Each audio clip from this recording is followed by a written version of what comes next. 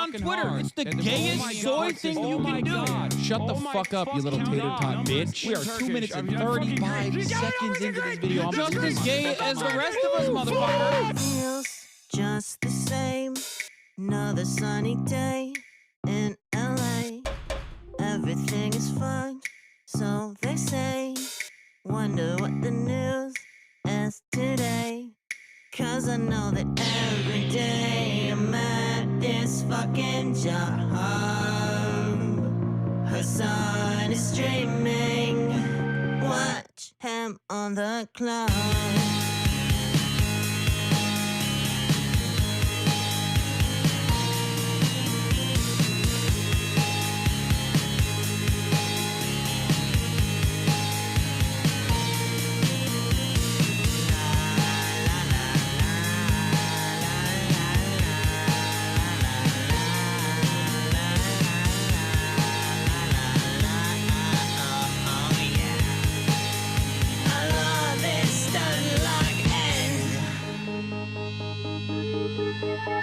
Listen, bro, the Lyra does not need this. Strange people love playing Hearts of Iron 4. Eating pussy is the basic bare minimum thing you can do. You can be like, you have a fucking fat penis, and women want to have sex with you. Your job is posting. You're gay. Okay. God, I hate women so much. But is he really a socialist? He's such a himbo, I can't handle it. He's got a car and a house, and it's better than mine. How the fuck can I sit here like everything's fine?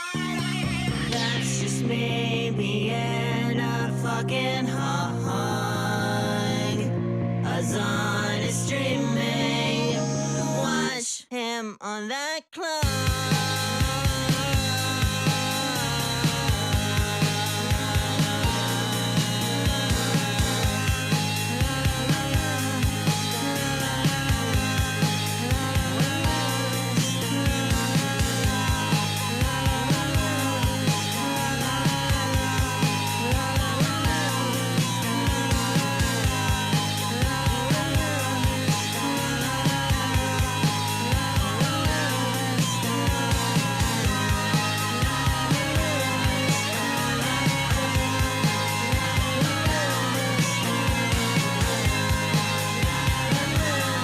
What's going on, everybody? I hope everyone's having a fantastic evening, afternoon, pre-noon, no matter where you are in the world. I'm Hasan Piker, and this is the HasanAbi broadcast coming to you live from finally sunny California, Los Angeles, folks. We're live and alive, and I hope all the boys, I hope all the girls, and I hope all the NBs are having a fantastic one. It's 64 degrees and sunny here in California, Los Angeles, folks. We're live. We're alive. And I hope everyone's having a phenomenal day. Ladies and gentlemen, we're here. And some of you are queer.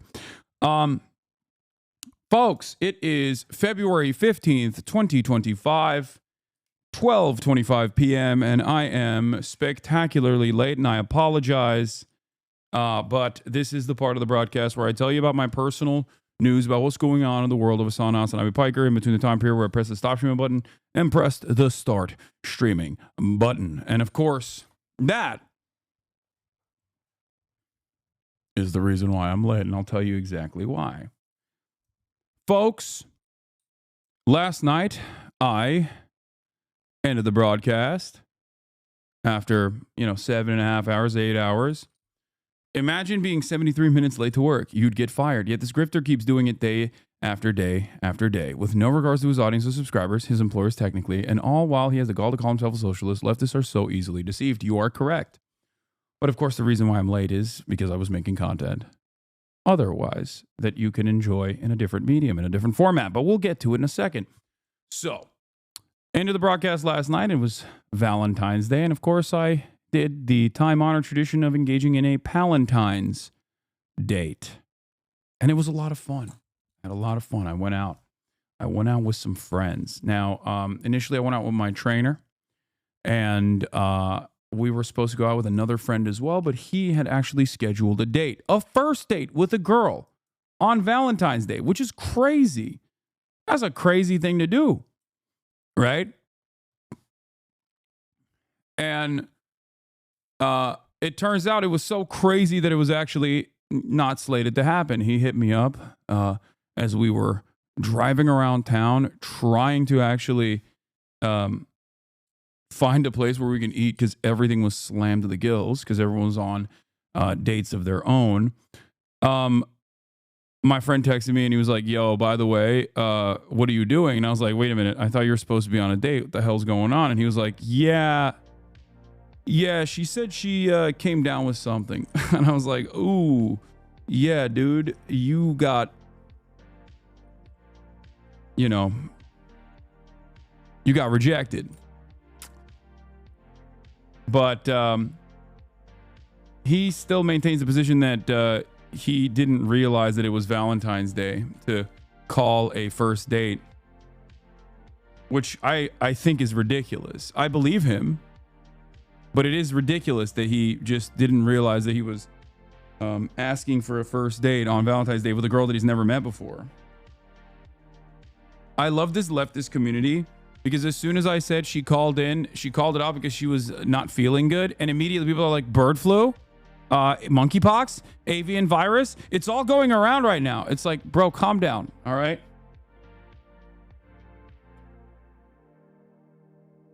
Calm down. Like, it's a normal thing that people do when they're socializing when they think that there's too much pressure potentially to go on a fucking date with someone as their first date on Valentine's Day because they feel like it's maybe something that they signed off for that they don't consider to be a good thing. Maybe they consider the stakes are higher. Okay, it's called lying. People do it all the time. Anyway, but regardless, we went out. We went out to dinner, Valentine's dinner. 3 men, 3 handsome men, and these girls, they saw my 2 buddies. I had my back turned to the restaurant because I don't like to tactically sit. I don't really care. To show how Sigma I am, to assert my dominance, I turn my back to the entire restaurant. And these girls were sending notes on a handkerchief, on napkins, to our table. So then we yucked it up, which I thought was kind of funny. It was a cute moment, On Valentine's, I do not know where everyone else's stories ended on that night, but predictably my story ended with me leaving early to go to sleep because I was far too tired come 11. Why didn't you stream yesterday? I did. I was live yesterday for 8 hours. Even by accident, you could have frequented upon the stream. That makes no sense.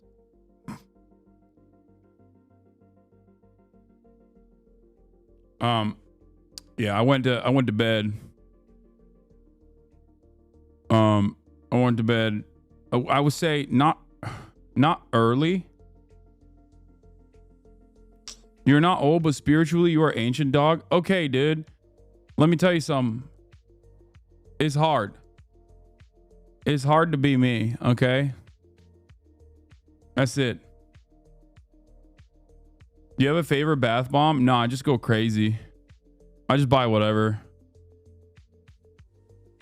So it was a wild after? Yeah, it was a wild after where I barely made it back home to pass out. Arun, thank you for the raid. Hope you had a good stream, brother. With this kind of Valentine's story, you might make it to InfoWars. Hasan will have a hell of a midlife crisis. I don't think I will. I think I'm chilling. But yeah, I was just talking about my personal news. Thank you for coming onto the stream. I'm currently going through my personal news and why I was late. But yeah, this morning I normally would work out, but I didn't actually work out because we shot the podcast. It's a cutie free episode again, unfortunately, for all the cutie Cinderella heads in the chat. Yeah, girl boss, girl power. Sorry, it's not going to be. You're not going to see it on this episode of Fear End as well. We try to do our very best to fulfill the role of Girly Pop Nation to the best of our ability.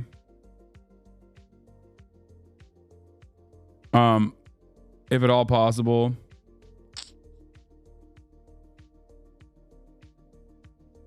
The angle, the background, all looks nice. Nice angles lately, boss. Have a great day. Thank you. Shouts out to Gabe. Gabe and I worked on this morning after the pod. You said you would fly down to her? Yes, we were supposed to fly to Cutie Cinderella this weekend. She is the reason why we did not fly to Cutie Cinderella this weekend. She had other obligations with family. So she told us that it would not be the best to do it this weekend. Also, March is still not fucking back.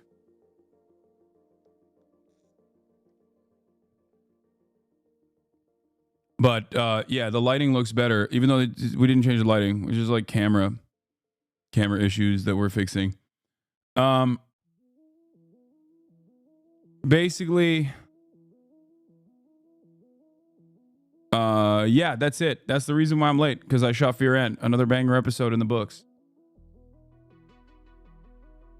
He's not coming back, dog. I know.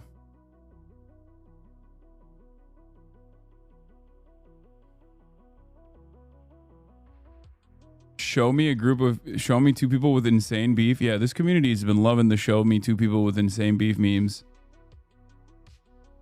This makes me miss the Japan vlogs. Yeah.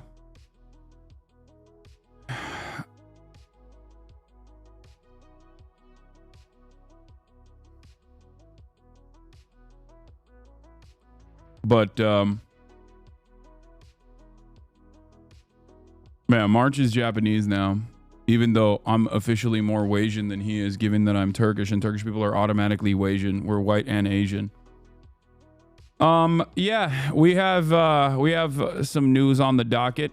We'll talk about that. We'll just get right into it. Apologies for the delay. Any Elden Ring today? No, because the network test is outside of the hours that I stream, ironically enough. Your katanas are upside down. Why? Because they look better that way. They look cooler that way. Luigi Mangione released an official statement. We'll take a look at that, of course, and a lot more. Japan throwback Sensei's 38, by the way. Oh, God. Like when we're done. I mean, like, why you gotta remind me of this?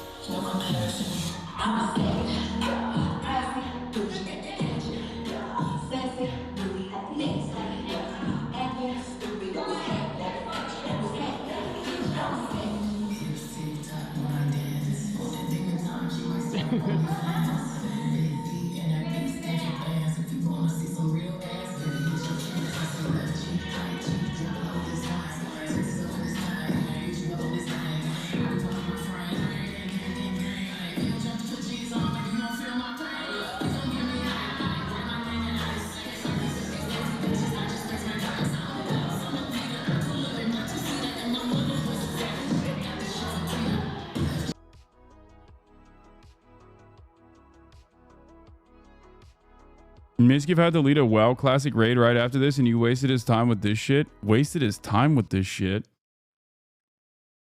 Excuse me? More like Miskiv wasted his time with a freaking WoW raid, and this was the greatest thing that he's ever done. Are you kidding me? He literally, like a phoenix, rose from the ashes anew.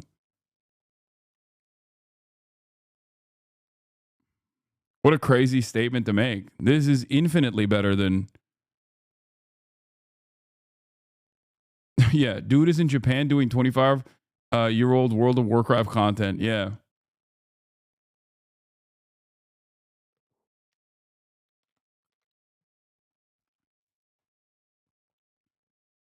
I don't want to be an Omega Wii, but unless your swords are mounted in the Handachi style, storing Japanese swords edge down can warp the edge alignment over time. They're not real swords, chatter.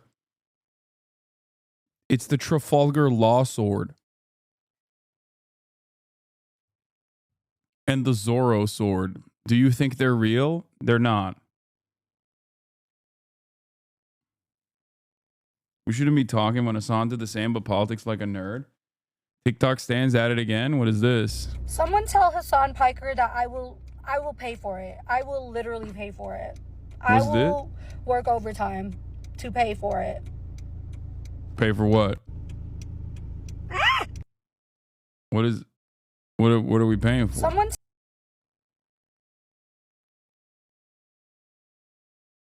Got to keep the morale high. I think Hasan would tell you to stop being a gooner and go help your neighbors instead of simping. Hasan is the most hypocritical leftist there is. Actually, a disgrace of a leftist. It's so funny. It's always people who are like, I actually hate everything the left represents, but also, this person doesn't even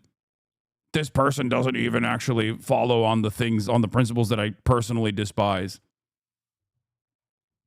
When is the Vinny Hacker collab? That's a great question. We should do that soon. I'm down. Motherfucker reading hater comments from a gooner post. I think the funnier thing is that you see a gooner post and the first opinion you have is being like, I hate this guy, he's hypocritical. It's like, bro, get a life, please. Holy moly. Please get a better life. Yeah, Luigi Mangioni's first public statement. We'll talk about that. Yeah, how are you gonna not feel embarrassed to be that jealous that openly? Like, that doesn't make any sense. People, have a sense of shame, please. Have a sense of shame. Luigi Mangioni's first public statement. And so much more. Get in now. Malay also did an insane rug pull. Yeah, I'll talk about that as well. Classic. Yeah, bring back shame, please. It is becoming increasingly crazier and crazier. Like, things are getting wilder, dude.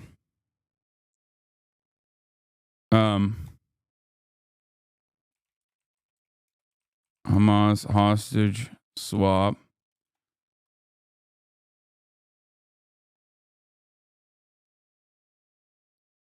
How? Okay. Shame is still 2015. How much of your viewership is going to drop once all of us on meds get sent to work camps RFK Jr. wants? I don't know. I think I'll probably go to jail before then. So I think the viewership will drop to zero when I'm, when I'm in jail. Do we have a blast off meme chat or no?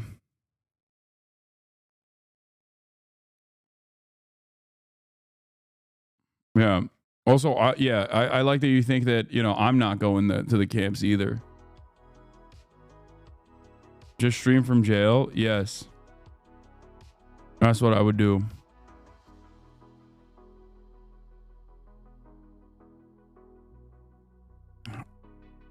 Okay, we don't have a blast off meme. If we end up in the same work camp, can I say hi? No. I mean, people from prison stream on TikTok. Maybe I can do it too. Who knows?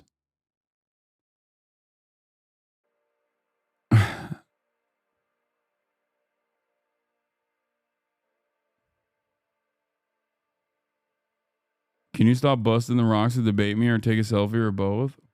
Yeah. Would you turn right wing to avoid jail? No. No. First of all, would I turn right wing to avoid jail is silly because, like, if I went right wing, I would just have so much more prosperity. So if I'm not doing that, if I'm not turning right wing for, for clout, then yeah, I'll just become apolitical. Hold on. Let me become apolitical real quick. See? There you go. Chat, this is officially an apolitical stream now. Don't worry. I put my shield on, brother. All of a sudden, I'm feeling real patriotic, real apolitical and patriotic. Pull up a Hitler speech. Yeah, the Hitler, the ultimate apolitical guy. Can't think of a guy that's more of a centrist, apolitical guy than Adolf Hitler. I know that we're joking, but like we literally are getting there. I don't think it's that crazy for me to say that like we're maybe teetering a little too close to that kind of opinion as people get more and more comfortable with their insanity. You know, I do kind of feel like that's the inevitable place we're gonna get to, right? Maybe I'm crazy. Maybe that's not.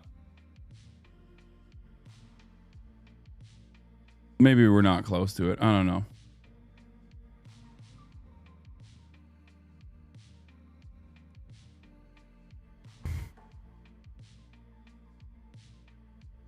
Asmin just spent the morning watching Holocaust memorial videos, taking the complete wrong message from them and then using them to deny the Nazis targeted LGBTQ people. I am so confused by this. Like, what purpose does this serve?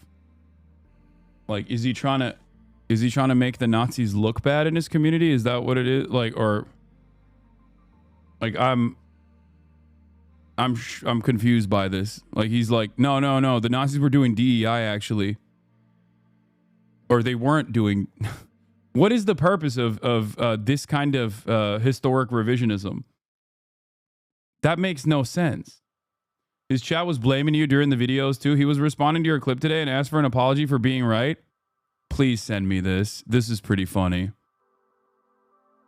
He said he's waiting for your and everyone's apologies. That's hilarious. Okay, I will look at that for sure.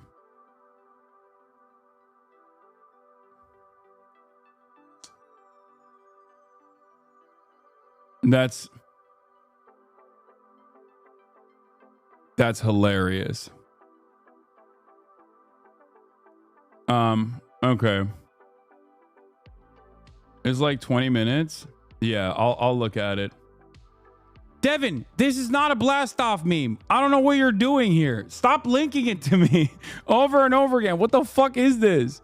Devin's like, hey, do you want to use this as a blast off meme? Like, no, dude. I don't even know what I'm looking at, dog. Stop spamming it. Yeah, he's like, everyone needs to apologize to me. It turns out the medical research was written in Jewish. I guess.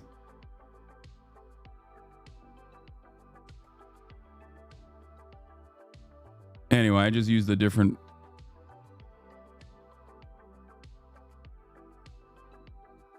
He's saying the Nazis only burned non-German books without engaging in why they were considered non-German. Yeah. I don't understand. I don't understand what that... Like, you're...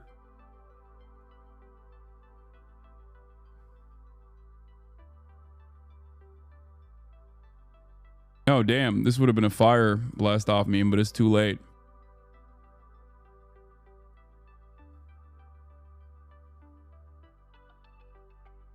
Okay. I'll address the Asmongold stuff in a second. Because this doesn't like I don't even know where to begin. I don't even know where to freaking begin.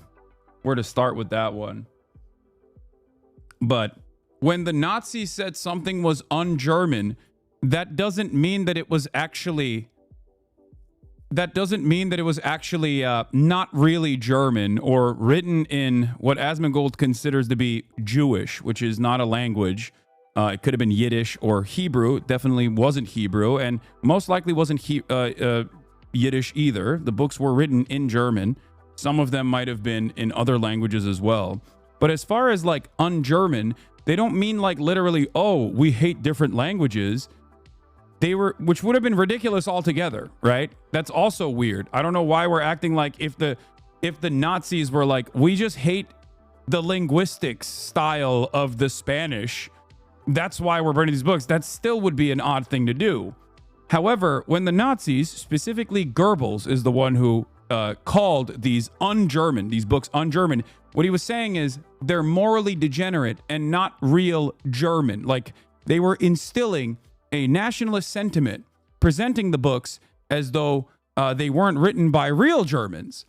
Now, in this assessment, in the year 2025, when you look back at that, you go, oh, that's just nationalist propaganda claiming that something that was created by German people, medical research that was for German queer folk, being considered un-German is a way for the Nazis to famously cast these groups of people as outcasts and then put them in fucking death camps and kill them, because that's what happened. Okay? You don't have to take their position and go, no, I was right. They're actually un-German. You don't have to take the Nazi position. That's crazy.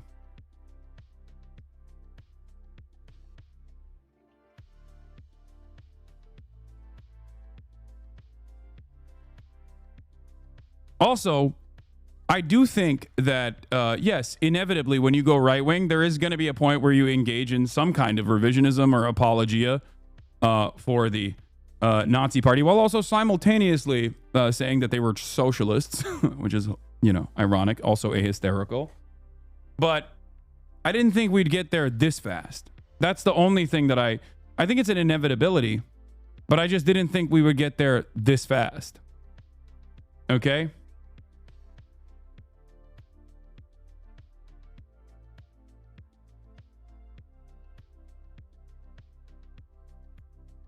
Yeah.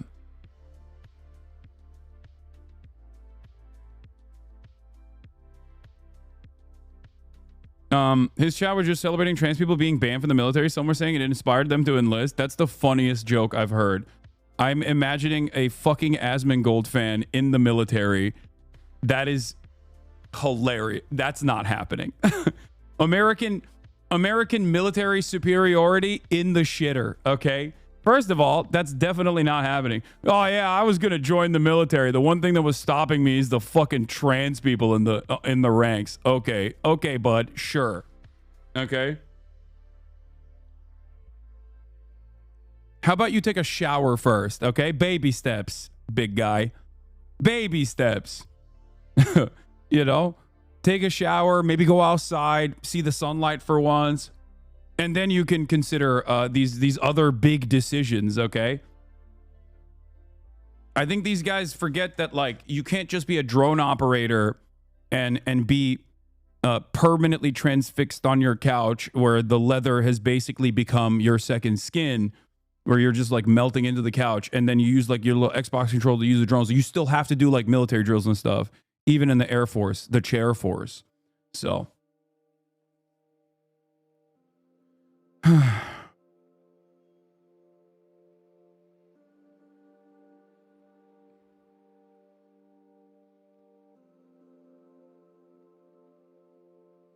Anyway.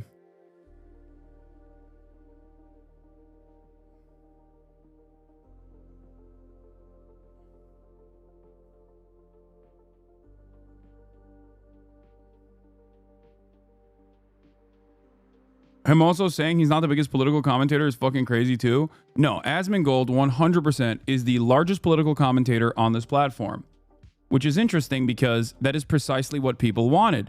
Not Asmongold personally.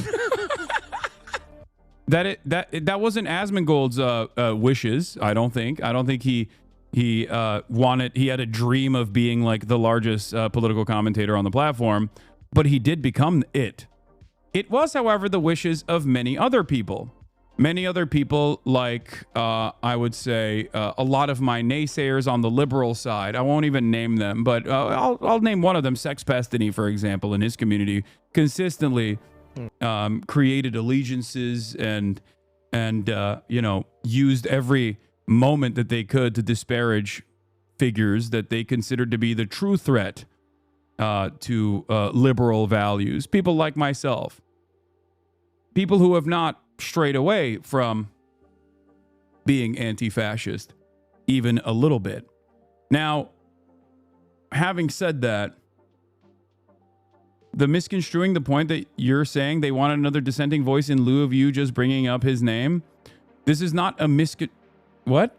No, they wanted a dissenting voice. They got it. What do you mean?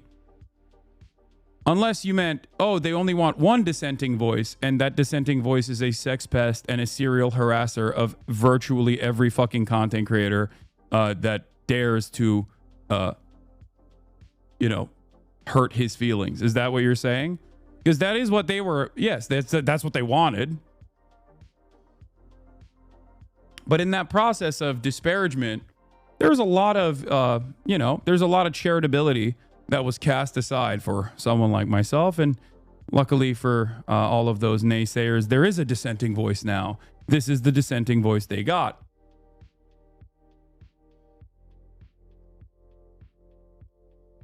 Real monkey's paw situation for them.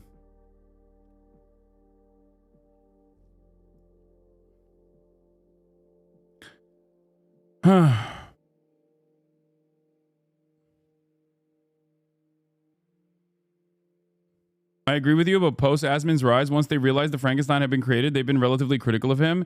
Yeah, except they also do still cherish and celebrate when Asmongold takes pot shots against me, because a lot of these people, no matter how hard they act like they're liberals, still care about drama more, and they still care about disparaging content creators that they feel have wronged their intellectual titan.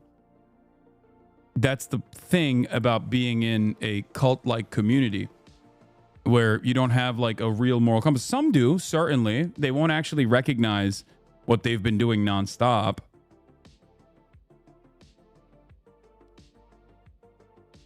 But, you know, they got it. This is what they wanted for, and they got it. So I don't know why they're complaining.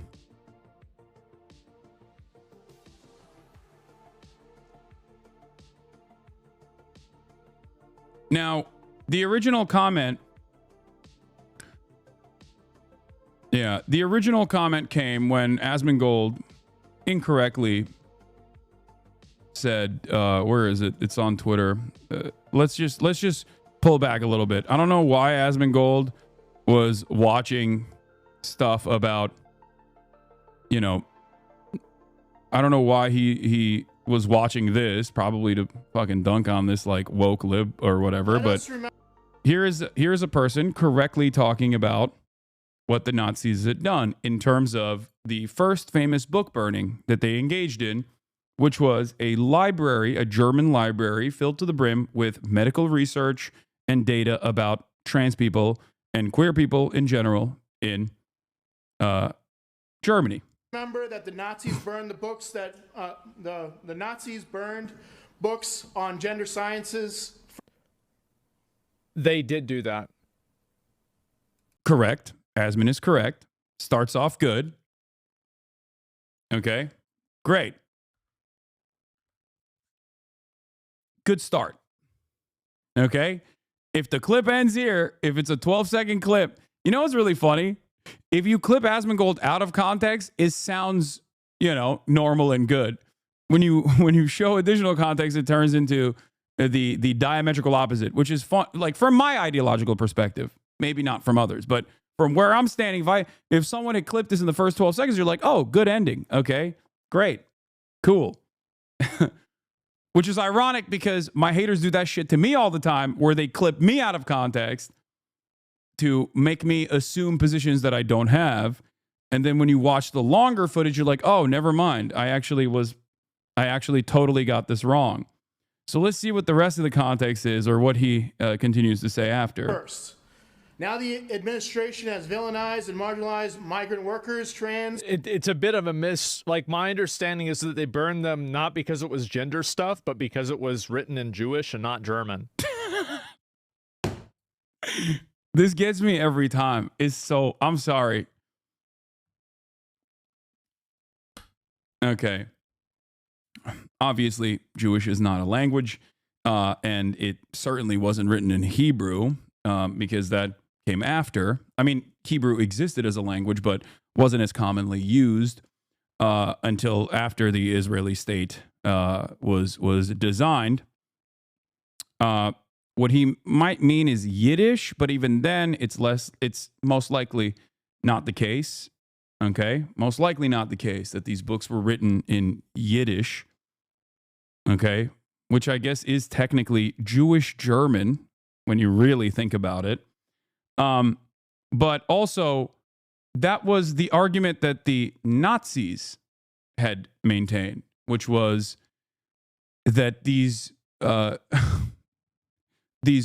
research, whether it be for trans people, whether it be queer people, is un-German. So why do you keep saying it absolutely could have not been Hebrew? Because Hebrew was not a commonly used language until before 1948. It was most German Jews spoke German and Yiddish.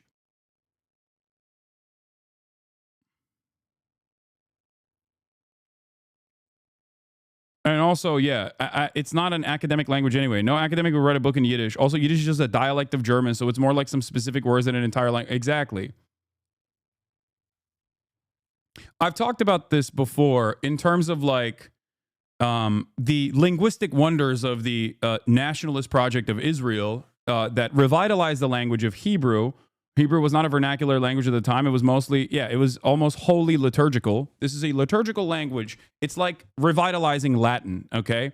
And then making it the common, the common language. So at that time, it was simply liturgical. It was a religious scripture, religious text. And it was not a commonly applied normal, it didn't have normal colloquial usage. This is something that Israel actually did in terms of revitalizing Hebrew and making it the nation state's language after 1948. This is why I say there was no way that it was written in Hebrew. Now, of course, Asmongold doesn't know any of this, okay? We're not, I'm trying to offer you additional context, and Yiddish in and of itself is basically a German language with, some... it's not a language that would be used in academic settings as a written language. It was just a German sounding, like a variant of German almost, if that makes sense. Again, Asmongold said neither. He just said it's written in Jewish, which is one, wrong in and of itself, completely wrong. I'm also offering to you the additional context as to why it's wrong, giving you relevant historical data about the language of Hebrew and where it got to, and what kind of dialects that German Jews had used. Okay, Jewish is not a language; it is an ethno-religion. But also, last but not least, the Nazis were the ones who claimed that this was un-German, specifically. Little known guy by the name of Joseph Goebbels. So you don't have to apply their logic in the year 2025 when we already know that that was the wrong logic, right? The notion that Jewish people are not German in 1934, 1935, 1938 was not correct. They were German. They were German Jews. Just like Jewish Americans are American Jews, and they're not a specific subsect of society. They're not out there as a alien formation, as a separate group. Okay? So that's just something important to address, even though I never thought that it would be necessary to address. And it was like a retaking of Germany for Germans. That was like the uprising of the Nazis. So it was like, yeah, they were. I think it probably might be both in some circumstances, but like it was categorical for it not being written in German. It was written in. Okay.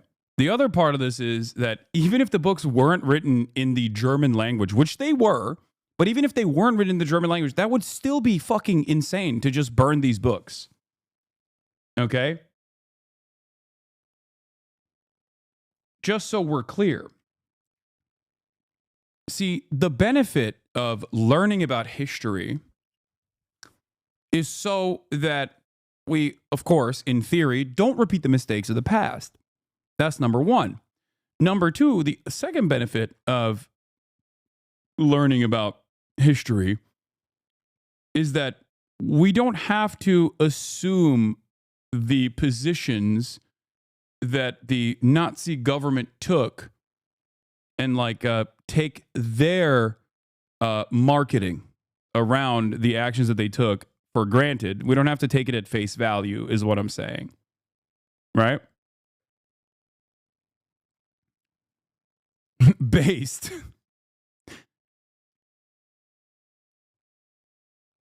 Isn't this general knowledge? Is he pretending? I mean, to be fair, I don't think a lot of people knew that the first book burnings that took place in Nazi Germany were queer research. I was not even familiar with this, around 6 years ago. That was the first time I found out about it. I don't think it's like super commonly. I don't think it's super common knowledge. Some people know. I think a lot of people in this community know, but I'm sure queer people know because it's like queer history, but it's not W. Adolf, insane. But regardless, it doesn't matter. What matters is the truth. What matters is learning, okay? Learning about what actually took place. So I will repeat this once again. To claim that the Nazis actually burned these books because they were not German is to assume that Joseph Goebbels was correct in his assessment that you have, let's say, like a 1930s German nationalist style of thinking, right?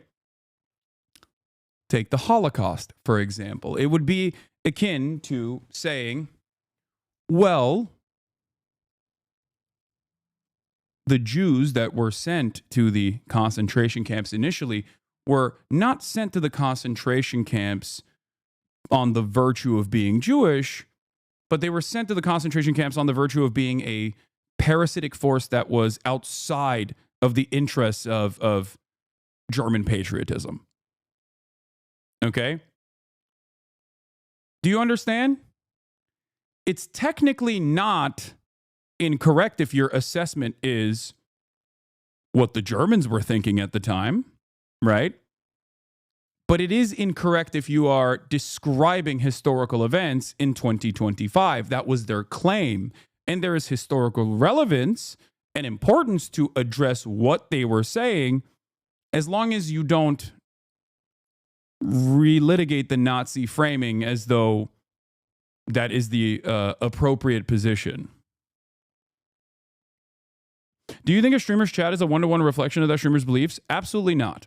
And the reason for why I will say that is because there are plenty of people who don't agree with me, who fucking hate my guts, that come into this community all the time. There are hate raids that happen. I do, however, think that the streamer can try to do their very best within the limited confines of moderation to make sure that, chat behaves a certain way or has certain opinions. Okay?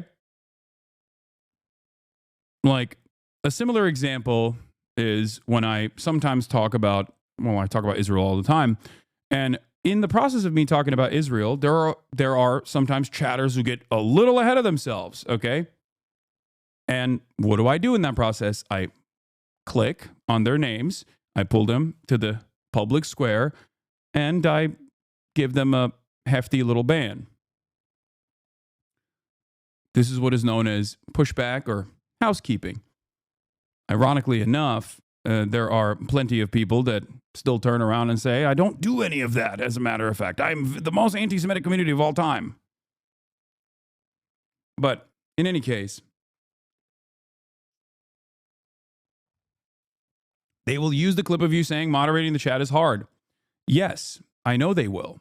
And I will explain that position once again, as I have done time and time again, which is that there's only so much moderation you can do if someone, for example, if Asmongold came up to me right now and said, hey, Hasan, your chat is calling me a Nazi sympathizer, right?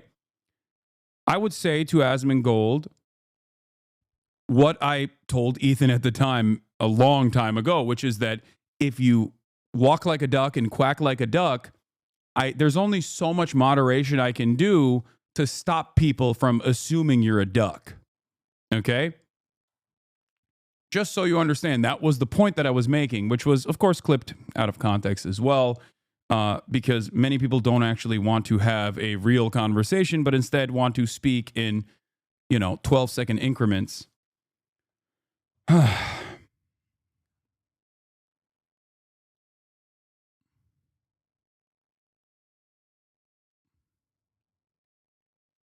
I hope that much is clear as well.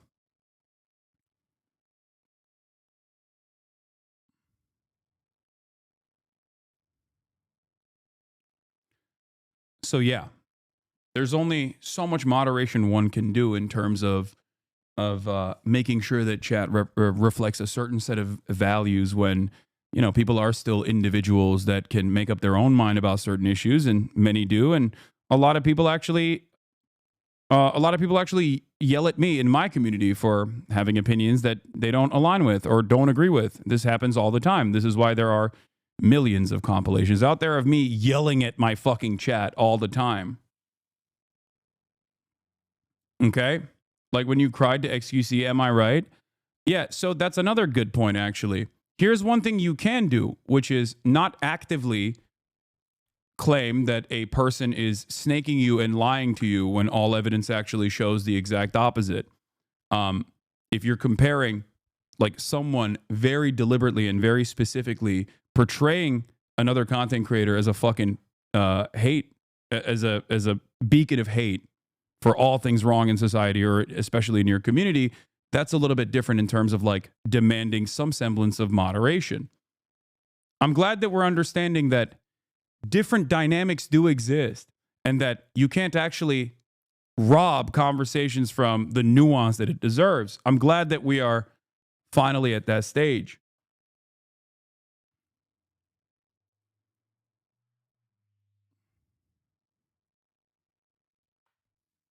Anyway.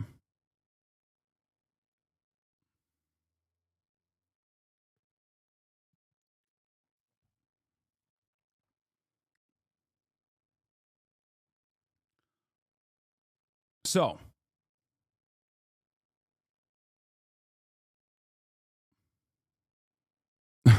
your boy XQC was crying about not having friends. I wonder why. I mean, this person I don't even think cares about XQC all that much. I think this person is probably just a hater of mine, ironically enough. Like, I don't think he said that to defend XQC. I think he said that specifically because he's seen that clip and he thinks it's a good own. All right. A person I know watches Asmon and he questions all the simple shit and thinks Hasan is weird. And I asked him why he watches Asmon even though he's a fucking loser. And he said it's because he's funny. He said he just likes asking questions. And I told him he sounds ignorant in the way that he questions shit that he can look up himself. And he just repeats what he hears and sees in clips, self-admittedly too. I think a lot of people do this. People in this community do this as well. But I try to do my very best to at least make sure that you come in here, whether you're a hater or not, you come in here, whatever your intentions are, you leave learning a different perspective. You know what I mean? When you talk about Stalin, there are a lot of W's in the chat. Yeah, exactly. No, that's great fucking example. Yes. Yes, 100%. I think you probably mentioned that as like an own or whatever, but yeah, no, that's a great fucking example. 100%. This is the difference. Like, I don't have a fear of showcasing like socialist iconography or defending certain aspects of previous formations of socialist governance. Like, there is plenty of criticism that is appropriate for Stalin, obviously. But in terms of, especially in the context of Nazi Germany, yeah, no, that is a W Stalin moment, you know? That's a W Easy Company moment. That's W to the United States of America. And that's a certain W for Stalin as well in terms of ridding the world, at least for a brief moment, of the Nazi scourge. So, you know,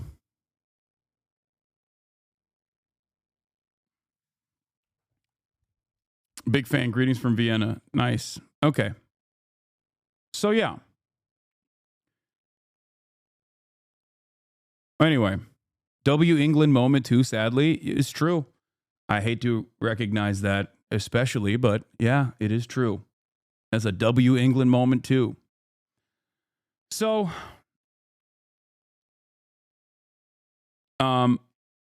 yeah. As far as all of this goes, like this is exactly what I warned ahead of time and time again, saying that if you even make jokes, edgy jokes, even whether you agree to it or not, edgy jokes that kind of, you know, make Nazis feel comfortable, you will develop an entire chat that says W based when talking about how Nazis were engaging in book burnings of you know, queer people in general.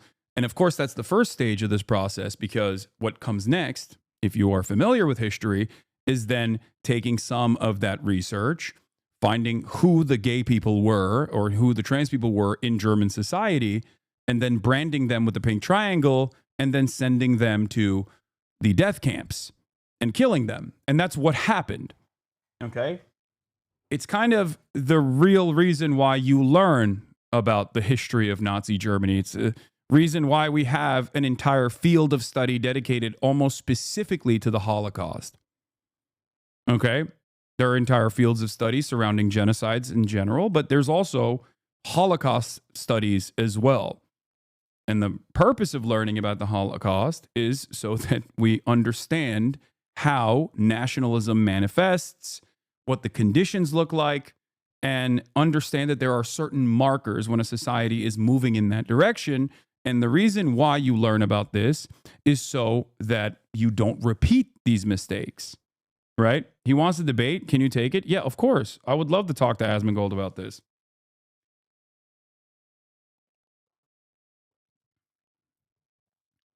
And specifically educate his community on the matter.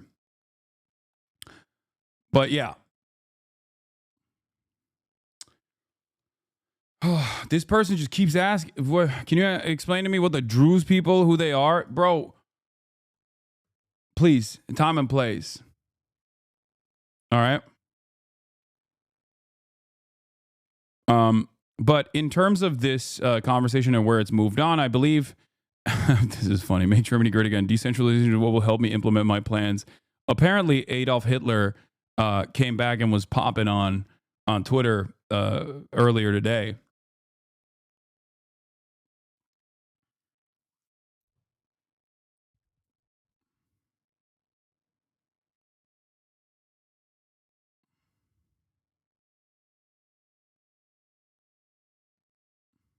Yeah, he had a government badge too.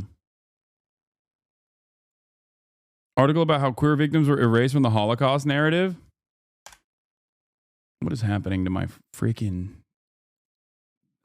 nothing works. Jesus Christ.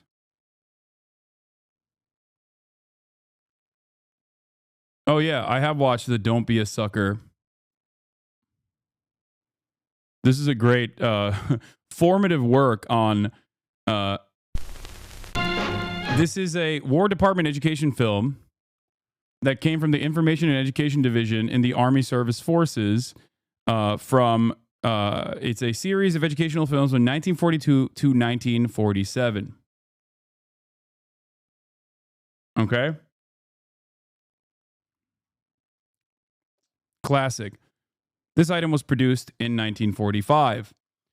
It is at a time when America was understandably perturbed by growing fascism in its ranks.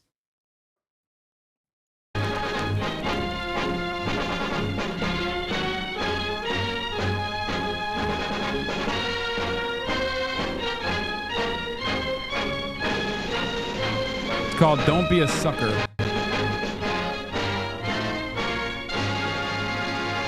I gotta pee real quick. I'll be back in a second.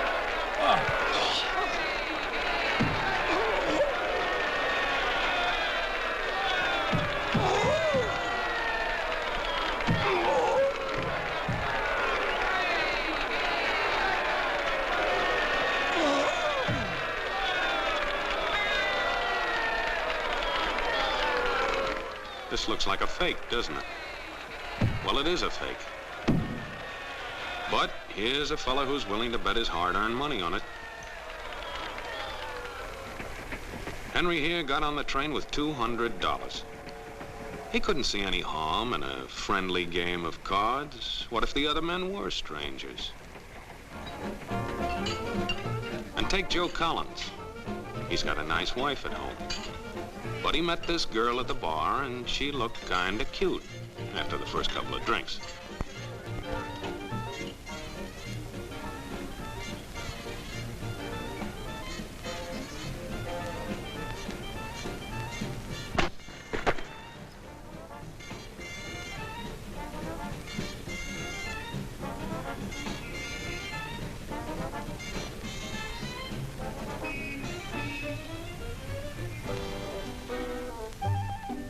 There's a good old-fashioned word for people like this. We call them suckers. And there are other people. People who stay up nights figuring out how to take away what they've got.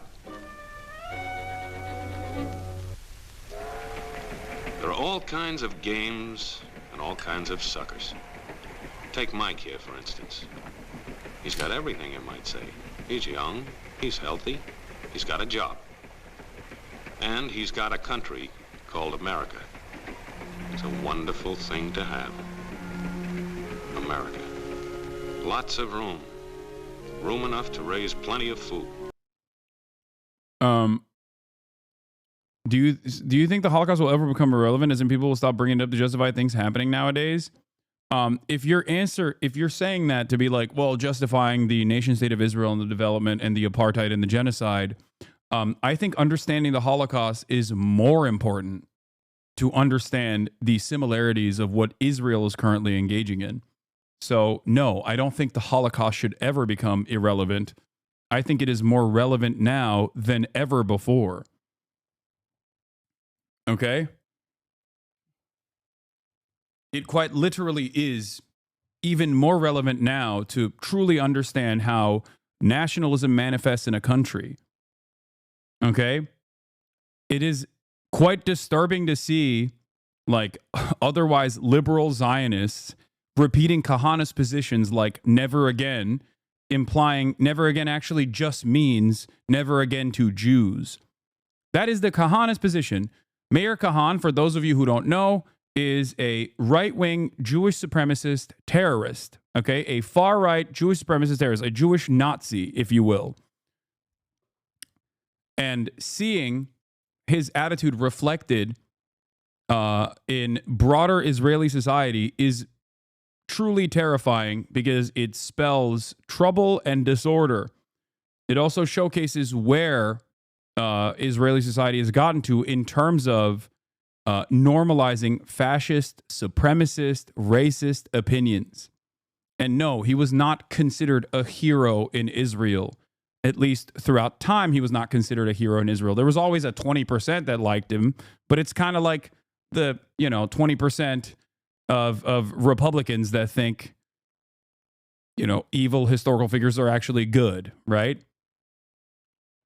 Like the Israeli state officially considered him a terrorist.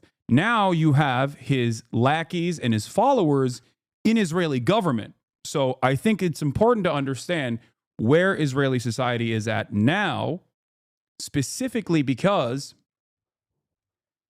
it shows the evolution. It shows the evolution of how normal people who otherwise would be like, yeah, these guys are bad. They're way too far. They're way too insane. What? Whose lackeys? Meir Kahan's followers are now in high positions in the Benjamin Netanyahu coalition. Itamar Ben-Gvir being a great example. Okay? Bezalel Smotrich and Itamar Ben-Gvir are like Jewish supremacist fascists, straight up. I mean, Itamar Ben-Gvir is a part of the Jewish Power Party, like as in white power. It's the same thing.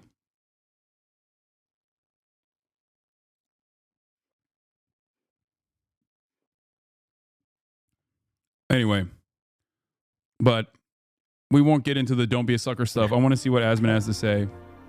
There is literally no reason to fucking go to school, study political science. It's not. Hey, congratulations to the DigiGers, okay? DigiGers, you did it.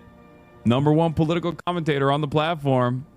Still. Hasan is really getting upset about this #1 political commentator. I'm not. Listen, it's the world that they wanted to see. He is the #1 political commentator. It's true. Well, I can't believe Asmongold still tries to say he's apolitical. Hold on. Let me put my apolitical hat on. As an apolitical content creator, okay? As an apolitical content creator, I think Asmongold claiming that he's not a political commentator is crazy, okay? And he knows it too. We watch the same shit every day, brother. Am I not a political commentator? Am I also not a political commentator? Wait, hold on. Let me take the apolitical hat off. Now you can see I am a political commentator. Hold on. Let me put the apolitical hat on again. You might be mistaken to think I'm a political person because I'm wearing the apolitical hat, but like, let's look at Asmongold's YouTube page, you know? Asmongold TV. Asmongold's YouTube page. Ice raids create ghost towns across New York City. Asmongold reacts. Okay. Elden Ring or Night Rain. You can tell this game is going to be good. Elden Ring, Night Rain gameplay is crazy. Pokemon is going viral again. Okay. There's interspersed stuff there that is not inherently political, even though there is a political perspective that Asmongold maintains when talking about gaming in general. But if you were to say that this is a gaming channel, it'd be kind of wild at this point, right? JD Vance is warning to Europe, you're turning totalitarian. Trump is crashing out. RFK Jr. becomes Trump's national health secretary. Asmongold isn't just a political commentator. Asmongold is a very successful political commentator. Okay?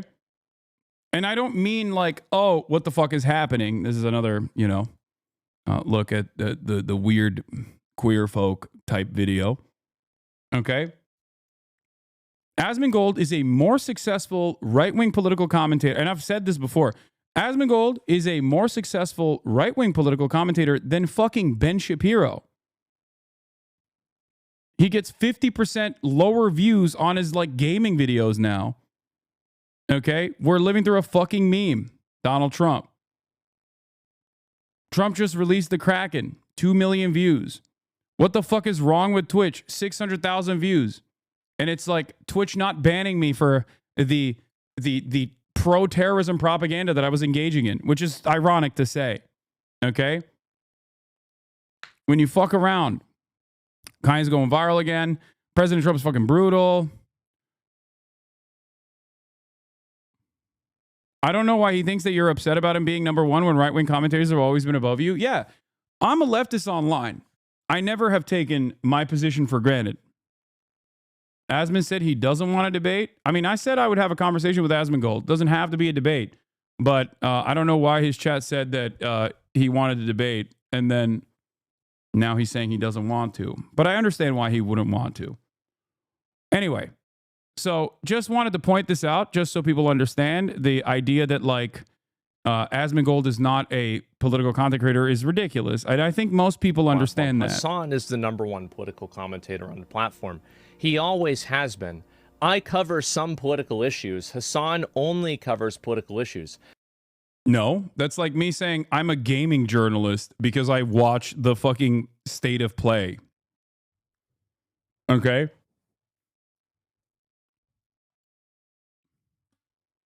this is not only wrong, but I think it's also deliberately obtuse. And I think the reason why it's deliberately obtuse is because when you are doing political commentary, you now on Twitch, due to a lot of the pushback from the Diddy Gears and Dan Saltman and Sex Pestany and the like, and even Ethan Klein, you now have to put this tag on, a content label, political and sensitive social issues. I don't know if Asmongold puts the tag on when he does his commentary. Okay. I don't know if he does that. Maybe he does, maybe he doesn't. I truly don't know. And I don't think this chat is going to give me the correct answer. Okay? But I have to. Because when I don't, there are people who wait. Okay? I have it all the time. I have it on all the time. Because when I don't have it on, okay, when I do not have the news and politics, like political sensitive content label, people immediately start mass reporting to try to get me banned. He's ducking you, saying he doesn't see the point in talking to you, then coped talking about your ex-podcast co-host video. Yeah, I've always been very graceful when talking to Asmon directly. Perhaps, to a degree where people yell at me all the time and say I'm caping for him and defending him. I've never said that. I've never insinuated that. Now, if he's mad that the videos that I do get more views or something, that's fine. That's okay. But I'm not trying to shit on him, and I never was. And also, by the way... it's not me shitting on him when I say he's the largest political content creator. It's the truth. It's just the truth. If you go over to Destiny's subreddit, you'll find that a lot of them really don't like me either. So this entire idea that... They're also truly a force that doesn't necessarily care about like political ideology as much. They disagree with Asmongold on a lot of the stuff he says, but they're not above using Asmongold's community as a force to consistently attack people that they consider far greater enemies of their favorite content creator, Sex Pestany. The reason why I'm successful is because of Destiny. I find to be incredibly ironic from Hasan, because I think that Destiny really went out on a limb back. I don't think he's I don't think he understood what I was saying there. I wasn't saying that he's successful because of Destiny. I was saying that, for example, on the election night coverage, on the election day coverage, Destiny, Sex Pestany and his community had actively went out to every single advertiser and sent out false information about like Twitch banning Israeli accounts or whatever the fuck, right? Like actual libel that they had sent out to every news outlet possible, and they'd sent out to like every single advertiser of Twitch in an effort to try and get me banned. And they openly stated that this was their purpose. It was either to A, get Sex Pestany unbanned from the platform, or B, get me banned before the election. And because of that, Twitch didn't ban me, so shouts out to them. But part of that, I think, led to Twitch taking me off the main page, like taking me off the algorithm, blacklisting me.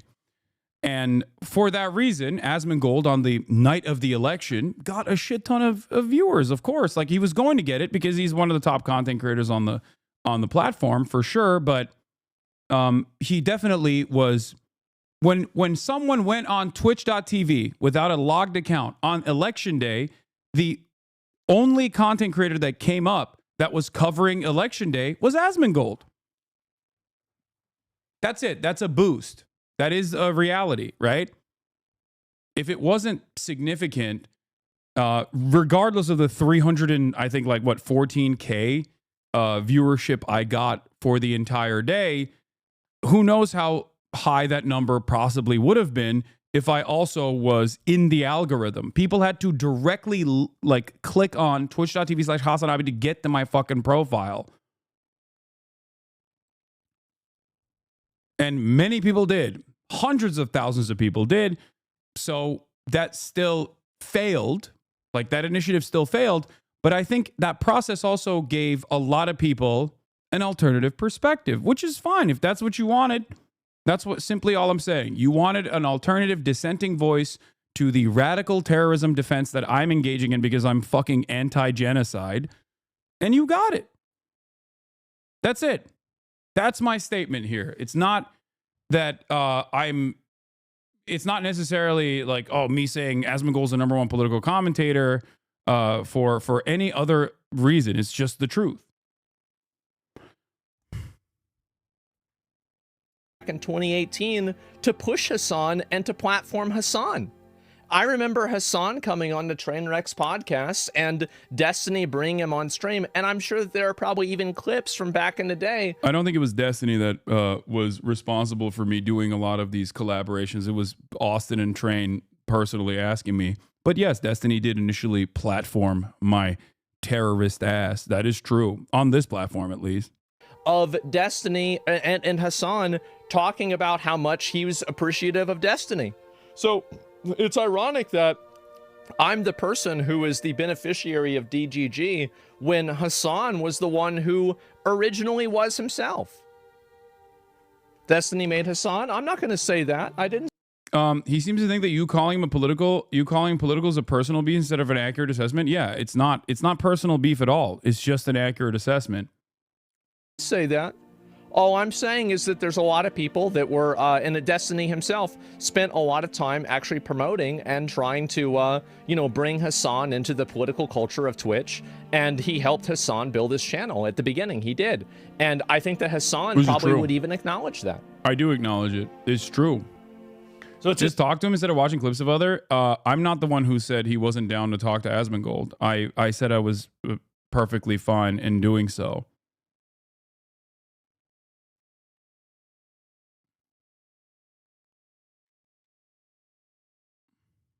Anyway, I don't know why this became the main point of contention here. This is ironic. Yeah, go take it up with Asmongold. I'm down to talk to him.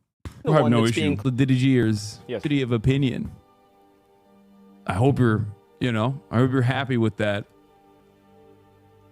It is the diversity of opinion. Asmongold and I disagree with one another on virtually all political issues. There's some agreements there as well, but we disagree on virtually everything, right? Whether it be on the aesthetic front, optic front, whatever, whether it be on an accurate reflection of history.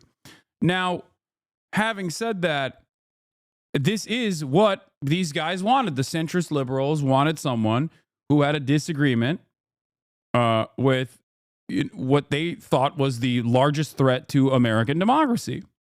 This is not even about Asmongold, beyond the fact that he is, correctly, as I've stated, the largest political content creator on this platform. The follow-up. We'll watch the follow-up. It is pretty crazy that Asmongold watched that fucking Ethan Klein video, and then he's unhappy that I watched the. He's unhappy that I watched the content.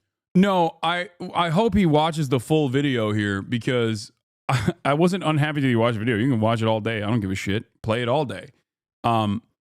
It's just funny that his fans, who are literally saying the Nazis are based, were coming into my chat since he watched that video to be like, why aren't you banned yet, dude, for your anti-Semitic terrorism? That's the point. Content nuke video. Now, I understand why he's unhappy. I think that if I was him... Oh, wait. Why didn't he play that fully? Wait, what? What the fuck is that insane stalker account that is now... Wait. Why did he skip through it?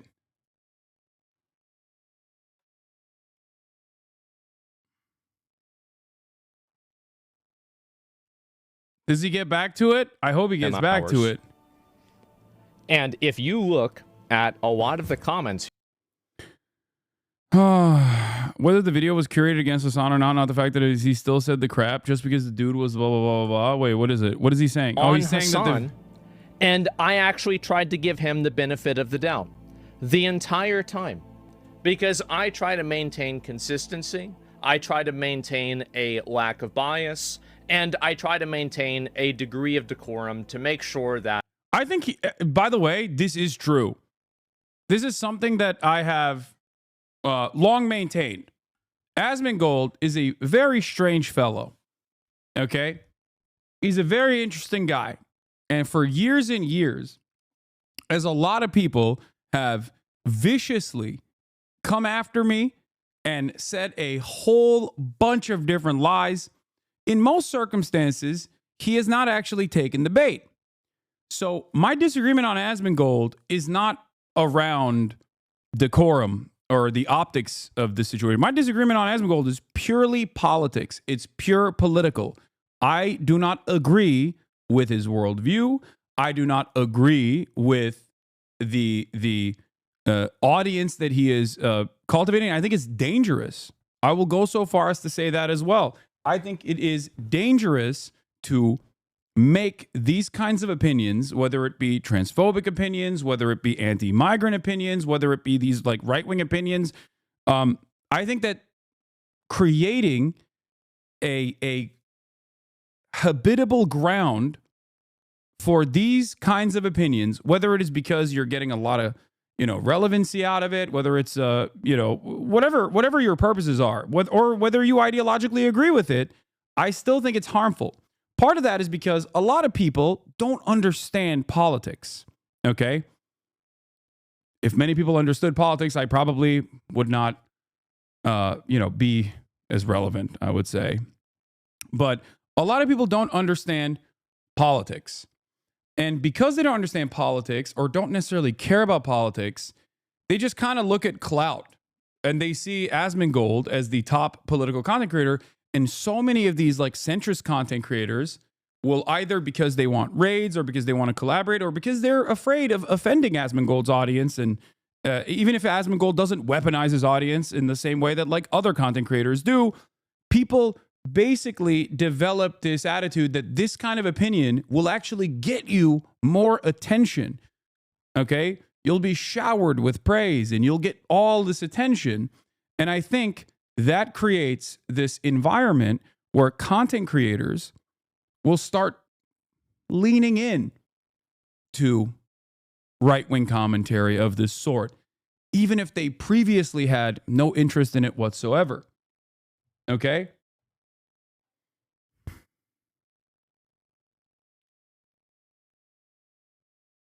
Brother, just stick to your echo chamber and let the man have his. People understand politics. Understanding politics doesn't mean they have to be on your side. I don't think you understand anything if you are saying that, oh, just stick to your echo chamber. Okay? And I don't think you understand. I'm saying that Asmongold's politics are wrong. Okay? They're not only wrong, but they're based out of false data. They're incorrect, and it leads to a lot of cruel action down the line. Okay? That's my disagreement. It's very simple. It is a political disagreement. Do you understand, chatter? Yes, of course, plenty of people don't agree with my world view. We can agree to disagree, my man. That is a cop-out, chatter. You are engaging in a very classic cop-out. We can agree to disagree is a coward's way out of this conversation. You came in with a bold statement. You said, people understand politics. Understanding politics doesn't mean they have to be on your side. That's not what I'm saying. Okay? I don't know why you are demanding that everyone go back to their neat little hug boxes and not best one another as interlocutors in the marketplace of ideas. I thought that's what that's what a lot of people wanted in the past, I thought, right-wingers especially.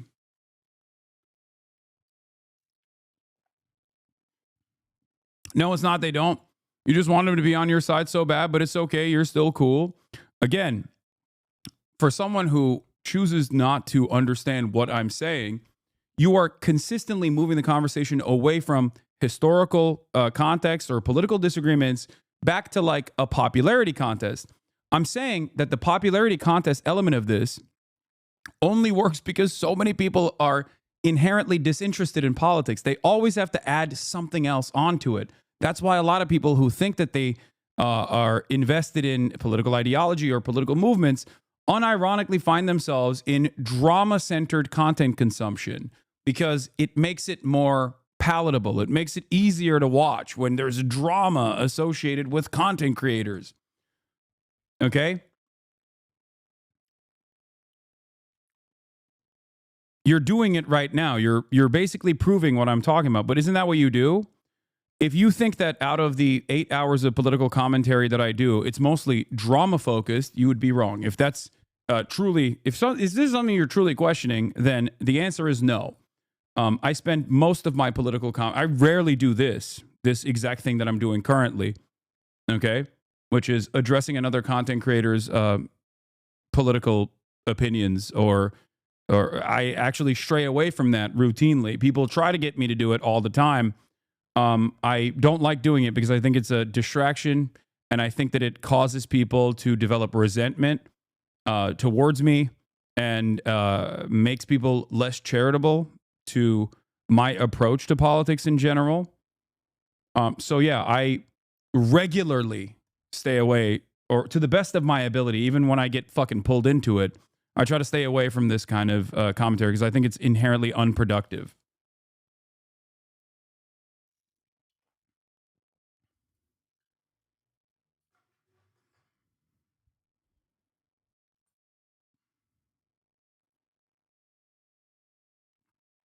Do you think this discourse was Asman at this point is constructive? Because from what I see, they're essentially just drama baiting and you're taking the bait. I don't think you're going to change the minds of any of these Nazi pieces of shit. I give you that much, but you are farming this. We can find ways to meet each other in the middle. See, you're continuing to do this. You're continuing to do the thing that I'm explaining to you is inherently showing that you don't find politics to be all that entertaining or important to address. I was trying to have a conversation about Asmongold's politics and why I don't agree with them, and how I think it's unironically dangerous to, at the very least, irresponsible to just like present certain opinions as though they're like totally normal in an effort to be edgy. And you're still going, oh, well, you know, agree to disagree, or oh, you're just farming this for drama. Anyway, let's continue. When I'm talking about something, that I do so in the most authentic and accurate way. Now, do mistakes happen? It was not written in Jewish, for example. Yeah, of course mistakes happen. But the goal is to be authentic, and the goal is to be accurate. And the issue here is that I actually think that Hasan should be thanking me for watching the Content Nuke. Because I think that I'm probably one of the only people that would actually give it a fair shake, rather than just hop on the fuck Hasan. To be fair, I'm not even going to deny this. I don't think he's wrong about that. I do agree with him that he probably is the only person that would watch that and still disagree with Ethan Klein out of like all of the other top content creators. Like XQC would probably watch it, very rarely disagree with Ethan, mostly just say like, oh, it's crazy. It's fucking crazy that Hasan is doing this stuff. Okay? So the point is,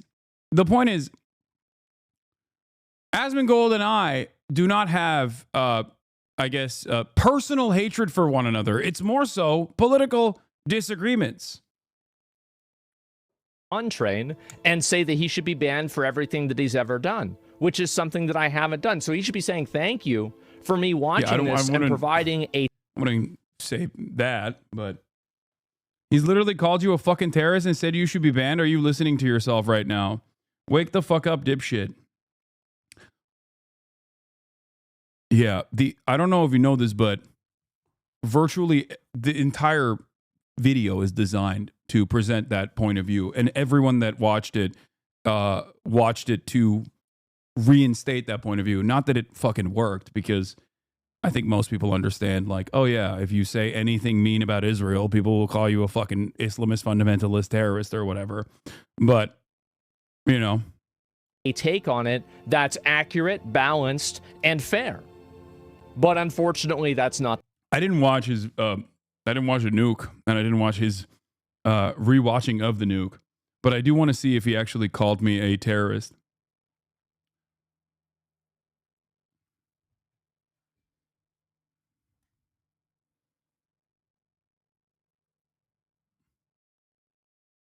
Not the case. We'll go back. We'll watch the rest of it. LGBT people. Wait a second.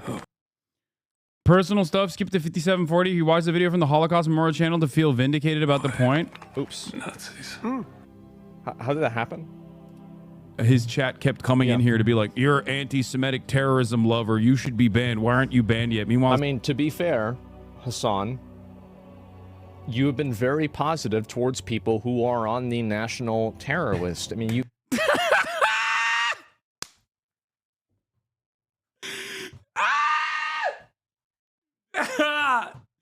Oh man, damn. Well, thank you for the charitability, man. That's crazy. Bro, look at your screen. They're saying W based about Hitler. Like, what the fuck?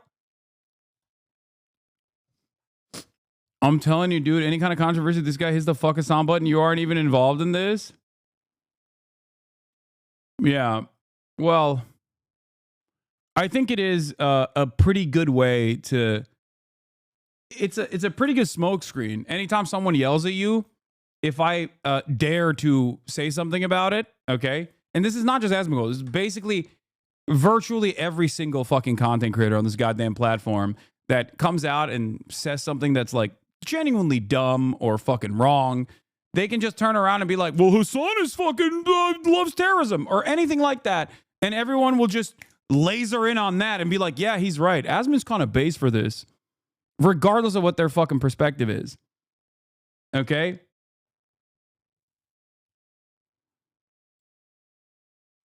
That's it.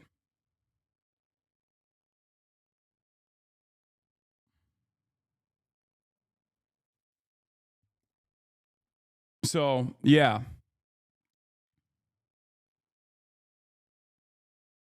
You have been. Like, this is a fact. Like, this isn't a debatable reality. You interviewed a terrorist, and I... That is a debatable reality, I guess. Just like you're wrong to say they were writing in Jewish, you're wrong on this front as well. The person that I interviewed, that I thought could potentially be a Houthi when I interviewed him, which at the time wasn't even a fucking part of the official terror watch list, by the way, okay, is not a part of the Ansar Allah movement. He is not a Houthi, okay? He revealed that information to me on the interview that I conducted. And not only that, but also numerous outlets interviewed him afterwards and even reached out to me. The New York Times literally reached out so they could get access to this person. So, just so we're clear, I know that people just basically repeat this falsehood over and over and over again with the hopes that, like, no one will check them on this, but it's just not the case. You can't just be like, nah, this person's a terrorist. He looks like one, because I'm fucking assuming that every single person from Yemen is that has a gun and the highest gun per capita country after the United States of America is automatically a terrorist. Sorry, he's just a fucking terrorist. Okay, well, you're wrong. I don't know if anybody cares about the fucking truth, you know?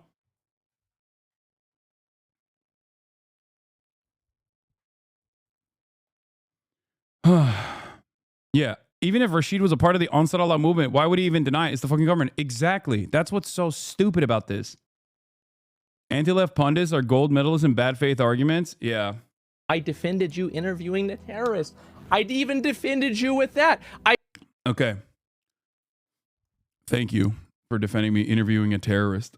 I said it's okay because I want people to be able to talk to people. Did you know he was not Houthi before accepting the interview? No, I didn't. I didn't. I thought he was. I thought he could be. I've explained this before. I defend on principle. Like, if I interviewed an actual member of the Ansar Allah movement, I would have, if I had the opportunity to do so at the time, I would have done it. I don't think people understand. I don't think people understand this. Like, the thing that annoys me, the thing that fucking annoys me about this process is not that people are saying like you defended or debated, or not even debated, but like you glazed up a terrorist or whatever. What's frustrating to me is that they're saying he's a fucking terrorist. They're just like they're falsely claiming that this person is a part of the Ansar movement. If he was on the terror list, for example, would you have still interviewed him? Yes. Yes. Yeah, of course. Yes, 100%. Depending on who we're talking about on the terror watch list, the dynamic would, of course, be different. Okay? So here's what I mean by this. Fucking Nelson Mandela was on the terror watch list until 2008. If I had the opportunity to interview Nelson Mandela, it would be a positive interview. Do you see what I'm saying? Not every single person on the fucking terror watch list is actually a violent villain, all right? There's a difference between understandable figures that are terrorists on the terror watch list, like Osama fucking bin Laden, okay, versus people like Nelson Mandela, for example, right?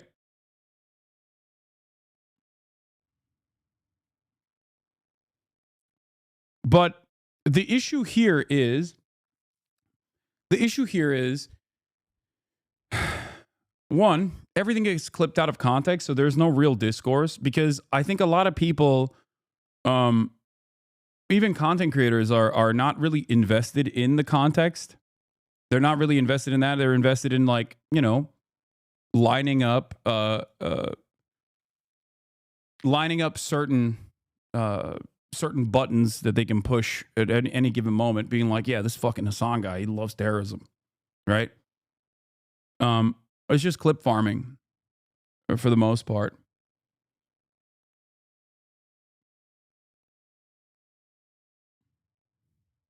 That's it.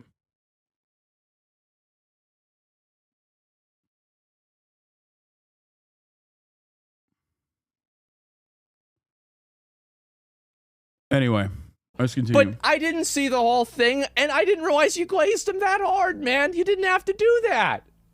I even tried to... Once again, not a terrorist. Just wrong. Wrong on that front. ...to defend that. It's crazy. Also, yeah, you know who else is a fucking terrorist? Luigi Mangione. If you think I wouldn't have a positive interview with Luigi Mangione, you're wrong, okay? Yeah, I don't think Asmongold is as charitable as I previously thought he was. I'm beginning to find out that maybe he is not as charitable. He has been. Fucking chat's going W-based, Nazis.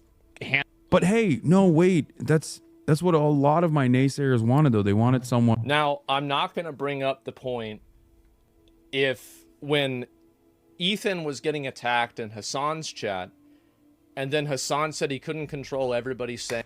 It's cool that I already addressed this earlier today by saying, yeah, if my fucking chat was calling Asmongold a Nazi, there's only so much moderation I can engage in when he's, you know, aligning, at least in this clip, ideologically with the position that the Nazis were presenting when they were engaging in the book burnings, considering that these, like, you know, medical research was un-German, okay?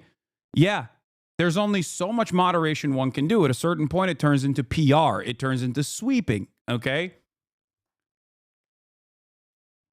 That's it. That was my point towards Ethan, and I was 100% correct on that point as well, and I think many people just, like, deliberately misunderstood the position that I was pointing to, which is I defended Ethan for quite some time, regularly, told my community to shut the fuck up, said it was unproductive to yell about Ethan, that Ethan was not your enemy. There is probably an hour-long compilation out there that you can find throughout the entire past year where I was like, I don't care.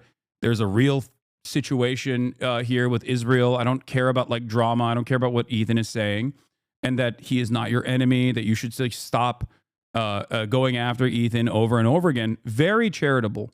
Okay? Very charitable.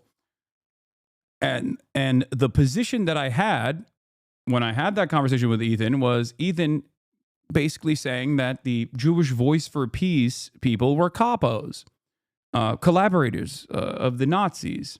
Okay? when you say that, people are going to think you're a Zionist. There is nothing I can do about that. That's my position. And it's still my position. Just like if Asmongold keeps putting out videos where he's, glazing Donald Trump and saying he's based, or watching videos about how immigrants are destroying the culture of Germany or destroying the culture of Poland, and Western superiority must be maintained. And he agrees with that and goes, yeah, this guy's got great ideas. Yeah, I agree with him. Yeah, inevitably, people are going to assume that you agree with them. Like you said, you are agreeing with Nazis. So, of course, people are going to think you're a fucking Nazi. So that's my point. Just like people say, Hasan, you agree with Hamas, right? Why do people say that? Is it born out of nothing? No, it's born out of the reality that I agree with Palestinian emancipation, okay? Hamas is but a name only in this process, okay? That's why people say, Hasan, you're pro-terrorist. You're pro-terrorist over and over and over again. There's also untrue aspects of their commentary, like when they say I'm anti-Semitic, or if they say that I agree with the internal dynamic or the political ideology of anything beyond just Palestinian emancipation. Okay? There's a reason why people say this sort of stuff. They say it because I'm anti-Israel and I'm pro-Palestinian. Okay? I know that.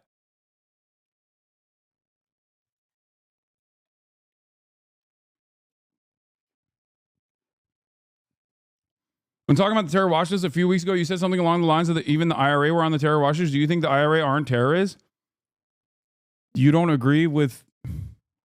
I'm confused. Like, when you say, do you think the IRA aren't terrorists, do you agree with Irish reunification or not? Like, do you agree with British colonial occupation of Ireland? What the fuck kind of position is this? Terrorism is a political designation that is kept vague deliberately so that the colonial power or the more powerful party can just deny habeas corpus and basic human rights to the people that they've declared a part of the bad group. You know?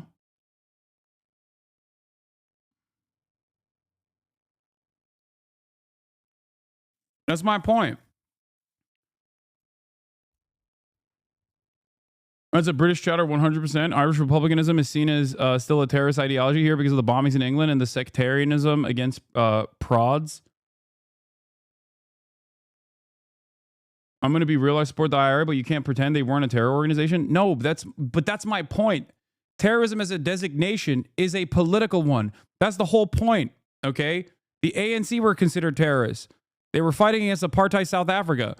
The IRA were considered terrorists. They were fighting against British colonial occupation. That's the entire point, okay? That's the entire reason for why this designation exists. If terrorism is simply doing violence to a civilian population, which is like what I do agree with, like as far as the designation, I agree. I think that the vague designation does not ever actually feature state violence, which it should. But I think at its base, if you want to consider something terrorism, you should consider it doing violence to a majority civilian population with the deliberate effort of making political change. If that is something that you consider terrorism, right? If that's what you consider terrorism, and that's, I think, as close as to the truth as you can get with respect to what terrorism is, okay? Then the American government would be the arch terrorists of the planet. That's it.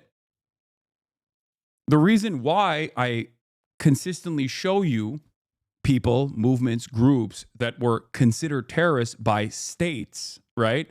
That we now understand, now that time has passed, is not actually, like, they weren't actually bad or wrong, and they had a moral position that was correct, is so you understand and interpret current instances of violence that are coming from non-state actors. Okay? That shit is food for people who feed on your content. You should talk about revolutionaries. I do. Yes. In the American Revolution, the founding fathers were considered terrorists by the British Empire.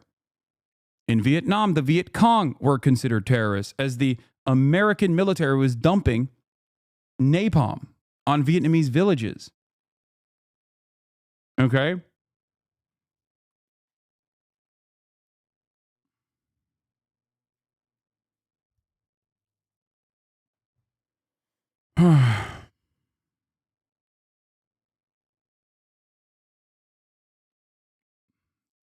So that's it.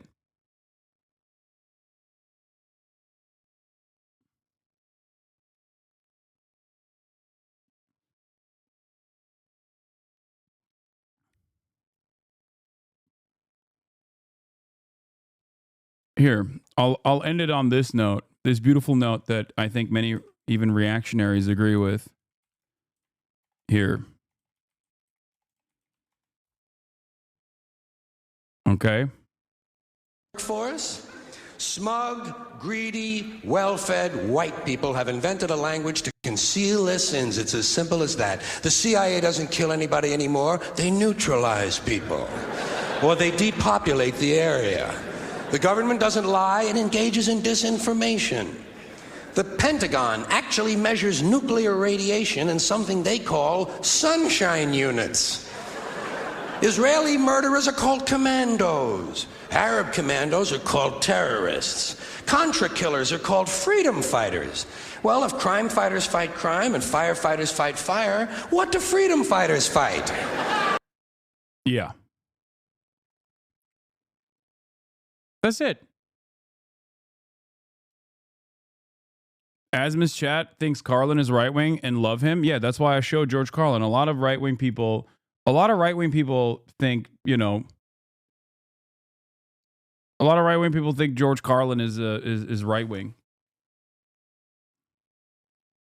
Yeah. Palestinian hostages are called prisoners. Israeli hostages are called hostages.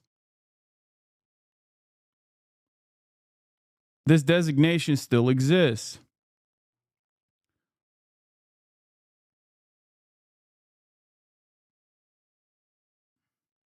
PFT was shitting on Trump's Gaza plan. Yeah, I saw for this. Gaza that he's got going on. Yeah, it was pretty funny. Build a Trump property. I'm gonna pee real quick in Gaza. This is a great turn video. It into the Riviera of the Mediterranean. I've heard a lot of ideas in my day.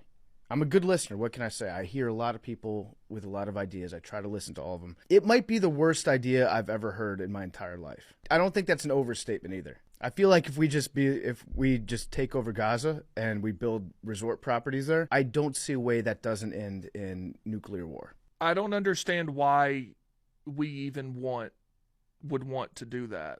Because it's real estate. And yeah, and he's a fan of real estate. Don't get me wrong, I'm a big fan of real estate too. Love land. They're not making more of it. Get in while you can. Just taking over the Gaza Strip, bad idea. Probably the worst idea in the history of ideas, I would say. I don't think it's the worst idea, but I don't like it. I would say this is probably the worst that I've heard. Okay. I don't see a way that this happens without some sort of nuclear exchange. It's not America first at all. That's like America last. Agreed. It is endorsing ethnic cleansing. Like literally that's what it's doing. So bad idea. And then building an American property there and just taking over, being like, fuck you. If you want people to get attacked on a daily basis, then I would say go ahead and build a property in the Gaza Strip and have it be controlled by America. That's a good way to do it. I saw him say, like, we won't even have to pay for it. They'll just give it to us or something. I think he's just riffing. I think so, I too. don't know that anybody in the White House was ready for him to say that. I don't know that Netanyahu was ready for him to say that, but he definitely wasn't. Netanyahu was like, "Hey, yo, fam, that's my. I got plans for that shit." Yeah, that's our deal that we're doing right now. But Netanyahu, you can say what you want about him, the man is he's a skilled improver, and the one rule of improv is you say yes and you just roll with whatever the other person's riffing on. So when Trump was like, yeah, we'll put a Trump property there. It'll be ours. It'll be America. We'll take care of it. Yeah, Netanyahu was like, yeah, okay. Yeah, that sounds good. Keep going. But yeah, he's just riffing. I don't know. I mean, but a lot of times his riffs turn into actual things. So You're so fucking dumb. You're trying to say that the IRA were only called terrorists because our government, yet they bomb my country over and over again, killing innocent people going to work, killed police doing their job, terrorist, plain and simple, moronic terrorist sympathizer. It's free real estate. It's not the worst idea, though. Relax with the emotional takes. I love that this guy, in literally the same minute, okay, went Donald Trump purchasing bombed out Gazan land and engaging in mass ethnic displacement, which is genocide, is good and based, and then turned around and said the IRA is a massive terrorist organization because they fucking killed cops. Okay?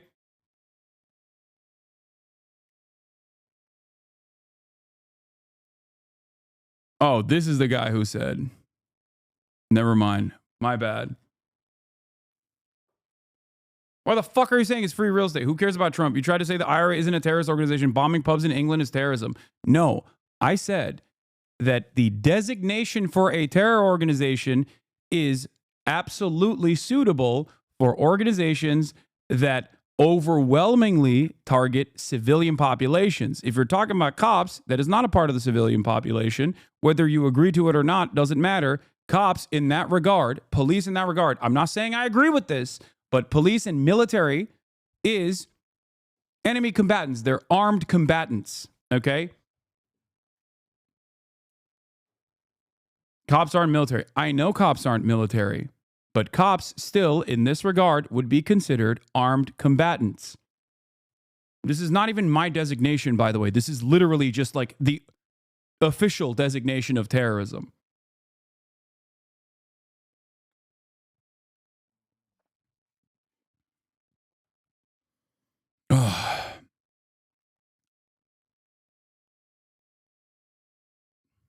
Ultimately, and I can't believe now we're going back to the IRA, the standard of violence is still designed by the colonial occupiers.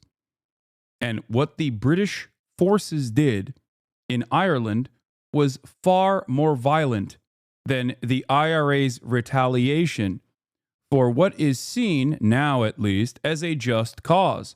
So I will not stand down from my defense.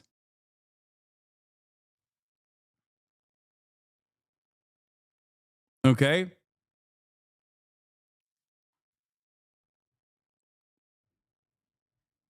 That's it.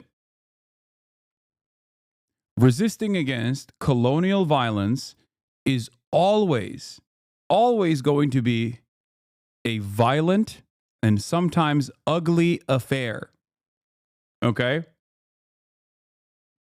The easiest way to ensure that ugliness and violence does not occur is by simply not fucking occupying another country. It's that simple. And yet people never seem to understand this. British people don't seem to understand this because historically they were the occupiers, and American people certainly don't understand this because, again, same principle, historically occupiers.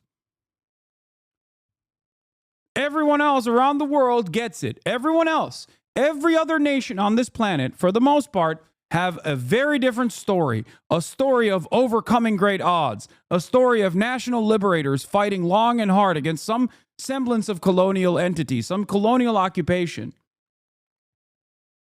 Do you understand?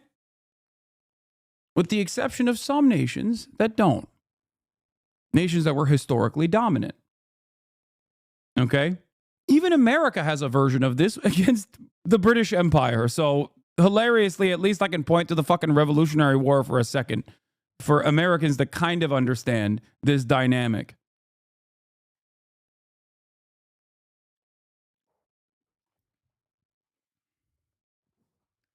But that's it.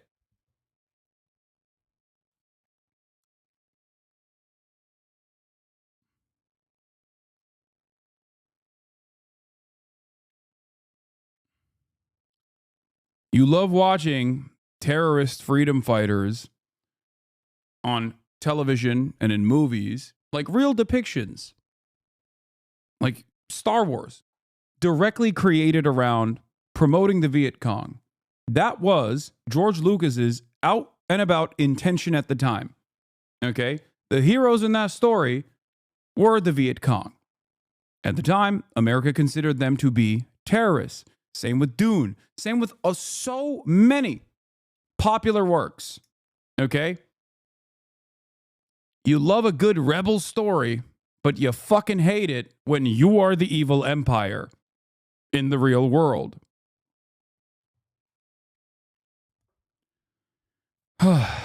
That's it.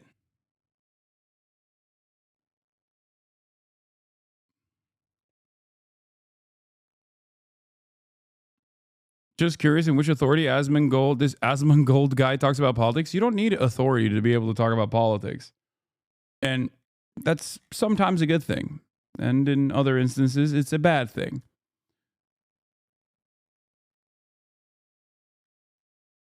But there is no... You don't need authority to talk about politics. And as a matter of fact, many people don't have it.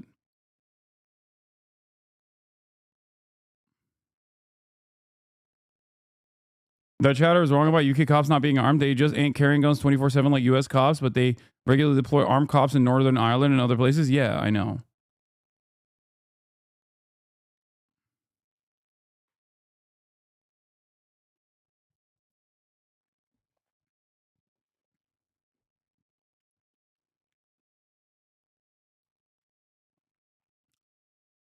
Yeah. You know who else was a terrorist? John Brown. Okay. Straight up. John Brown was a terrorist.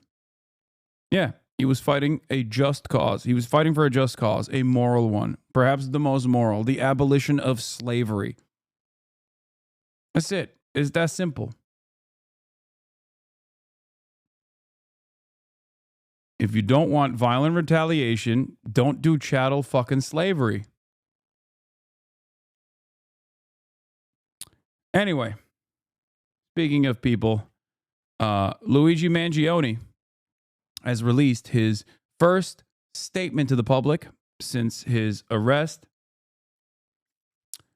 Luigi Mangione says, I'm overwhelmed by and grateful for everyone who has written me to share their stories and express their support. Powerfully, this support has transcended political, racial, and even class divisions as mail has flooded MDC from across the country and around the globe. While it is impossible for me to reply to most letters, please know that I read everyone that I receive. Thank you. Thank you again to everyone who took the time to write. I look forward to hearing more in the future.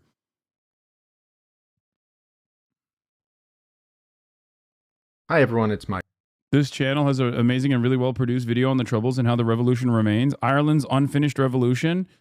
Damn. The Horses channel is pretty good. They make bangers. I didn't know they did one on the Troubles. Michael, the owner, operator, writer of the Horses Creative Project. Just want to do some table setting before this video. I spent the past 2 weeks making literally 20 different cuts of this video, and they were all blocked entirely from being viewed on YouTube. This is because the BBC owns the rights to most of the videos of the Irish Republican Army. The BBC vehemently does not want me to use that footage. The result is this version of my video, which is occasionally punctuated by these messages.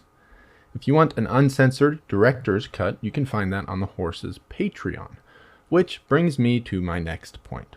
Moving forward, all Horses videos will be posted early, uncensored, and ad-free on Patreon before being put on YouTube. Patrons also get exclusive videos and a 20% off discount code for the Horses store. If you want to support my work, Patreon is a great way to do just that. Check it out at patreon.com/horsespt.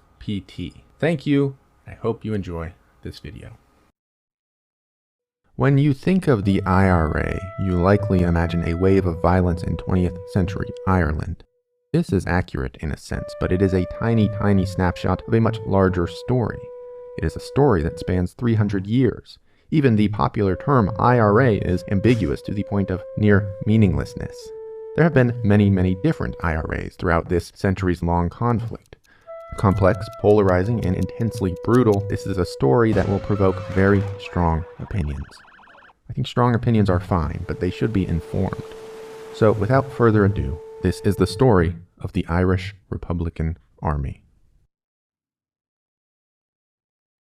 In the early 17th century, the British colonized a region in the northern part of Ireland called Ulster.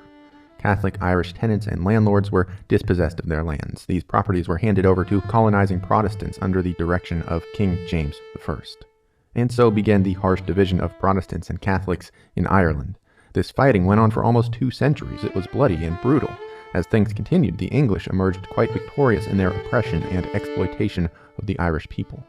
But then, in 1791, a man named Wolfe Tone arrived to the picture. Tone, along with a group of fellow Irishmen, believed that the country should put aside its religious differences and unite against its common enemy, the invading British forces. Tone published a pamphlet advocating for this idea, titled An Argument on Behalf of the Catholics in Ireland. This pamphlet was enormously successful, and after its circulation, societies of United Irishmen began to appear in Ireland's largest cities. These societies sought a complete reform of the legislature, wanting instead a new system of governance based on political and religious liberty. Within Tone's efforts, we have perhaps the genesis of the first IRA. In 1795, he and some of his fellow United Irishmen proudly declared that they would never stop until they had driven the English from Ireland, until Ireland was a free country. In 1798, Tone led a revolt against the English establishment, which ended in defeat and his own death. His revolt had failed, and with it, England sought to stamp out the Irish independence movement with finality. They did this with the Act of Union in 1800, which destroyed the Irish Parliament entirely. Ireland could no longer legislate for itself in any way. Irish trade and industry were discriminated against and stifled in the interests of the British. Ireland was given no platform for self-advocacy. They had no voice in the new Parliament. Land was given to disinterested or entirely absent English landlords. The Catholic birth rate meant that Ireland's population was booming, but unmaintained land holdings, a lack of education, and ongoing sabotage of the Irish economy by the British meant that Ireland simply could not sustain its population. The now famous famine struck, killing 1 million Irish people. Another million emigrated, mainly to America.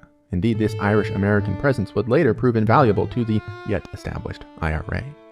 Aside from... Yeah, if you want to know what real fucking terror support looks like, there were literally American, Republican, right-wing, Irish politicians that were caught sending arms to the IRA. Okay? Just, you know.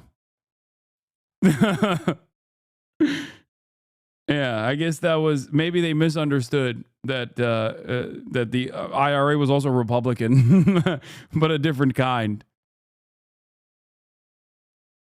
Yeah, it's like the good version of sending money to Israel. Exactly. It's like the reverse. Disasters. The Act of Union created new social and political currents within Ireland. One of these was a desire to destroy the Act through the use of armed force. There also arose a desire to politically repeal the Act and establish instead Home Rule, the idea of a self-governing Ireland. In a sort of dramatic but perhaps predictable irony, England's Act of Union had begun to sow the seeds of dissent. In opposition to Wolfe Tone's legacy, there arose a group of Protestant ruling class elites named the Orange Order. These people were monstrous. The order started shootings, riots, and looting in the name of maintaining English rule. In times of peace, the Orange Order prevented Catholics. Yep. IRA aid unit in the Bronx linked to flow of arms. Dublin. A major dispute over the scale of American fundraising for the Irish Republican Army has pitted officials in the United States, Britain, and Ireland against a Bronx-based relief organization for Roman Catholic women and children in Ulster.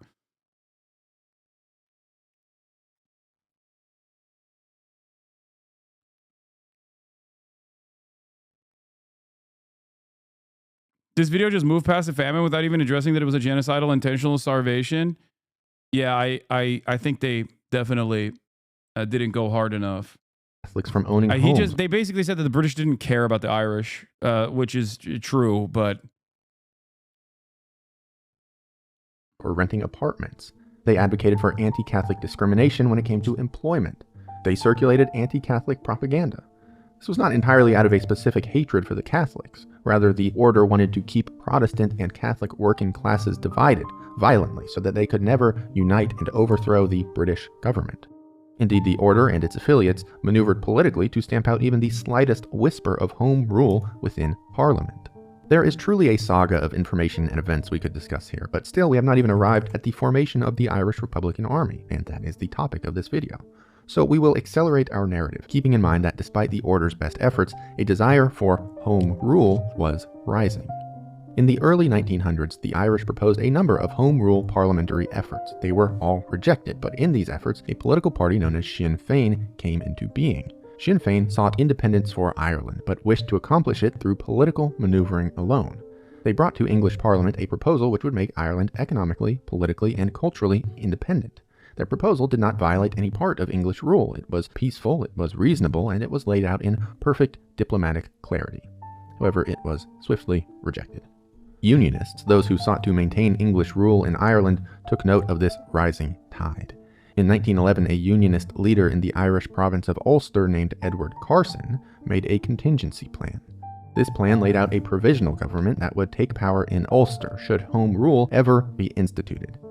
Nearly 250,000 Northern Unionists signed an agreement to resist home rule by any means necessary.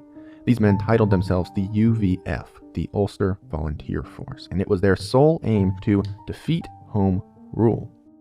In response, a group of nationalists, people who sought an independent Ireland, created Ógla na hÉireann, or the Irish Volunteer Force, as opposition to the Ulster Volunteer Force. The IVF would not engage immediately in armed combat against the UVF, but instead would remain on a sort of standby. Should the UVF ever act, the IVF would be there to defend Irish independence. But then World War I started, and in 1914, Parliament demanded that the nationalist IVF fight on England's side in the conflict. Many members obliged, but some 11,000 did not. They reasonably saw themselves as existing to defend and fight for Ireland, not England. It had become increasingly clear that Britain would ignore political maneuvering for home rule, but the new existence of the Unionist Ulster Volunteer Force now indicated that they were ready to defeat home rule with violence. On top, England drew from many of its forces. Some of them learned a valuable lesson on the beaches of Gallipoli in World War I.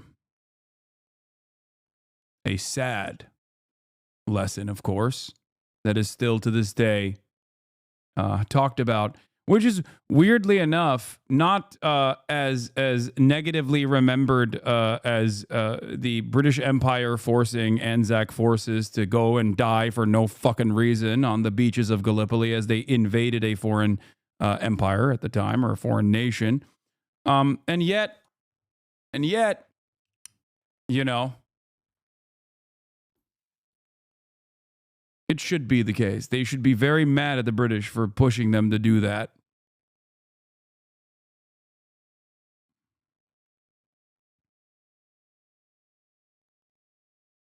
Gallipoli is a never again attitude from Australians who were forced by the British? Yes, but that's what I thought too. That's how it's taught in Turkey too. And that's the general attitude of a lot of the Australians and New Zealanders that come to Turkey to visit Gallipoli, who have like a relatively positive opinion of Turkish people, and also simultaneously think that it was like the fault of the British.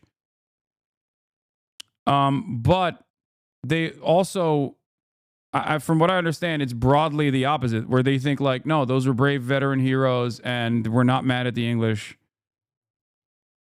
You know? On top of this, the Crown now demanded that Irish nationalists fight for England. This was simply unthinkable. So, fed up with the continued failure of peaceful action, the nationalist IVF planned an armed uprising to occur on Easter Monday, 1916. On that day, an assembly of Irish nationalists moved into Dublin. They occupied the General Post Office and other important government buildings. These men demanded a free Ireland, proclaiming essentially... You gotta explain to Americans what the fuck you're talking about. During World War I, the British government forced the Anzac forces comprised of New Zealanders and Australians, to go and fight their battles, specifically in Gallipoli, Çanakkale, which is a part of Turkey. They stormed the beaches of Çanakkale, where the Ottoman forces, Turkish forces at the time, put up an incredibly strong defense and essentially murdered a shit ton. Well, not murdered, but like, you know, just ripped through it. It's like, it almost is like if D-Day was unsuccessful.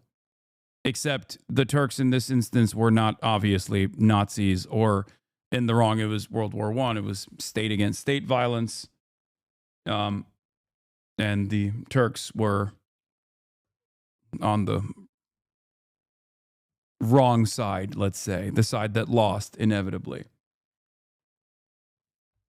A lesson that they luckily learned when they said they're not involving themselves in World War II. Turks in World War I were Nazis? Well, I guess that's true. Turks did do, at the time, the Armenian genocide. So there is that part of the equation. But in terms of like state versus state violence, it's not. World War I is a little bit different than World War II, I would say.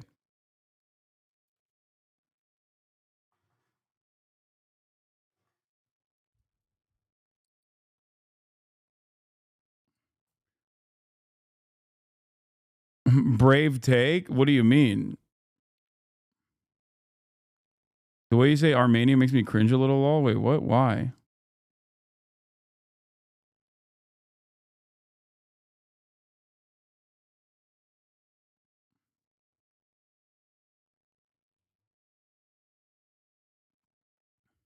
A secession from England. The IVF declared the Irish Republic as a sovereign independent state which would guarantee religious, civil, and equal rights to all of its citizens. Their statement also noted the invading English government had intentionally fostered a culture of religious differences in Ireland, but the Irish Republic would not support religious prosecution or sectarian conflict. They did not care if you were Protestant or Catholic. To the newly formed republic, you were just Irish.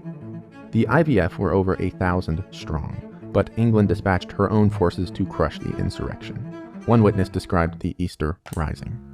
The sound of artillery, of rifles, machine guns, grenades, did not cease even for a moment. From my window I saw a red flare that crept to the sky and stole over it and remained there, glaring. The smoke reached from the ground to the clouds, and I could see great red sparks go soaring to enormous heights, while always in the calm air, hour after hour, there was the buzzing and rattling and thudding of guns. But for the guns, silence. Hundreds died at the Easter Rising. The British quite effectively squashed the rebellion. But the event changed Ireland forever.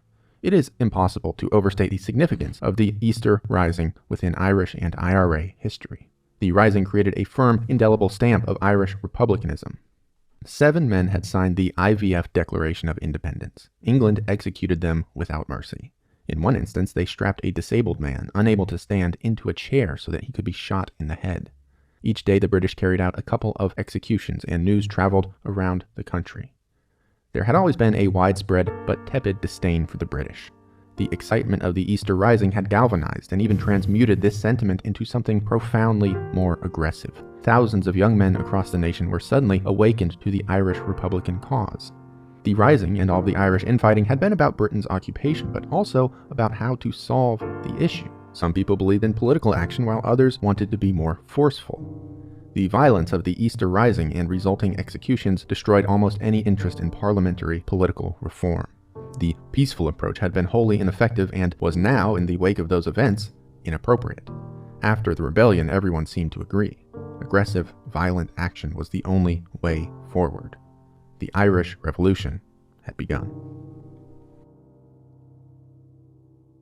Membership in Irish Republican groups now meant extremely violent anti-British activity in preparation for an upcoming war.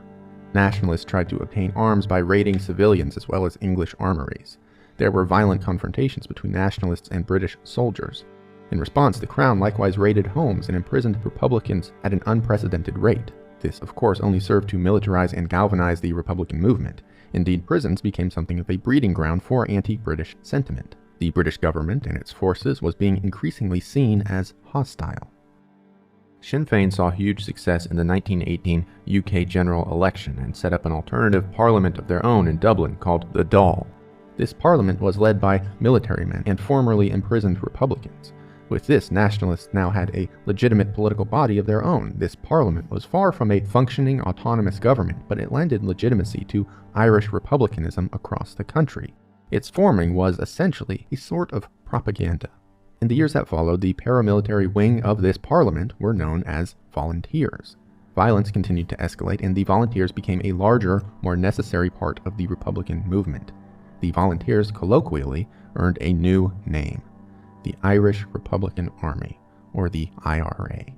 The war raged on in an endless cycle of newly heightened aggression and I think it's important to understand the development of the IRA, the actions that they took, why they got to the places they got to, because it almost immediately reveals why the Irish has always historically been on the side of Palestinian emancipation. I don't know if this video will feature that at all, but you very quickly understand why Irish people are considered based or whatever the fuck by leftists in general, and also why Irish people have historically been against colonial occupation no matter where it is, and have been on the right side of history. The funniest part about it is that when I found out that the Sons of Ulster or whatever, like the British that maintained the occupation in Ireland also are notoriously on the wrong side of history. Like they literally will have all, if you're in Ireland and you see all of the bad flags in a row, the Confederate flag, the Israeli flag, side by side with the British flag, just know that, you're in dangerous territory. Retribution. The British could not overcome the widespread Republican support and would never grant Ireland independence anyways. Meanwhile, the Republicans were not remotely close to victory and would certainly run out of resources eventually. All signs were pointing towards a stalemate. Talks of a peace treaty began. Eventually, the groups produced the 1921 treaty. This partitioned Ireland into two distinct states, Northern Ireland and the Irish Free State. Yeah, and the apartheid South African flag. They're just all historically on the wrong side of history. The Irish and the IRA historically on the right side of history. Those who oppose them historically on the wrong side of history. Was made largely of Republican-led counties, but it had limited autonomy and it was to be included in the British Commonwealth. Furthermore, the Dáil would be destroyed and the country would be led... And NA aren't? Do you think I would disagree with you? In terms of North America, like the American government? No, I agree. We are the death dealers. We are usually, often, on the wrong side of history. Led by a British governor. With the very important and notable exception of World War II. General. Altogether, the treaty was quite antithetical to the Republican cause. Supporting IRA puts you on the right side of history. Lamau, that is one of the takes of all time. I am going to once again reiterate the position that I have maintained for a very long time. If you don't want any IRA activity, there's a very cool solution, okay? It's called Don't Occupy Ireland.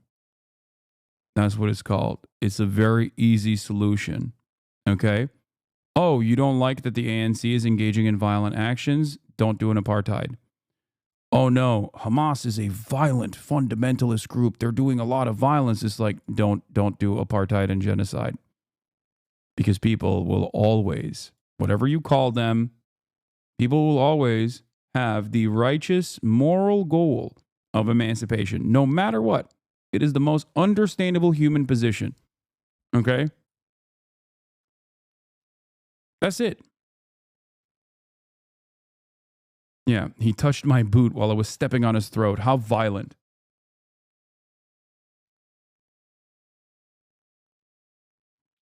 This is a shocking revelation for some who have almost always lived in the imperial core, but when you try to kill people, they don't like it. They resist it. They think, don't kill me.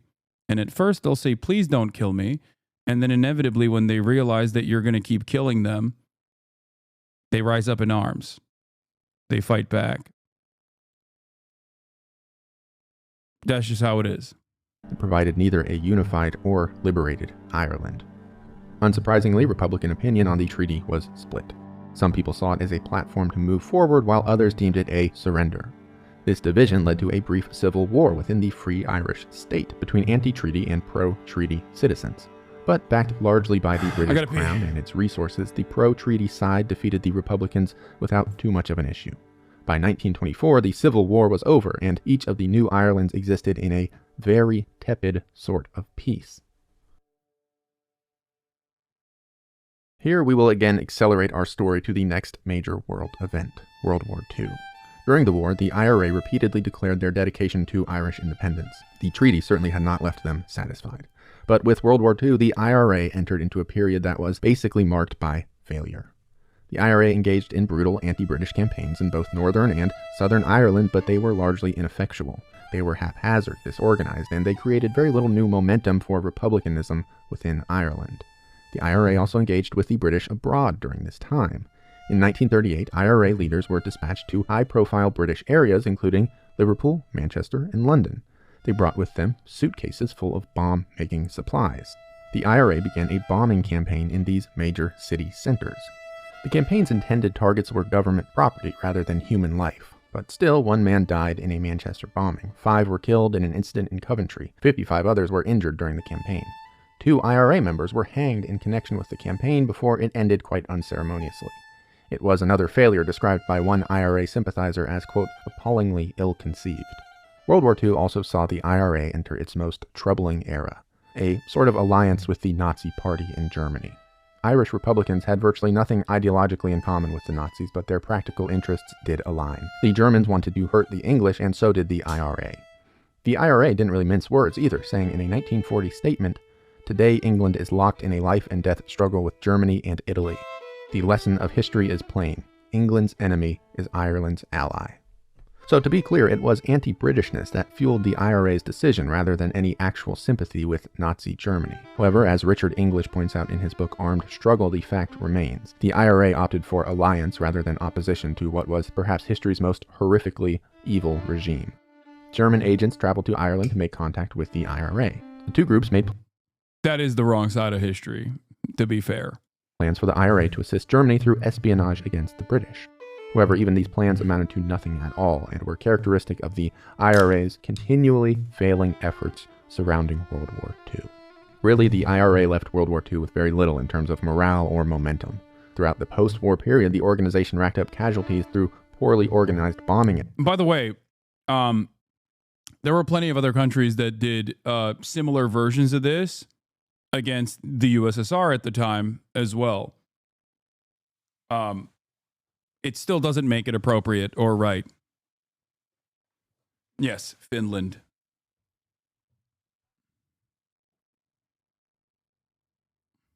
Efforts while achieving almost nothing in terms of their Republican goals. But still, they were looking onwards towards their next major military operation. Being that Northern Ireland had remained under British rule, that area was the focus of the IRA's continued efforts. For years, they had been interested in a bombing campaign along the border between the two Irelands, and in 1956, they finally put this idea into action as Operation Harvest. The IRA would attack military installations, communications bases, and government property along the border with the goal of paralyzing Northern Ireland. 4 groups of IRA men were set up to attack northern border areas, while 20 organizers were dispatched to train more volunteers. In December of 1956, the IRA detonated a bomb in Derry, which destroyed the town's BBC transmitter. Immediately thereafter, the IRA raided a British Army barracks, though this was quite unsuccessful. In response to these incidents, Northern Ireland's Prime Minister introduced internment, the process of jailing Republicans without trial. Conditions in the jails likewise were troubling. According to one prisoner, IRA members were kept in solitary confinement for 15 hours through the week and 20 hours on Sundays. In response to internment, IRA attacks spread. In that same month, 4 bombs exploded outside of a police station. 2 weeks later, the IRA attacked another police station in the same county. The following year, bombs exploded at a police sergeant's house, severing both of his legs and eventually killing him. But still, the IRA's efforts were disorganized and ineffective. The result was bloodshed rather than political change. The violence did little to rally IRA sympathizers to the cause. Meanwhile, there just wasn't widespread support or sympathy for the IRA in Northern Ireland. In 1962, the IRA halted their border campaign, citing negative public sentiment in the North. Like most of their efforts surrounding World War II, this campaign had failed. Indeed, this failure all but ruined the IRA. They had, during the campaign, killed a number of their own soldiers. Public perception was dismal. At best, the IRA was now a tired, weak organization. At worst, it was just irrelevant. But Soon, social change would come to Ireland and the IRA would rise like never before. With the IRA in a woeful state, a change of leadership was in order. So a man named Cathal Golding was assigned as its new chief of staff. Golding was a near-iconic figure. He was attractive, charming, and eccentric. The radical ideas he held were packaged up in a rather enjoyable aesthetic experience. Golding brought with him a significant ideological shift. For one thing, while he did endorse violence when necessary, Golding did not see violence as the route one path to achieving the IRA's goals. Rather, he wished to embark on a more political quest. Cathal was a pretty hardline Marxist. His understanding of the Irish Republican movement was class-based, saying, "The class that always plays the leading role in any national liberation struggle is the working class, the people of no property, the landless people, the industrial workers in the city, and the very small peasant farmer. These are the people who have traditionally supported the national liberation movements in Ireland all through the centuries. Rich people were never interested in national liberation. They are already liberated." These were not new ideas to the IRA, who had traditionally been vaguely socialist in nature. Cathal was continuously unapologetic about his leftist sensibilities as he pushed the organization further in this direction. We have been accused of Beginning to feel like this is these guys are some real radical terrorists. I thought they were just like liberal, I'm pro-Democratic Party kind of guys. What's happening here? I don't really like what they're talking about. Okay, hold on now. Of being to the left, but if that means seeking an end to partition, to the exploitation of our people, and placing them in the position of masters of their destiny rather than slaves of a capitalist economy, then we are to the left. Under his leadership, the IRA shifted its efforts from military training to political action. Golding's council altered Sinn Féin's constitution to include a socialist republic as the final goal of the IRA. Around this time, radical Republican groups began to appear across Ireland. These groups were activist organizations that engaged in debate, discussion, and public education. Called the Wolf Tone Societies, they built on past socialist sympathies within the IRA to move the organization forward into a new era. Cathal was influenced by and involved with the Wolf Tone Societies. He believed that the partitioning of Ireland was a result of artificial prejudice. The Protestant Anglican government encouraged division between Catholics and Protestants so that the country could not unite and overcome Britain. The route to change for Golding was then in civil rights, the uniting of working-class Protestants and Catholics. One IRA leader described this new strategy well when he asked, "How can unionism possibly survive when Protestant and Catholic are no longer at one another's throats, when discrimination has been dealt a body blow?" And so, in 1966, the Wolf Tone Societies and their IRA members began a civil rights campaign in Northern Ireland to end discrimination against Catholics. These societies believed they could unify the working classes of Protestants and Catholics. The campaign spread quickly, and there emerged a genuine civil rights movement, one far beyond anything the IRA was controlling or leading. Unfortunately, this movement did not cause unification, quite the opposite. Catholics had been experiencing discrimination for centuries, so the demand for equality mostly came as a demand for Protestants to change their ways rather than one of national unity or mutual action. Loyalists and Protestants saw the movement as a Catholic Republican one that was attacking their identity, so it only caused more division within Ireland. This all came to a tipping point on October 5th in Derry.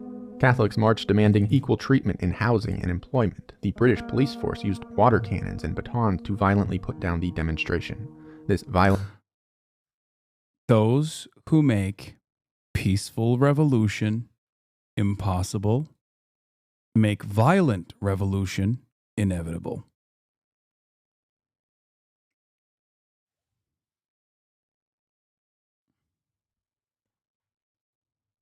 JFK said that, by the way.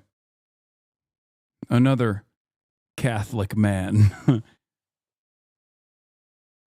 Violent attack against civil rights activists was seen not just around Ireland, but around the world. The images were striking. There were uniformed police officers violently brutalizing peaceful demonstrators to deny the most basic human rights. This day is typically considered the beginning of the Troubles. It would be false to say the IRA caused the Troubles, but certainly they fueled the civil rights movement, which spun out of control and did start the conflict. It was and is the most painful sort of irony. In their genuine, well-intentioned efforts to unify the country, the IRA had fractured it like never before. For months, there emerged a pattern of police on Catholic violence throughout major Irish cities. The police could no longer contain the chaos and requested British troops be deployed to Ireland. Indeed, they were. During a bloody month of August, the IRA clashed with British forces time and time again. Catholic families were forced from their homes by Protestants, with the police... I only see police officers doing their jobs. What?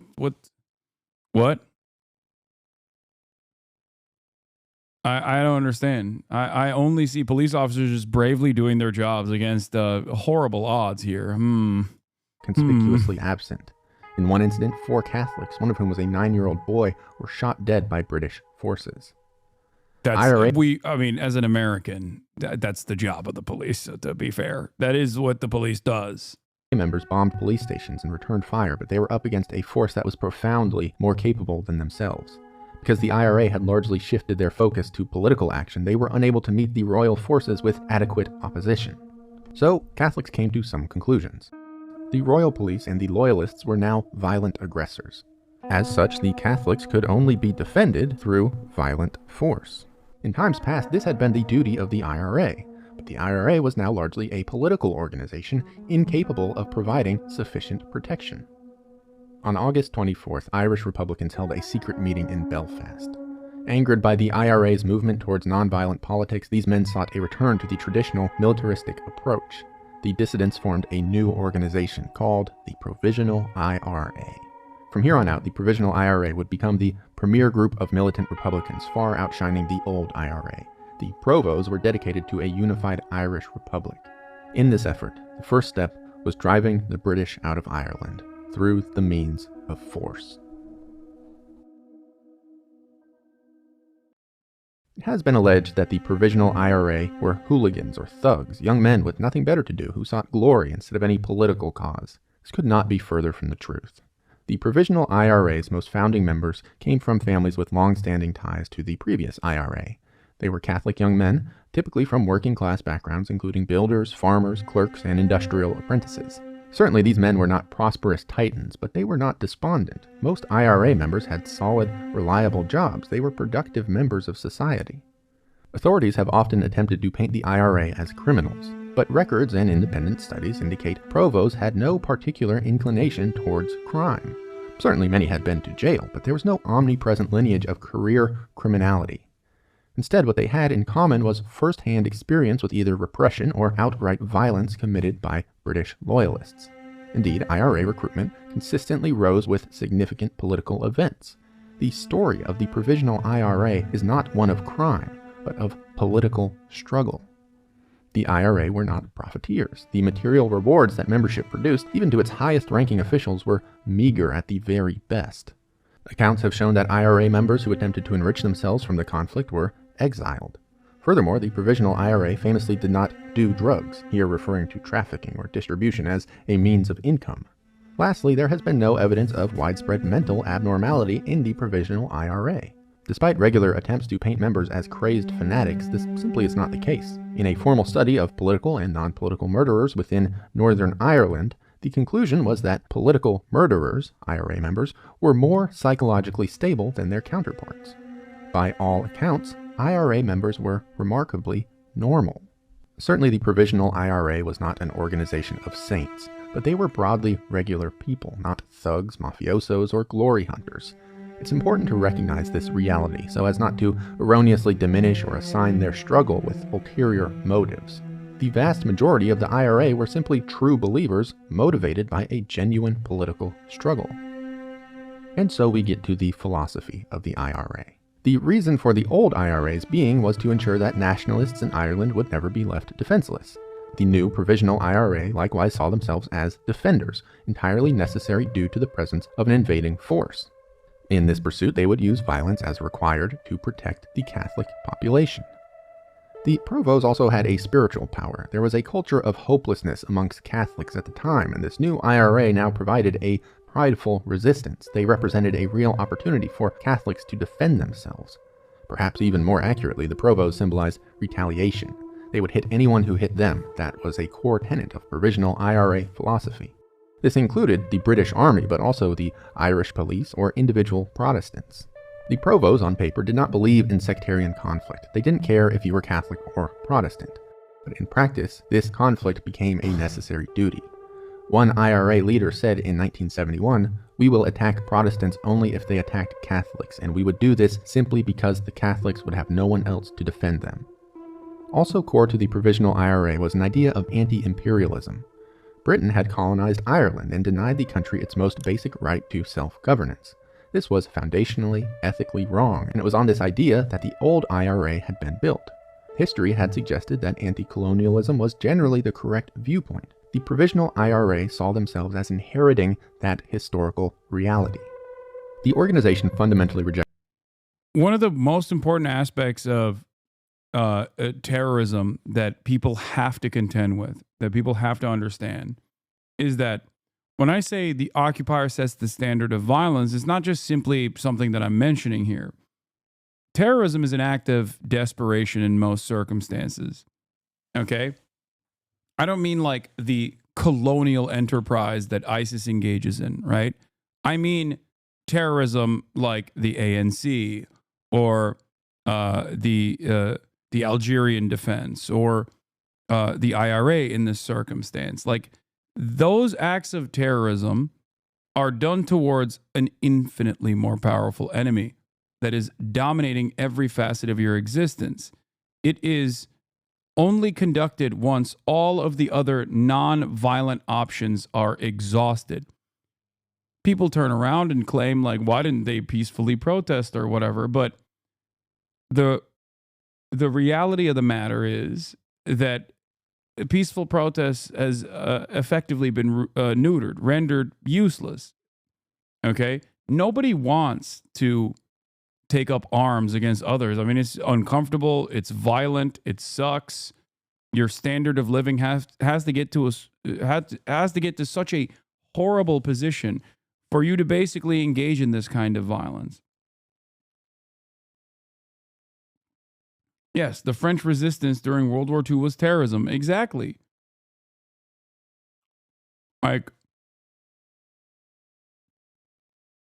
who the fuck wants to forfeit their life? Who wants to go out and not live comfortably? You know what I mean?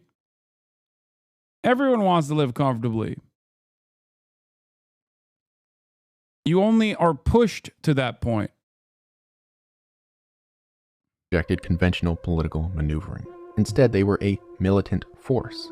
This had practical, strategic implications. Through violence, the Provisional IRA would make it more costly for Britain to remain in Ireland than to let the country be free.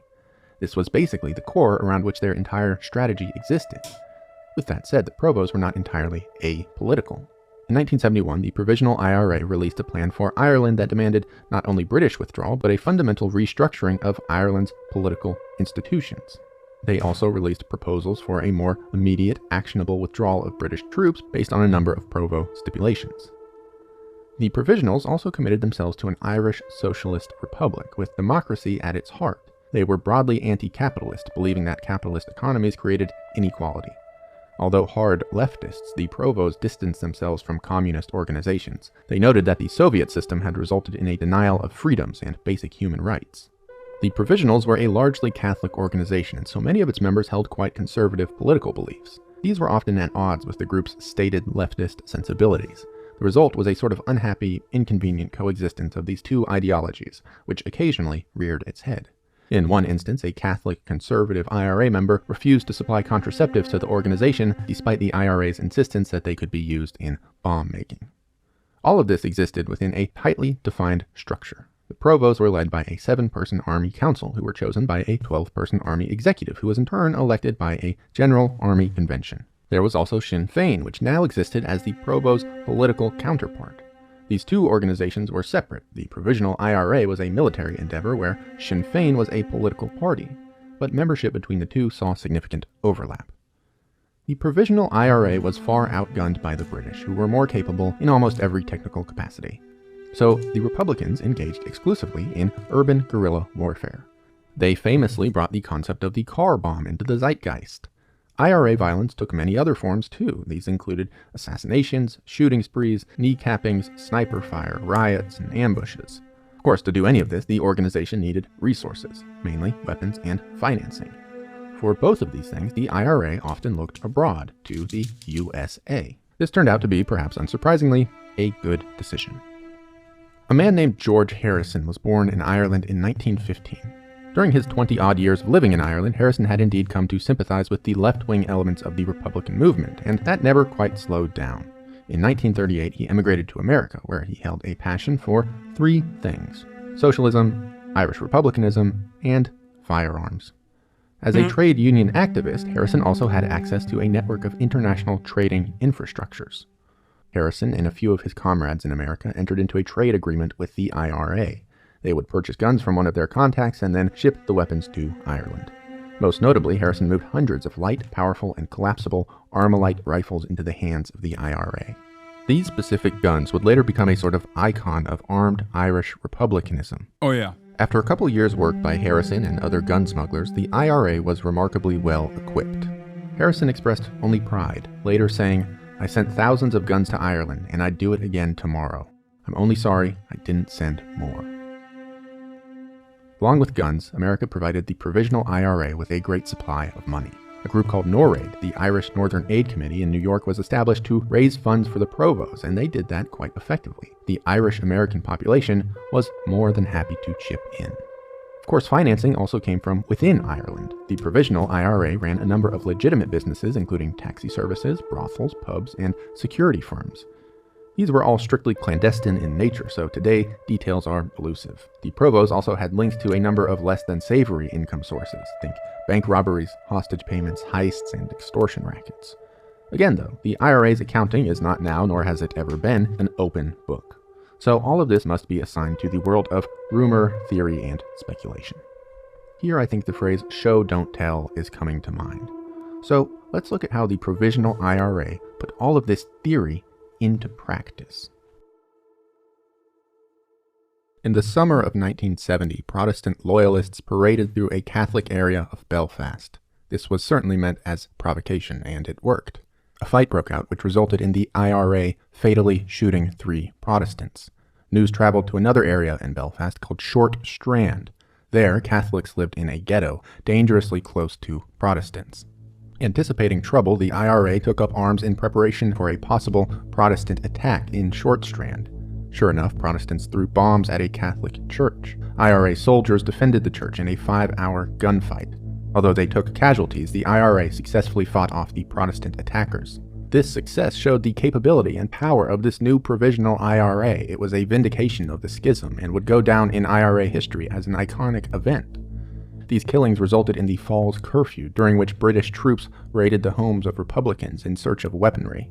They were successful insofar as they found quite a few weapons, but they also heightened and cemented Provost support throughout Belfast. The curfew caused a massive swell in IRA recruitment, and so the Provos were ready for their first full-scale offensive. To kick things off, the IRA shot and killed 2 British soldiers in Belfast. The British Army soon returned fire, and the IRA did the same. The British increased their presence in Republican areas where they harassed and intimidated Catholics. And so once again, loyalist attempts to tamp down republicanism did just the opposite. The Provisional IRA began one of their first bombing campaigns in a drastic escalation of violence. The British Army's next move was yet another blunder. Under the name Operation Demetrius, loyalists arrested and imprisoned 342 Catholics, all without trial. But as it turned out, the British had received wildly inaccurate intelligence reports. Of these 342 prisoners, under 100 were at all affiliated with Republican efforts. Still, over 200 of the arrested men were kept in jails around Belfast. Internment without trial went on, and internees were horrifically abused in jails. They were denied sleep, starved. Does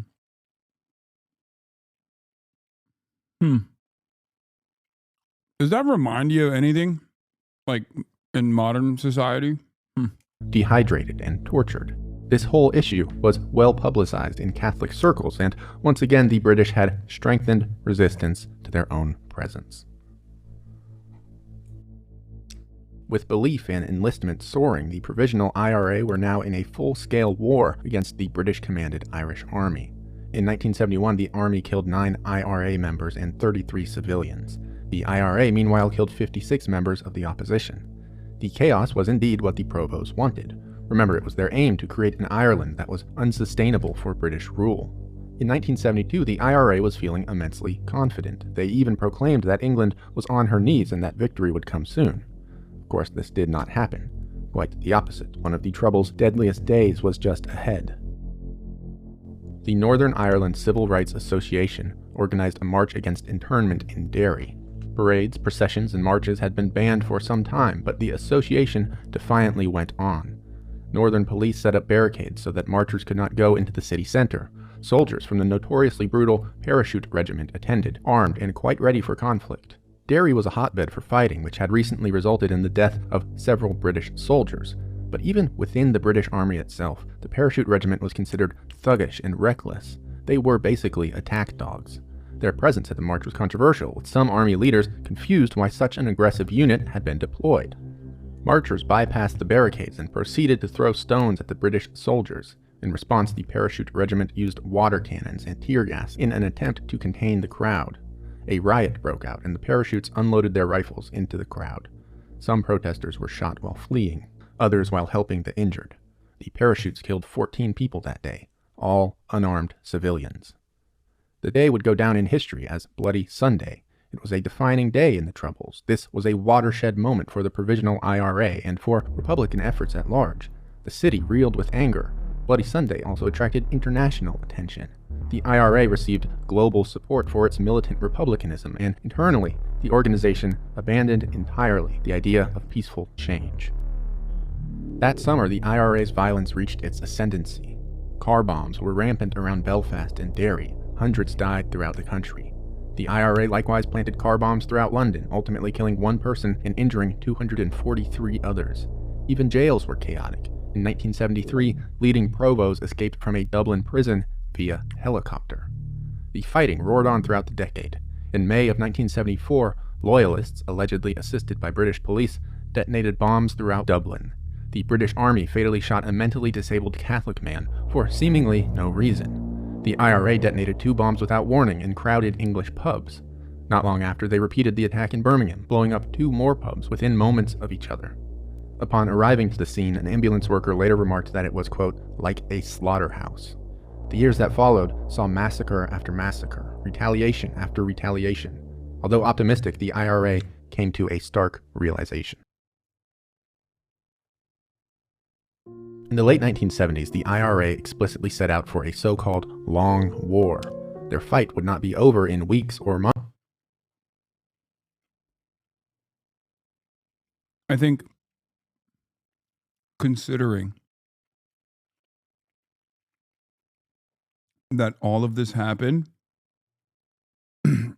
and not that long ago, and then you look back, or you look at the situation now between England and Ireland,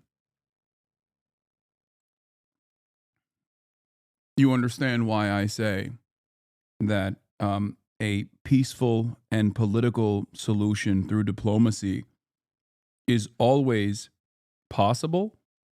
And not only that, but also on top of that, is inevitable throughout history.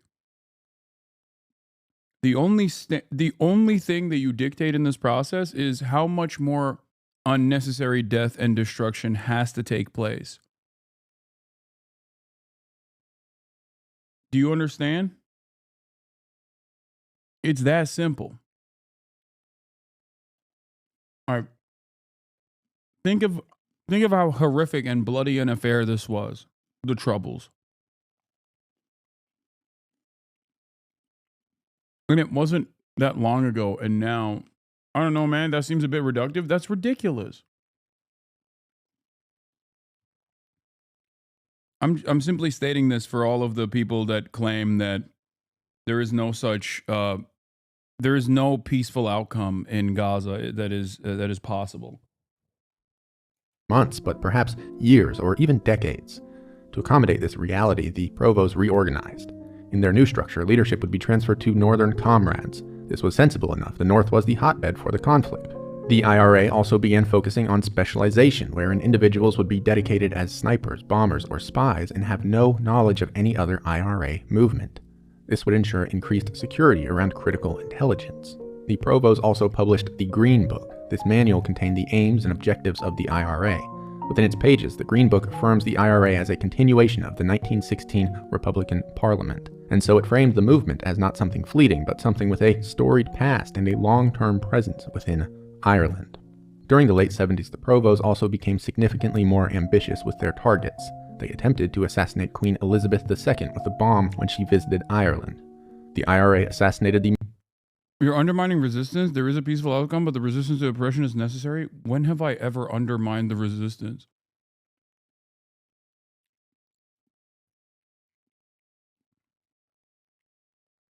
I'm literally watching a pro-IRA video after spending the past 2 hours talking about how the designation of terrorism is ridiculous and oftentimes applied falsely to present those who have a moral cause, a cause that is just, whether it be Palestinian emancipation or Irish unification, against horrendous amounts of violence that the colonial subjects are put through.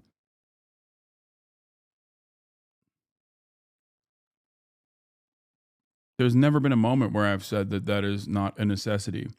I'm simply stating the reality that the colonial entity in this process is what dictates the terms of the violence or whether or not violence will be an inevitability. You claim there will be peace, but demanding immediate peace as a dog whistle to end resistance is used consistently to do so? What? Dude, are you on fucking crack? What are you talking about? Virtually everyone on this goddamn website, when you move like 3 steps away from this community, call me a fucking radical Islamist fundamentalist terrorist, and you're over here being like, you're not sufficiently pro-Palestine. Shut the fuck up, woke of the day. Part of the reason why we're talking about this is literally because I am unconditionally pro-Palestine. The fuck?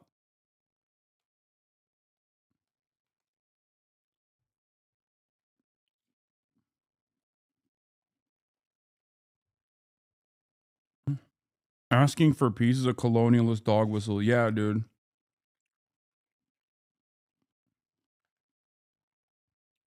That's what I'm doing. I'm doing colonialist dog whistles.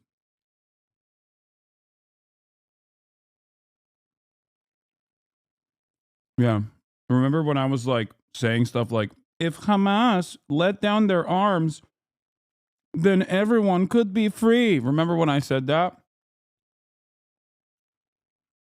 Famously. If the IRA let down its arms, then everyone could be free. Is what I'm saying. That's my take. I hope that's your primary takeaway from my commentary over this video.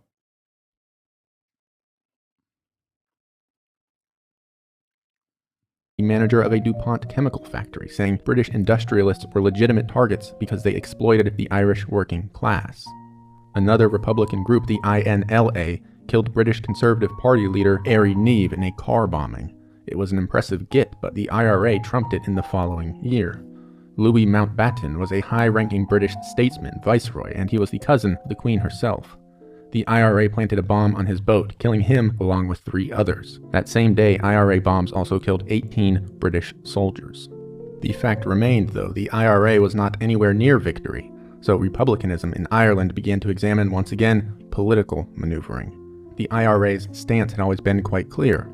They were a military organization that would not engage with or recognize any political body other than one of a united Ireland. However, the IRA also recognized that the electoral process could work alongside its armed struggle. Political action did not need to replace militarism. So the IRA began to espouse a combination of these things. It would be a ballot paper in one hand and an Armalite in the other, as one prominent IRA leader said. And yet another war was beginning on an entirely new front: the prisons. Imprisonment had become part of the IRA experience. Jails were full of Republicans, but up until this point, they were considered political prisoners. They were soldiers within a legitimate political struggle. By definition, these people were not criminals. This meant IRA prisoners were granted special circumstances in jail. They were allowed extra visits, regular food packages, and the right to wear their own clothes rather than prison uniforms. But the English thought this legitimized the IRA struggle. By holding IRA members as political prisoners, Republicans were seen as fighting for their freedom against an occupying force. So the British changed policy. The British sought to criminalize the IRA, hoping this would cast them as basically terrorists within public perception. The British removed IRA prisoners' political status and relocated them to jail cells called H blocks. The IRA prison war could be its own essay, its own documentary, so unfortunately we will need to make some generalizations here. Suffice to say, the treatment experienced within the H blocks was horrific. Prisoners were physically and mentally abused. The cells were infested with cockroaches and mice. Scabies ran rampant among Republican prisoners. A later report concluded that H block treatment, quote, constituted cruel, inhuman, and degrading punishment within the UN General Assembly's 1975 definition of torture. And indeed, in 1978, the British government would be found guilty of, quote, cruel, degrading, and inhuman treatment by the European Court of Human Rights. But at the time, IRA members showed admirable insubordination. They began a series of prison strikes. Remember, a tale as old as time itself. You can make anything illegal, okay? Like, no shit. What you have to do is scratch beneath the surface to understand whether or not that is a just law, or one that is specifically designed to reassert colonial rule.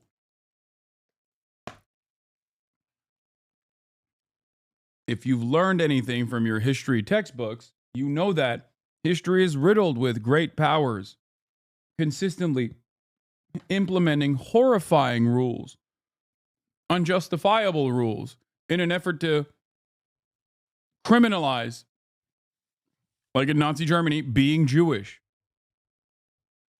or defending or sheltering Jews, or in the antebellum South, in the South during time of chattel slavery, criminalizing the existence of free black men and sheltering or trying to liberate black men that were considered slaves. Okay?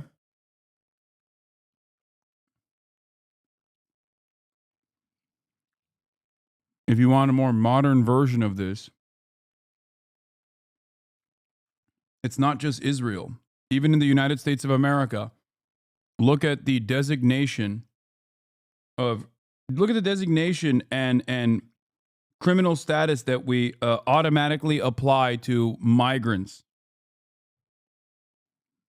Even documented migrants, not just undocumented migrants.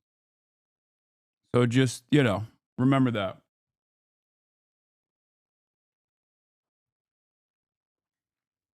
Republicans refused to wear prison uniforms, so the British forced the IRA to live naked in jail.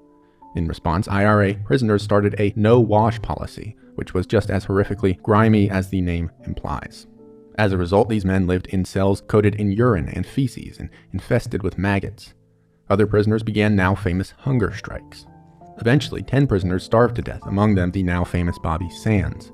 Members outside of the prisons often disapproved of the strikes or took only a reserved interest in them. Republicanism was beginning to shift in a more political direction, and many thought these strikes would distract from that change. In fact, the opposite proved to be true. The prison wars attracted international attention and embarrassment to English Prime Minister Margaret Thatcher. She was said to have Irish blood on her hands. Within Ireland, the strikes galvanized support for the Republican cause, especially amongst those who had hitherto remained quite ambivalent.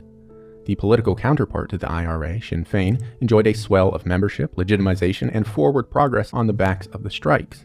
The party became even more closely interwoven with the IRA, and within this context, the Republican movement went into a sort of political maturation.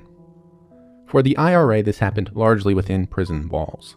Prisoners began to read and study the theories of Marx and Lenin, which provided a sort of framework for IRA political action.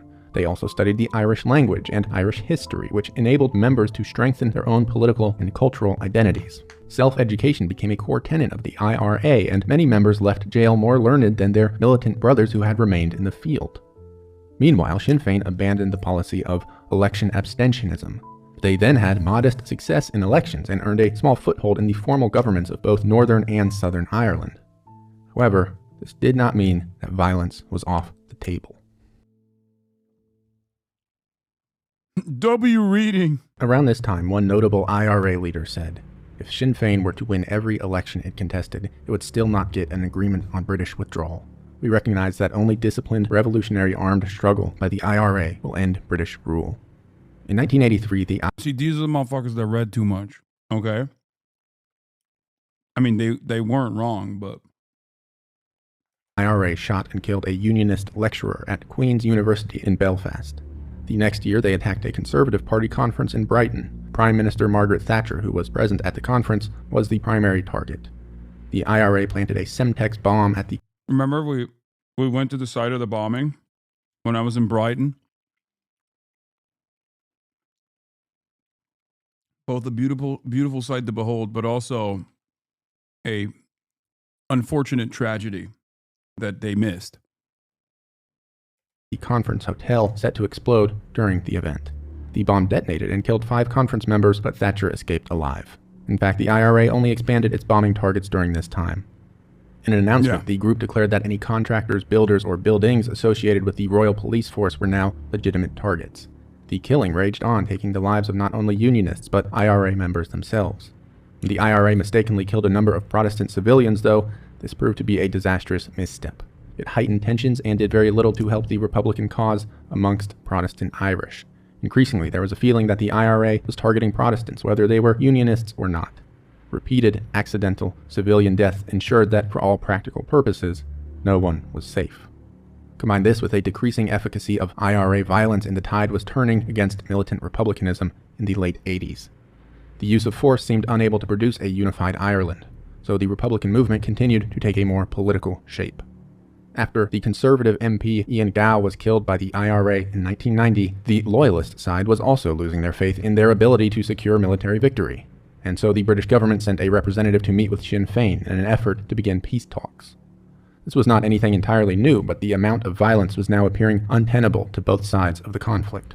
The result was a Christmas ceasefire at the end of 1990.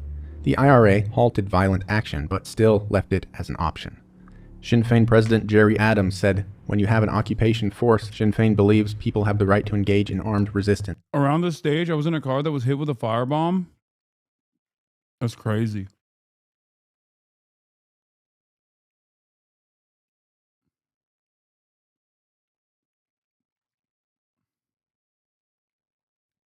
You won't see this, but Gerry Adams is the man behind the curtain calling for the hunger strikes to continue, knowing people would die, but he denies all association. This denial essentially ate other IRA members alive and drove them insane in anonymity after the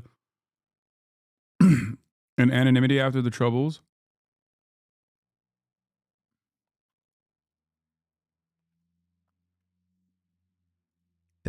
That is our political opinion. So this ceasefire was delicate, if nothing else. But in 1991, Adams furthered peace talks, expressing that he was open to a political solution. "We believe that peace can be achieved. We are prepared to take political risks. We are prepared to give and take. We are committed to establishing a peace process." These talks dragged on for years, but it became clear that the British government had perhaps dastardly intentions. As a condition for further dialogue, the British demanded a surrender from the IRA. This incredible demand destroyed all progress.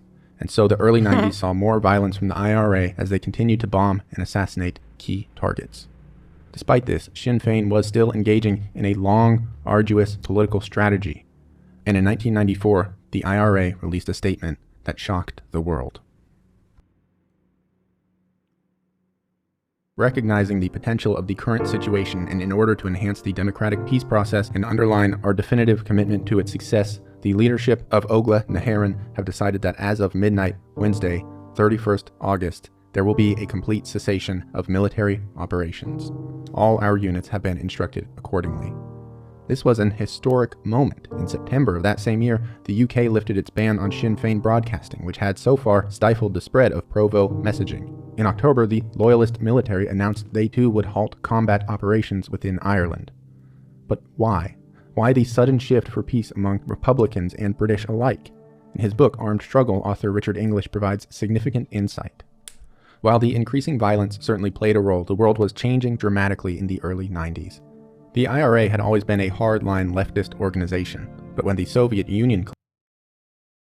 Do you still think the British are bad? I love this community. Immediately. Yes, they're doing targeting missions for Israel over Gaza. They're just as responsible for the genocide as America is. Okay, you're hyping up the British involvement a little bit too much. You're right that they are responsible. And someone should ask why there are so many British surveillance flights from Cyprus over the Gaza coastline. I wonder why that's happening, or why Keir Starmer went there. Weird. Just a weird thing that these European leaders are doing, even though they technically, too, are supposed to be under the ICC jurisdiction. Kid starver, seeing children not being starved or being starved, wanted to surveil it up close and personally. Fucking piece of shit. Anyway, so the answer is yes. The British are still bad, just like America is, okay?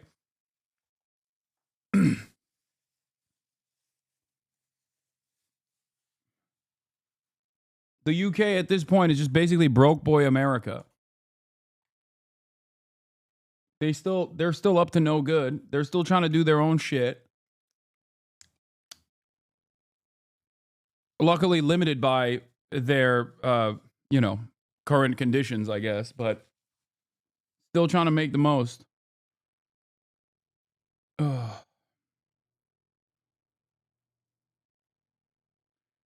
Such a sad state of affairs overall, man. What the fuck is happening around the globe?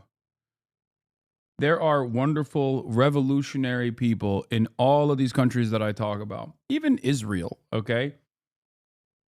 And the unfortunate reality is that these movements are so utterly stunted.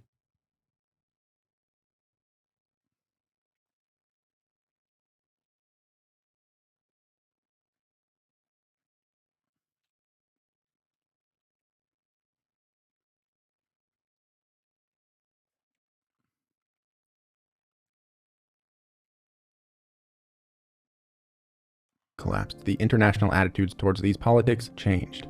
Left-leaning IRA members and Irish citizens both regarded socialism quite differently after the Soviet failure. Across the whole world, the collapse of communism had dealt quite a blow to anti-capitalist sentiment. As the Cold War ended, this also provided a way forward for the IRA. The UK was an ally with the US during this period, so America had stayed firmly out of Irish issues. Although historically uncharacteristic, American involvement was now opening the doors to peace. Bill Clinton was recently elected president, and he became quite instrumental in moving forward Irish peace efforts. He was sympathetic to Republican causes and helped. It is kind of crazy that, like, the American Irish almost single-handedly caused America not to get involved in this. Because I feel like if they were to be involved initially, it would have been entirely on the British side. And the American involvement quite literally undermined. The American involvement almost across the board undermined the British position. Whether it be fundraising or laundering guns, like trafficking weapons into Ireland. But make no mistake, America's lack of official involvement in this process was a good thing.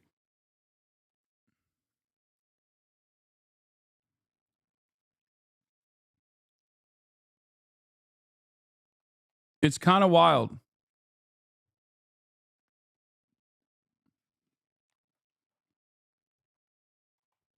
Held a cache of global power that had always been absent from the movement. Free from the Cold War, Clinton could act for Ireland in ways that the British would not have appreciated. And he did just that. Clinton opened his doors to militant Republicans, even granting visas to prominent members of the movement. This put international light on the Irish struggle, breaking down barriers between the conflict and the influential Western world. The Irish had been strategically cut off and ghettoized by the British. In opening discussions with the Republicans, Clinton created a sort of counterbalance to the heavy thumb of the British government. The Republicans essentially had America on their side now, more or less mediating the conflict. Diplomacy had now created the European Union, which provided an indication that peaceful talk could indeed unify populations. The European Union also meant that London had a more integrated role within Ireland, rather than the distant one that had previously existed. Of course, we should recognize that Irish Republicans were still an autonomous group. Their own internal issues and developments also pushed them towards peace. Primarily, the war had reached a stalemate. The Irish had been unable to entirely break Britain down as they had originally planned. Furthermore, continuing violence would likely harm the Republican bargaining position. The longer they fought, the worse their reputation became, and the less deference they were allowed in negotiations. Conversely, as things stood, the Republicans could very likely produce positive results, even if those results were not entirely what they wanted. In some ways, the IRA was facing a now or never situation. However, the tone briefly changed when Britain laid out their conditions for peace talks. They called for a complete decommissioning of IRA weapons. To the IRA, this read basically as a demand for surrender, under which the Republicans would admit defeat. They saw it as an act of bad faith, meant only to weaken the movement. Key members of the IRA now believed the British had been using the ceasefire just for that purpose, to stall and weaken Republican efforts. So in 1996, the IRA canceled their agreement of cessation. They detonated bombs in London, and fighting resumed on both sides. Pressure shortly reemerged for the IRA to renew the ceasefire, though, and resume peace talks. The pressure indeed resulted in another ceasefire in 1997, when the IRA were encouraged by a Labour Party victory in Britain. Tony Blair became the new Prime Minister. While not exactly a hero of the IRA, Blair was certainly more to their liking than previous leaders. Sinn Féin entered peace talks, this time with perhaps increased flexibility. The party leader said, "Negotiations are negotiations. You can't go in and dictate them and have a take-it-or-leave-it position. So we have to go in and listen. We will put our position, and we'll obviously look at all sorts of suggestions, ideas, and proposals put by others. We will consider all of that in the round as part of how you get a democratic peace settlement." Now, we should be careful not to paint with a broad brush. Certainly not all Republicans were enthused by the approach.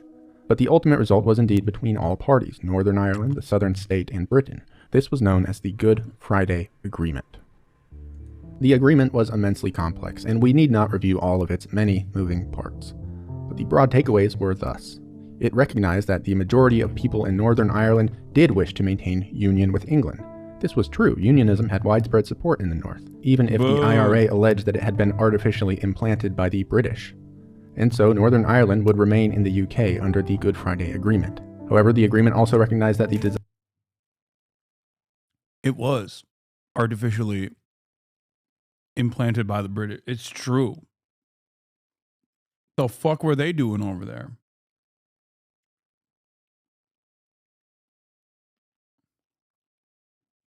Fucking Protestants, dude. Let me tell you something, okay?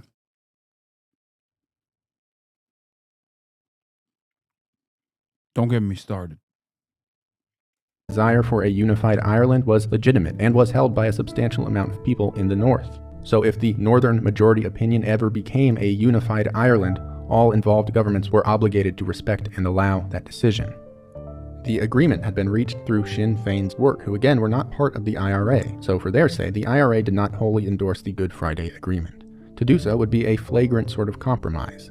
In a statement, the IRA said, viewed against our... Good Lord, Chowder's being annoyed, questioning why they were called Republican. I mean, yeah, they're just... It's the Irish Republic. It's like China is the People's Republic of China. It doesn't mean that they're Republicans, like in the American understanding. Actually, around the globe, American politics is like kind of... It's kind of busted. Like liberal means right wing, which kind of is, right? I mean, it is right wing. But in the United States of America, when you say liberal, you think like leftist.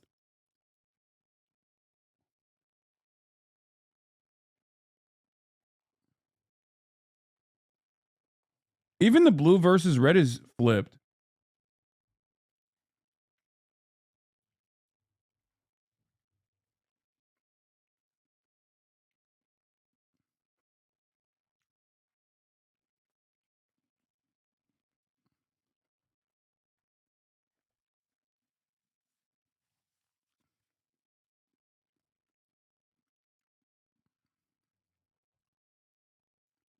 Like red is historically the color of communism. Like it is internationally known as the color of revolutionary communism.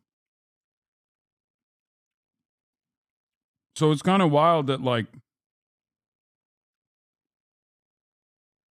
Republicans, the right-wing party, the reactionary party, the fascist party owns red here.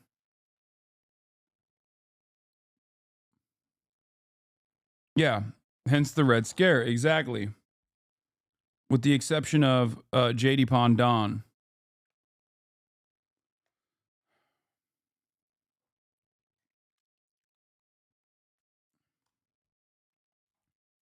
Republican objectives or any Democratic analysis, this document clearly falls short of presenting a solid basis for a lasting settlement. J.D. However, Pondon the is Good Friday worthy of the document color does red. mark a significant development. Many IRA members saw the settlement as a peaceful stage on which they could further pursue their goals. The IRA also believed that changing demographics would eventually bring about the unified Ireland, which the agreement did allow.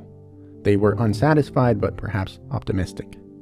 In the wake of this, the topic of decommissioning once again came into the picture. Britain demanded that the IRA hand over all of their weaponry before Sinn Féin was allowed into a newly formed parliamentary structure. And once again, the IRA refused, perhaps rightly. Nowhere in the Good Friday Agreement had this provision been outlined, but rather it was yet another demand on top of an already unsatisfactory resolution. To hand over their weapons would also suggest an admittance of defeat, a surrender. Their entire reason for being was to defy the British Crown, so to hand over their weapons at the demands of that crown was unthinkable. Furthermore, decommissioning could delegitimize both the past and future use of force, which the IRA were not prepared to do. There was also the reality that violence hadn't ended. The Good Friday Agreement was a significant step, but it was not a panacea. Catholics were still being attacked and still needed defense. Certainly British loyalists would have very much liked the IRA to be disarmed, and that alone was another reason to refuse decommissioning. This threat of violence was one of the few bargaining chips which the IRA still possessed. But changing political dynamics within and outside of the country heaped pressure on the IRA to lay down their weapons. For the time being, it seemed clear that decommissioning simply had to happen. In 2001, the Provisional IRA reluctantly began the process of laying down their weapons. A delicate and perhaps unconvincing peace had been reached. The troubles were over. The violence was not. The fight for a unified Ireland is not one that belongs only to the past. Today, many former members of the IRA still see the Good Friday Agreement as disgraceful or illegitimate. The new IRA is a splinter group which emerged in the wake of the Good Friday Agreement. They are remarkably active, having committed numerous acts of violence since their inception in the late 2000s. However, modern Irish republicanism does not only take the form of violence. Today, Sinn Féin is still a political party which enjoys significant support in Ireland without any links to IRA violence.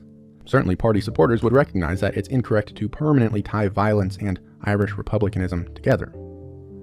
In any case, the tale of the IRA is one of political oppression and violence against it. Although a uniquely Irish story, it is built on ideas and fights that continue to appear in our world. The British colonized Ireland, fractured the country, and oppressed its residents for centuries. These invaders were offered, time and time again, peaceful methods of exit. Time and time again, they refused. Perhaps the British should not have been so shocked when people started dying.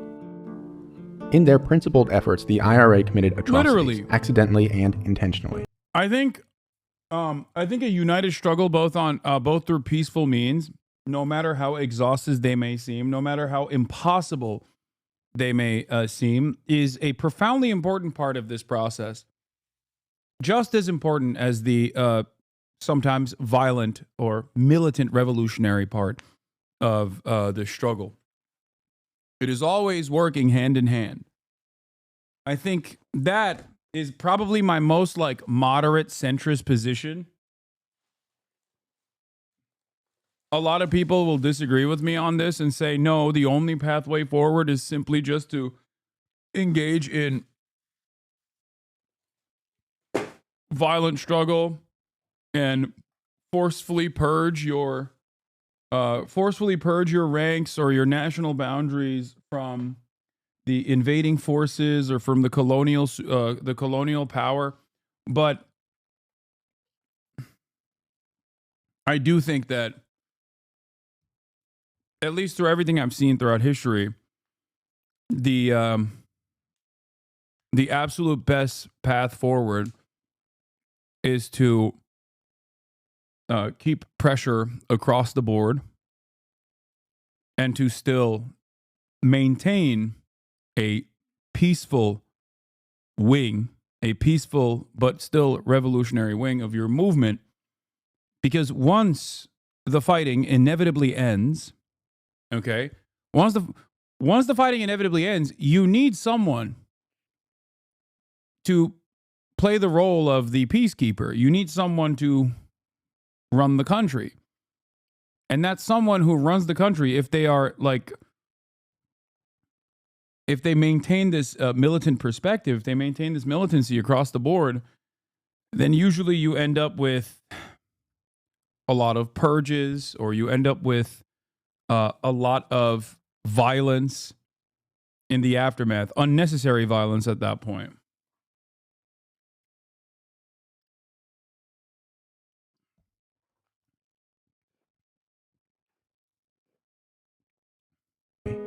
People outside of the country can sit here, far removed from the conflict, and say the IRA should have done this or should not have done that. We can say they should have just stuck with peaceful protest. But this is to engage with an imagined reality, with scenarios that are to us entirely hypothetical and so are tremendously easy to navigate. I think more prudent is to recognize truth. When people are pushed, they will push back, and they have every right to push back. Meanwhile, we who stand on the sidelines have no right to dictate how they do so.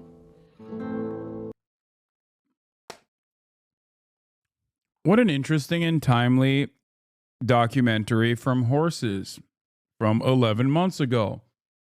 It is almost a direct one-to-one comparison to perhaps something that is ongoing, perhaps something that is still happening right now. Something that is happening maybe in another country, far, far away from Ireland. A country that, of course, very much is... A country, of course, is very much aligned with the Palestinian cause. Ireland is very much aligned with the Palestinian cause. Just something to think about. We're going to fight their reaction where all of those people are getting together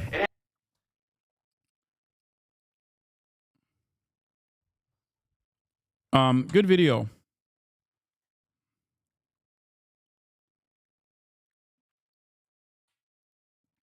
All right, let's get to some fucking stupid ass drama. Ashley St. Clair plotted for half a decade to ensnare Elon Musk.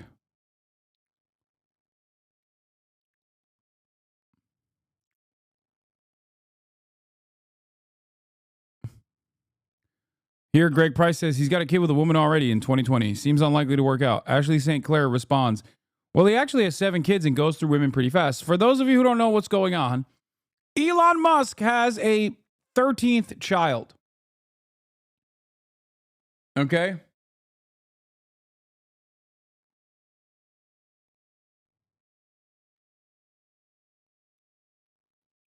This time, he fucked a reply guy. Ashley St. Clair. It's pretty crazy. It is pretty crazy that Elon Musk,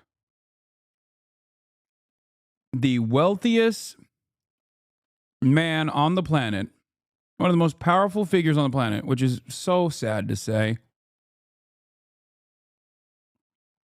has now resorted to having sex with his reply guys on the platform that he purchased. Now, the only reason why we found out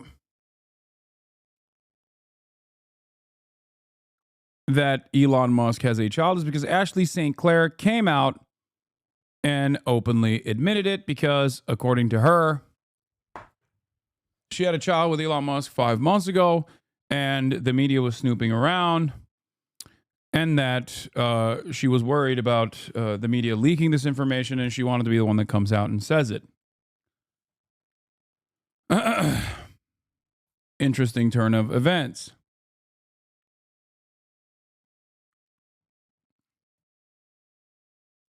So,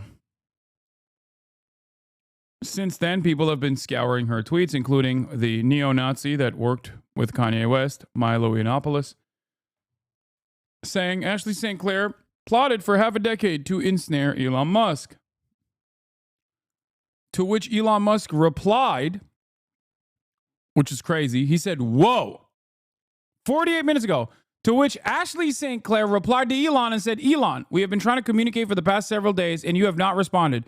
When are you going to reply to us instead of publicly responding to smears from an individual who just posted photos of me in underwear at 15 years old?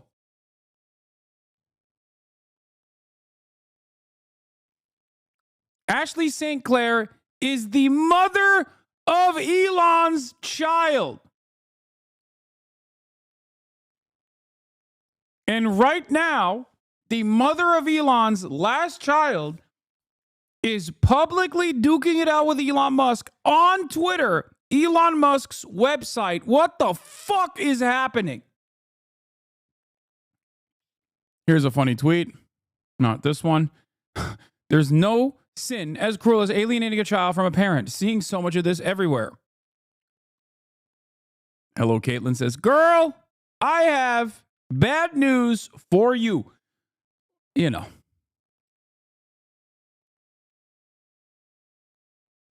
Okay. A chatter said last, question mark. I think you mean latest. You are right, chatter. I am wrong. I should have said Elon Musk's latest child. The mother of Elon Musk's latest, not last, most likely not last. Unfortunately, dear God, please be the last one. But definitely not last. Can you please explain who the fuck she is first? You jumped that first? No, I didn't. I did not jump that. I said what I said. I referred to Ashley St. Clair as an Elon Musk reply guy. And the reason why I didn't give any additional background to Ashley St. Clair is because that is literally what she is. Ashley St. Clair is basically one of these people that is just like a Twitter MAGA influencer. That's it. Like, it's not, it's nothing but that. That is the only thing she is. It's like that one bot account that responds to everyone on the left. What is it, like Caitlyn or something? Not Caitlyn. What's her name?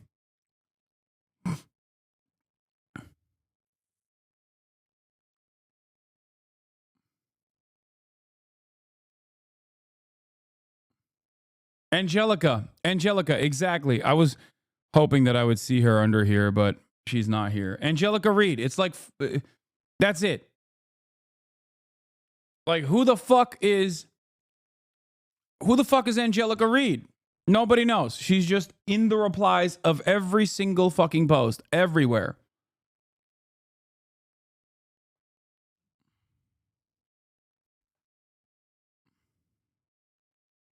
But of course,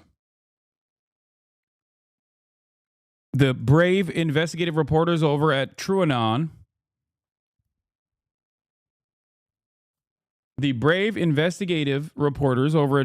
Brace Belden specifically, who is a journalist, no matter how hard he denies this,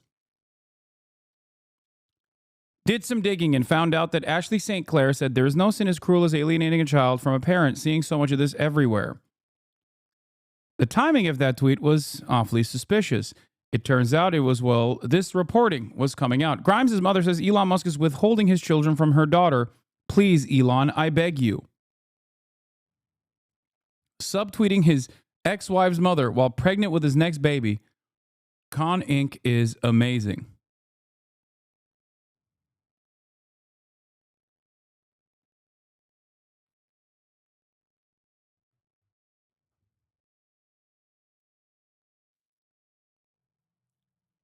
If all 13 of the children get an equal share of the inheritance, they all end up as the 60th rich person in the world. Yeah, I don't think Elon Musk is going to give all 13 equal share, especially considering that Elon Musk already abandoned multiple children and publicly disowned one.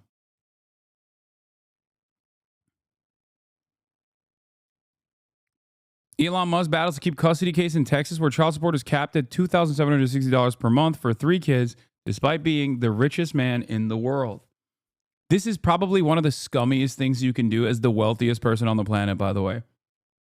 Like, at least fucking give more money to your children, you jackass. That is crazy. Truly a petty, monstrous man.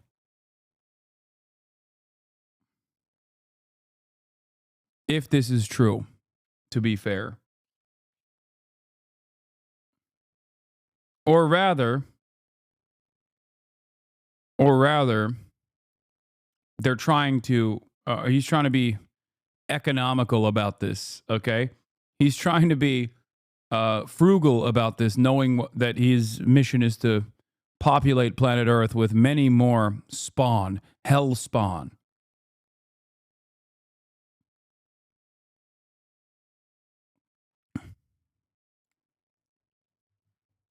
Elon Musk child with MAGA Ashley St. Clair is absolutely roiled right-wing Twitter. It pits MAGA types praising St. Clair for securing wealth and good genes against trad types concerned that having a kid with a billionaire with limited involvement is far from the conservative ideal.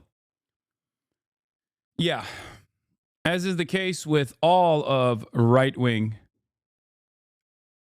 reactionaries, they will fall in line. Okay?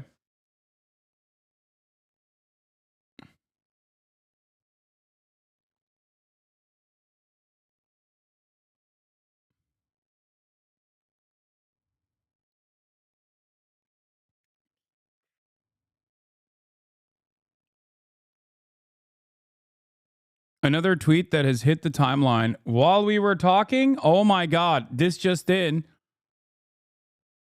Ashley St. Clair. It's interesting that Elon is responsible to this clearly ingest screenshot that was discussed with his team months ago in a documented call. Now he decides to respond to it publicly from an account that posted underage photos of me, as if he wasn't asking me to have more children last week. I would like to take this offline for our child's sake and have been attempting to so for weeks. FYI, the security team on Elon's own platform locked the account he is now responding to for a week for posting a non-consensual underwear photo of me as a child. From head of safety, thanks for the call, Chris. We're balancing the post for non-consensual nudity. Given that it's paired with a threat to expose as well, we're increasing the timeout period to 1 week. Wait, so even if the baby mama of the owner of the website's child photography is released by a right-wing neo-Nazi freak, like bathing suit photos as a child is released by a right-wing neo-Nazi, he only gives them 1 week off? Wait, what does this mean? If there's no threat to expose, there is no 1 week? It's less than 1 week?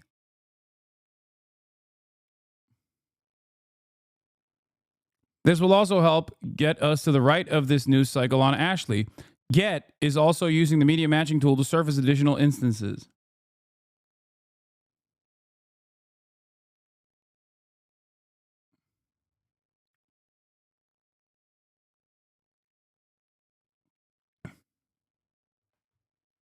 Milo can't tweet for a week. That's what's guaranteed.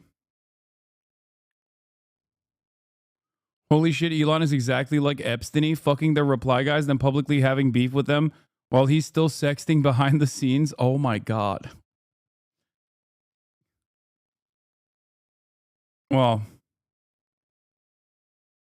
as far as I know, I don't think Epstein ever offered a horse to silence someone that he had inappropriately propositioned.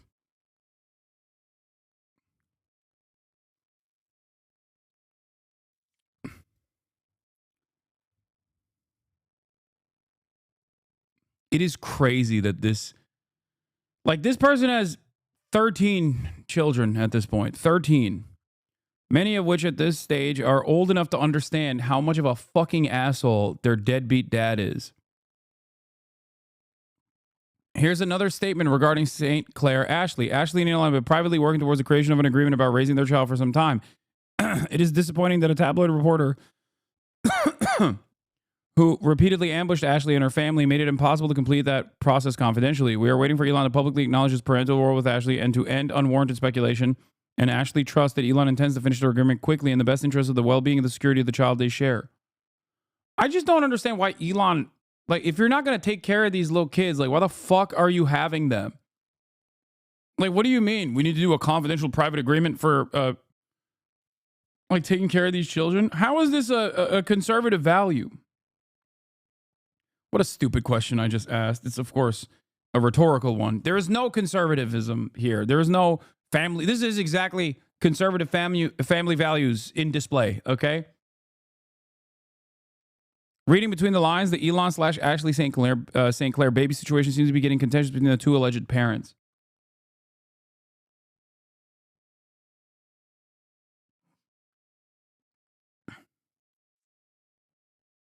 Foreshadowing. Stopping birth control and Adderall was one of the best things I ever did for my mental health. So many Americans are pharmaceutical cocktails and then wondering why they feel out of their minds. For sure.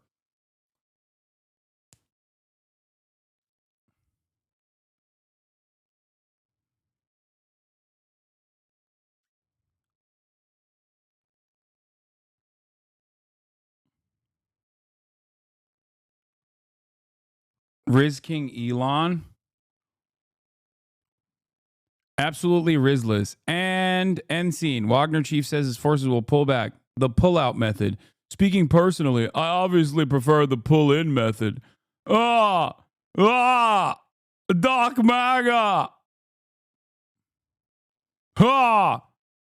Doc Maga. I love to have sex with you.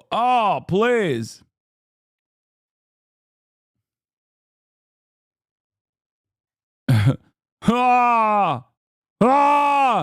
USA! USA!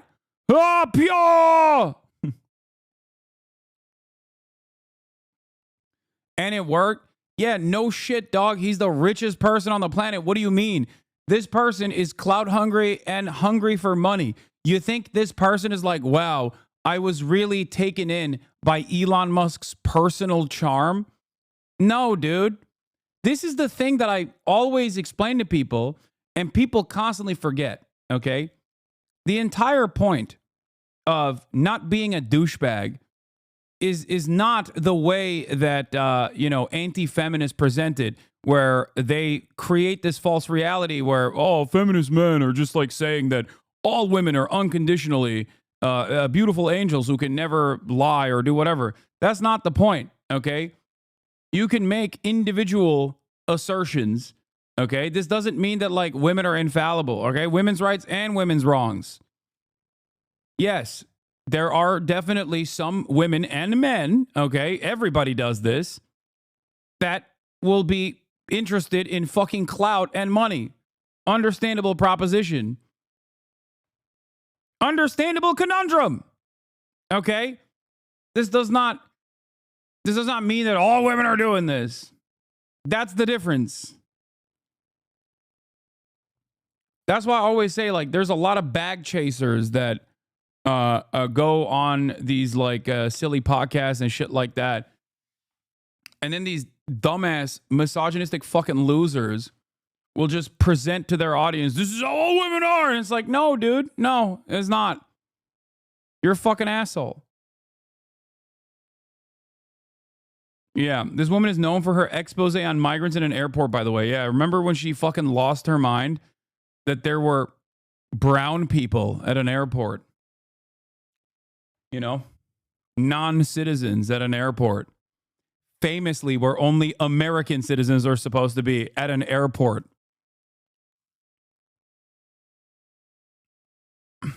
I'm becoming a Mackenzie Scott reply guy. Good luck. Jojo from Jurors. Well, this one aged like milk, didn't it? Kamala can't help herself from bending over for a man to get ahead.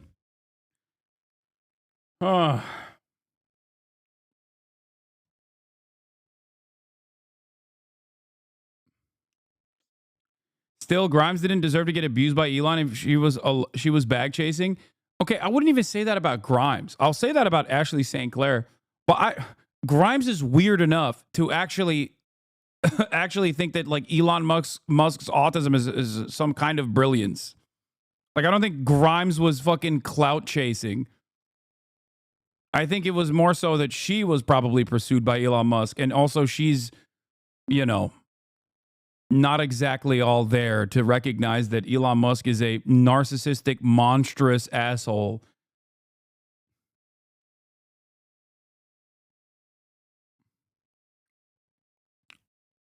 You're only saying that because she's a friend of the show?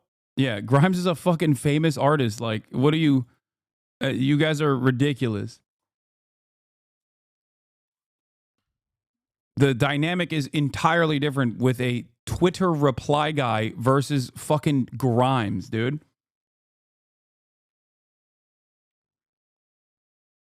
Ironically enough, Grimes demonstrates time and time again that although she's although she's not all there, she's definitely being honest. Whenever she tweets, you're like, okay, I know you're not grifting. This is just who you are, which I think is worse. After spending, after getting better custody arrangement deals, I think, in an effort to get better custody arrangement deals and defending Elon Musk's Diablo account or whatever, she then turned around and was shocked when fucking Elon Musk was actually parading their child inside of the White House, which she did not like for understandable reasons.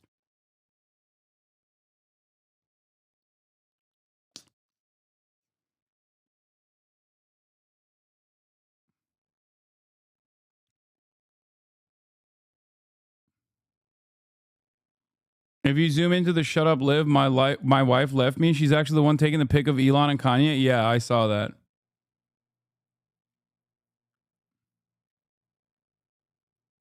That's the PR. He knew this tweet was coming.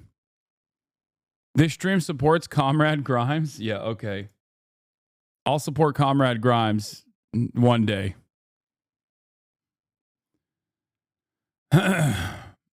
So Elon now has a Jewish child. Worst Nazi ever. Oh my God.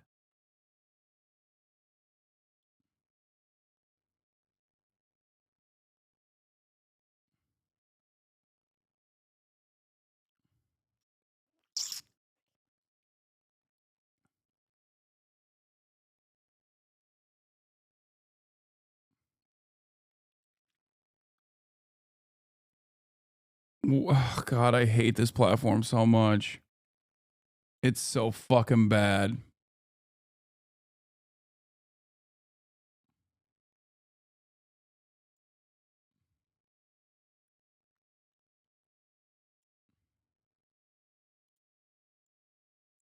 It's so bad. Everything is so stupid. It's just like, I don't know if it's... The thing is, I don't know if it's a better structure to have like God ordained, heaven sent, in air quotes, monarchs and like feudal lords and serfs, and then have them do all this weird freaky shit and do all and not actually demonstrate how stupid they are all the goddamn time in public. Like if that was relegated to like closed door dealings, would that be better? I don't know. Because this type of shit is so annoying. It's so fucking annoying to see all the goddamn time. But normally, rational thinkers would say, no, it's good. This will cause Americans and many people who have that peasant mindset to recognize that these guys that are feudal lords that oversee our lives are actually dumbasses just like they are. Except it has the reverse effect. Okay? Instead of people recognizing that meritocracy is simply a myth and that Elon Musk is not this like brilliant person, they just end up going, no, meritocracy is real and he's still a brilliant person. He's just like me. Not realizing that just like me means, yeah, just like you, a fucking idiot. Okay?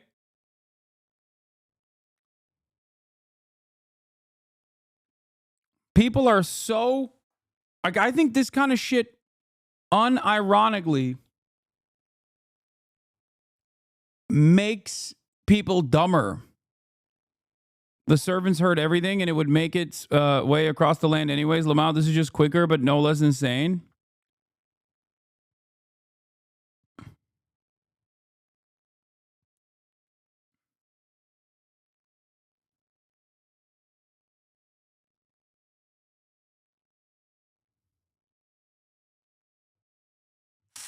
Anti-Deutsch bars in Berlin love Israel but not Jews, reported by Left Journal. Supposed anti-capitalist and progressive bars act anti-Semitically towards Jews but love Israel. Yes, anti-Deutsche is fucking insane. They literally did hate crimes that are ironically also considered anti-Semitic hate crimes in the beginning to defend Israel after October 7, where they dumped pig lard in an Arab cafe. They broke the windows and then dumped pig lard in a cafe that was operated by Arabs.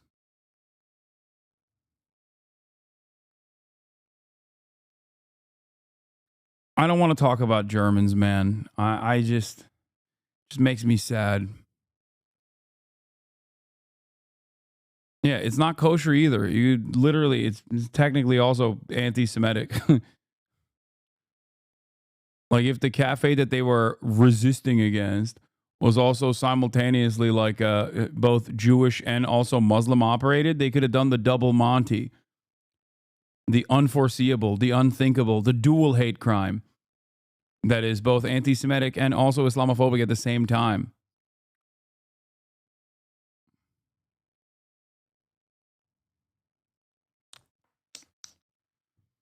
Germany was better when it was a bunch of small tribes. I agree, dude. Those fucking small tribes got their shit together and were able to actively stamp out the Romans, okay? They were actively able to defend their lands from the mightiest military in history at the time. We need to balkanize Germany. We need to bring them back. We need to return to the true Germanic tradition, which is a balkanized tribal state led by pagan barbarians. Hey, Hasan, our team has helped launch a number of Twitch crypto tokens with 2 million profits. You interested? I would rather kill myself, you dumb fuck.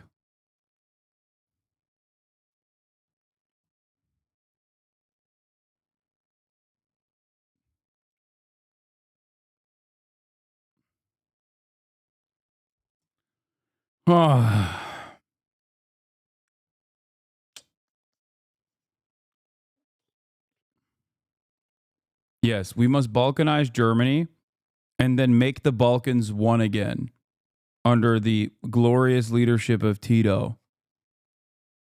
Yugoslavia now, Yugoslavia forever.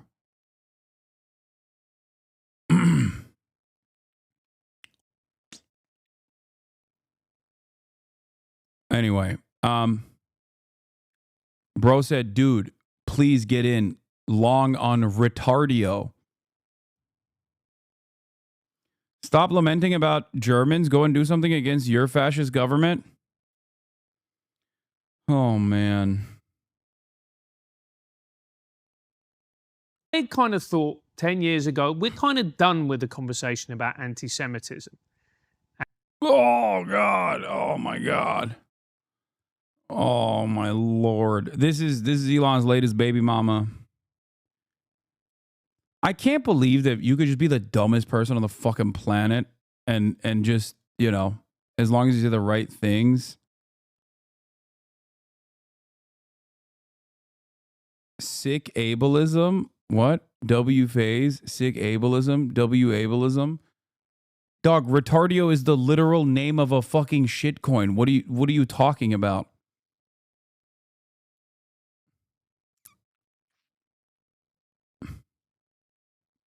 W phase. Dog, if you don't know about retardio, don't even fucking come in here, okay?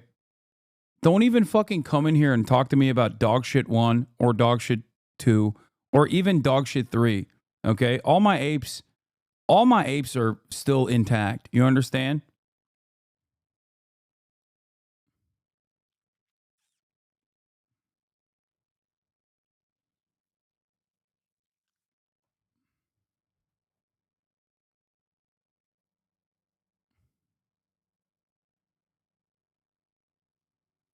Also, a German saying, go worry about your own fucking fascist government. Stop talking about Germany is so funny because the very same problems that we are experiencing here in the United States of America, Germany is also experiencing. So, like, we are united in this struggle,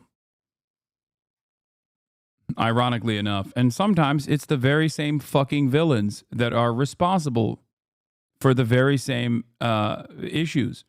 Elon Musk being the unifying figure here. I'm confused as to why so many conservatives are cheering on a single mother who gave birth to a child out of wedlock. What exactly are we conserving if degeneracy is not widely embraced? If we're truly fighting for the restoration of traditionalism and real Christian values, I'm sorry, but this is not the way. Here's the other side of the story. A few things are true. All babies are worth celebrating. Journos who go after children are the scum of the earth and should probably face jail time. Intentionally creating motherless or fatherless children is tragic or cruel. But Joe Manarino, on the other hand, the neoconservative movement that is carrying on the torch of being a fucking asshole, but openly, instead of, you know, the old school way of doing conservatism, which is exactly what Elon is doing, but just like hide it. Joey Manarino says, Ashley St. Clair won at life. Sad to see people hate. Also, I thought we encouraged people having babies.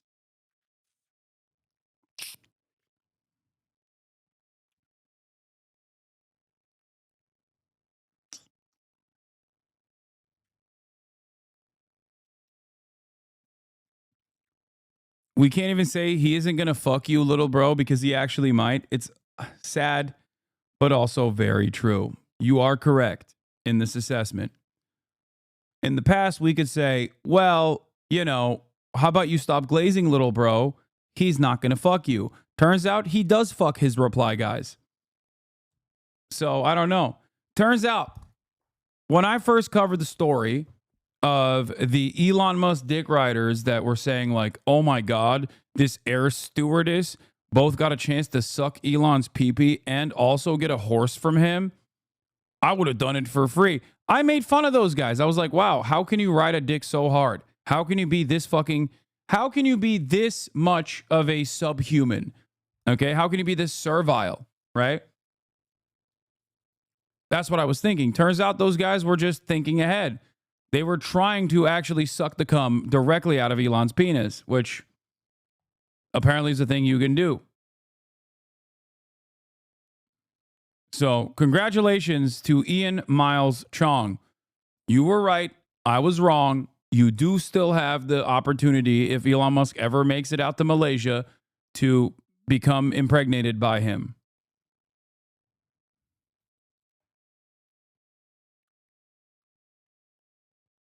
Yeah.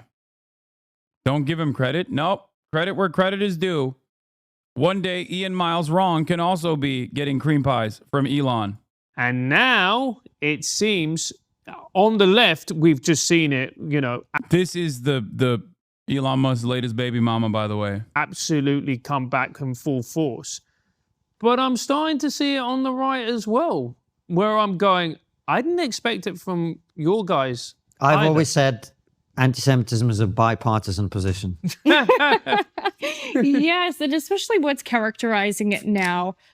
First of all, we just can't catch a break, can we? But what's characterizing it now is really Marxism, and it's hard not to laugh at the institutions like Columbia being taken over by these people. And you have the Jewish professors. I think it was David Shea or one of them who, you know, he had his card turned off at Shy David.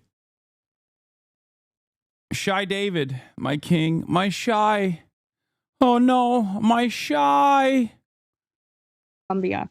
And if you go back and you see his tweets and his posts from during the height of the BLM riots, he's saying, what is this? This post gives me hope. The beard song guy is like a super ugly Nazi, isn't he? This post gives me hope. You can be the ugliest chud on the planet, but as long as you have a Twitter clout, you can bag a girlfriend. Ian says, I was trying to think of a funny caption to post, but I have nothing really to say apart from, Dubai is pretty awesome. I am not the girlfriend. He's my ex-husband's friend.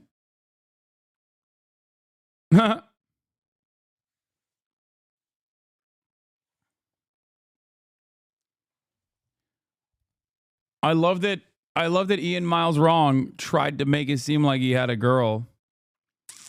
And then it ended up creating this chaotic situation for him where she had to come out and publicly be like, I am not someone who is in any way, shape, or form romantically involved with this douchebag. I would never, I repeat, ever ever be around him in a non-platonic manner.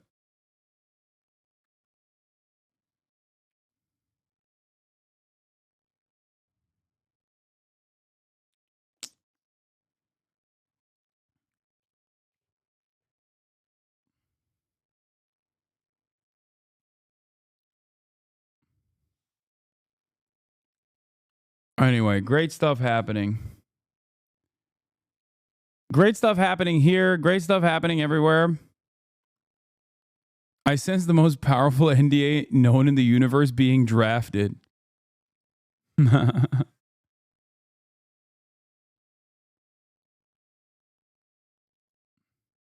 A heaving Elon Musk rolling off your body after giving you a heckin' epic doggo cream pie.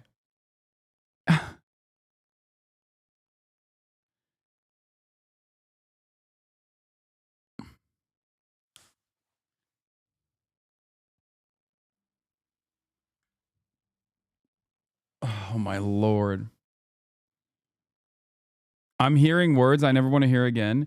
I'm sorry. You have to hear it and you have to think it. Okay? This has to be in your mind. I'm not sorry, actually. It happened. It happened in the real world. And you should know that it happened. Okay? And maybe sometimes even think about how it happened.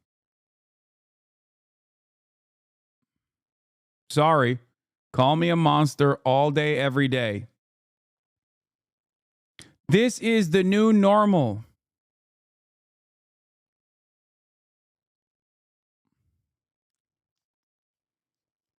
This is the new normal. This is the new reality. These are our rulers. These are the people that have profound power over your lives. Okay? It's true. So yeah, while you squabble about someone being, I don't know, 10% more leftist than you or 10% less leftist than you, and how that is the most profound disagreement that you could never actually come to terms with, those are the guys who are running the show. Just remember that. And think about that all the time. I do. I can't get it out of my fucking mind. So neither should you. Joe Rogan is now the Hillary Clinton of comedy. Joe Rogan or Bill Burr? Be informed. Compare them on the issues that matter. Billionaires. People are worried that Elon is going to steal everyone's money. He has 400 billion. Elon's not going to steal your money.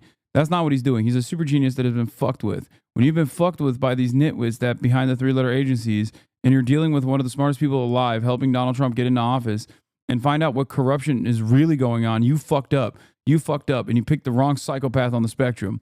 He's going to hunt you down and find out what's going on and what's good for everybody. That's how you should be looking at this. Like, wow, we have a brilliant mind examining these really corrupt and goofy systems and bringing a bunch of psychopath wizards. On the issue of billionaires, they need to be put down, you know, like fucking rabid dogs.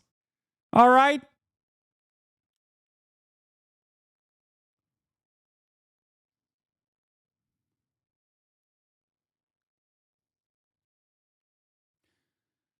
Billionaires are good for no one but themselves. Okay? That's it. Playlist from Macy's if you missed it. Oh, I did miss it.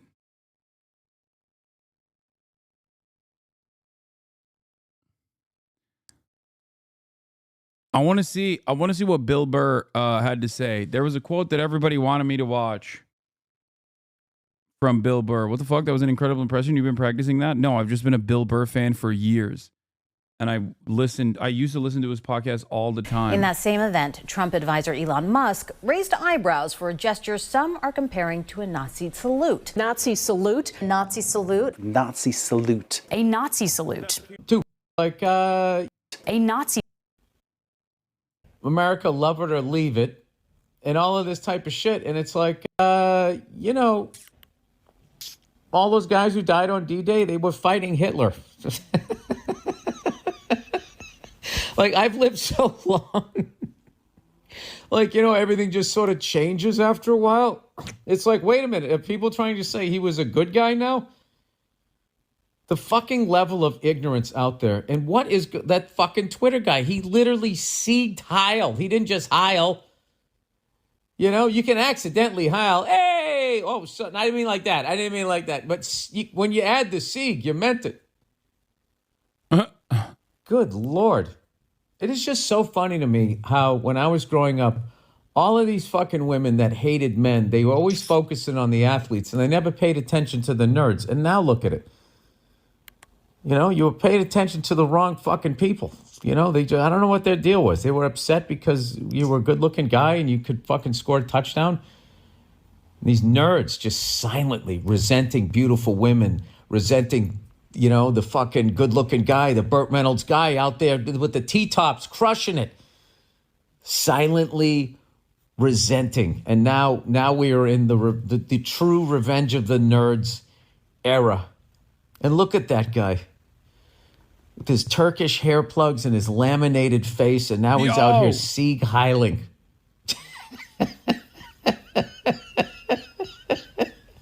I mean, that guy is off his fucking rocker. I can't believe he's still in, like, whatever position he just got. Like, how the fuck do you keep that guy in that position? It's like, wait a minute, this guy is he rooting for the other side? He's on the Axis side? All of these movies along the problem is, I think a lot of Americans are on the Axis side. Like, there are more Americans that actively would have been a part of the German Bund movement than I previously thought. Fucking way, the greatest generation, D-Day, all of those lives that were sacrificed so that people could live free. And this fucking nerd, because he couldn't get any pussy in high school, is now identifying with Hitler.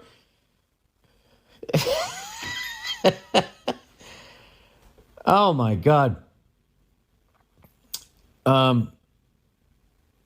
This is where liberalism is bad, because and why extreme conservatism works over liberalism is because liberals at heart are non-confrontational.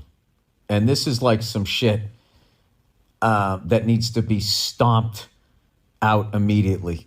That people are going to like fucking try to lead us back in that direction. I mean, what are we doing? This is the United States. We're united, not divided. And like, are we really going to fuck this up because Elon Musk couldn't get any pussy in fucking high school? Like we're really going to fuck this whole thing up? Fucking guy. I mean, I don't know. It just boggles my fucking mind. I don't know. Well, we'll see how that plays out. We'll see how that plays. Why would he be a Nazi? Like, what does he feel he's not getting as a white man? I mean, it's like you're a fucking billion. You got more money than anybody.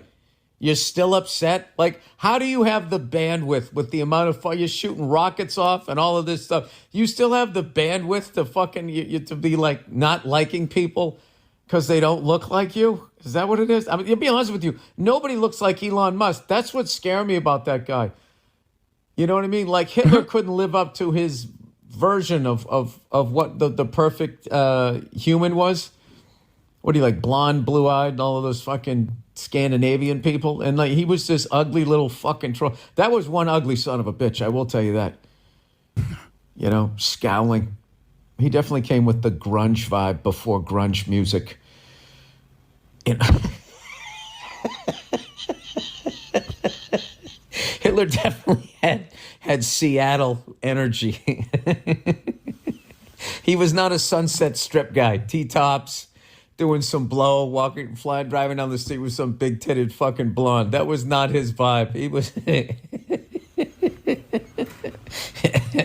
Hitler's chicks had hairy legs. I'm going to say that's what it was. That's what he could get. He was a private. He was a private in the service. He was a private in the army. And I don't know. And we all paid the fucking price. So now here comes another one. Here comes another one. You know what? The greatest country and the freest country in the world needs fascism. Springfield will have its first annual Do What You Feel festival this Saturday, whenever you feel like showing up. It'll be a welcome change from our annual Do It, started by German settlers in 1946. Unreal. Unfucking real. I hate that expression, come to Jesus moment. The fuck does that mean? All right? I'm running from that guy. All right? Not him personally. All right? I got no problem with that surfing looking guy. You know, he looks like he, goes out on a board out there in Malibu.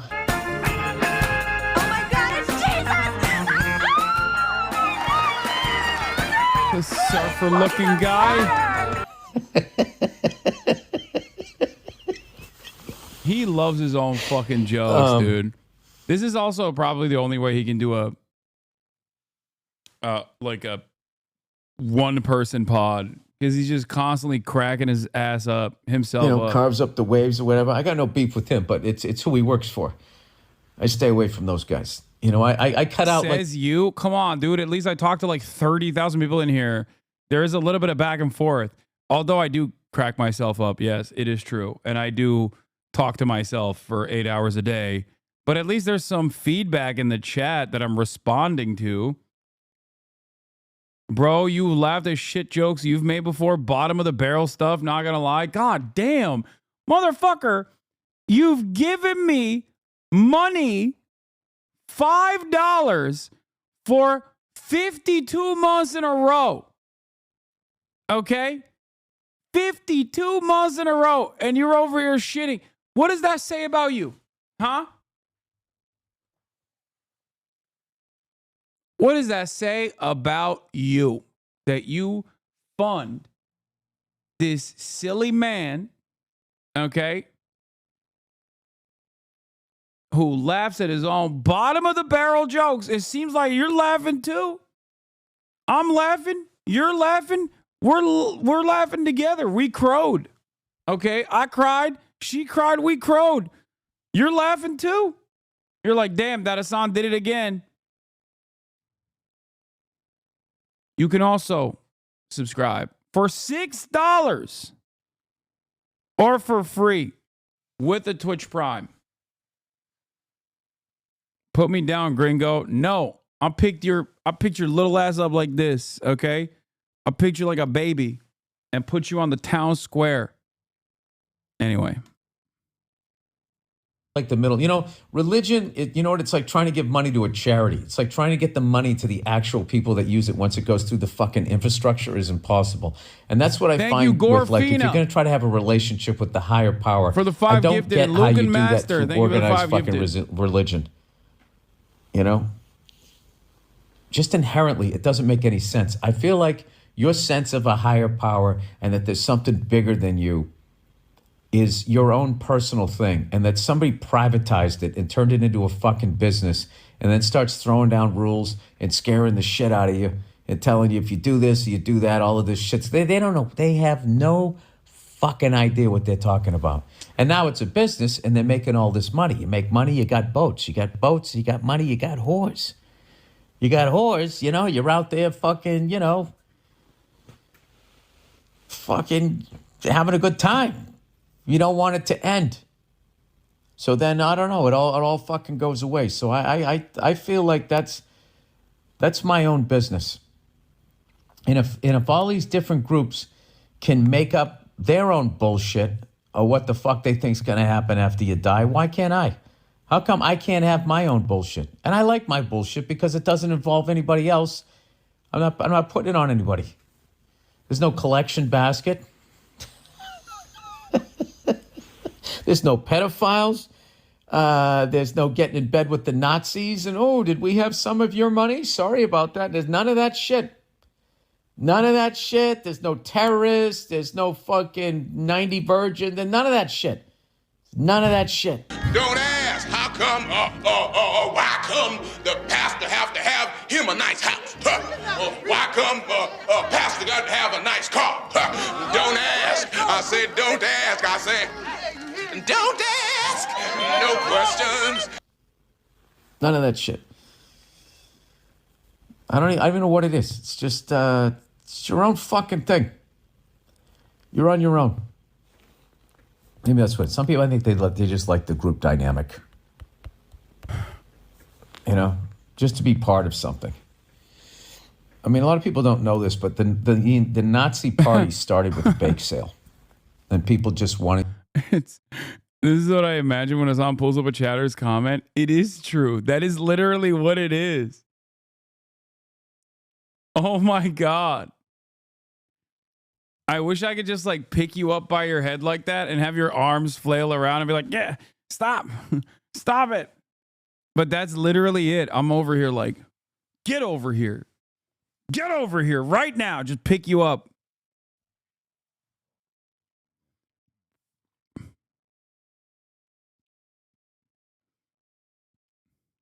Come here, chatter.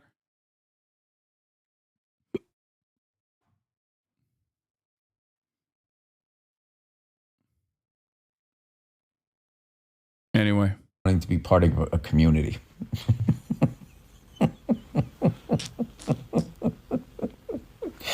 Who is Elon Musk dating? You are the political Bill Burr.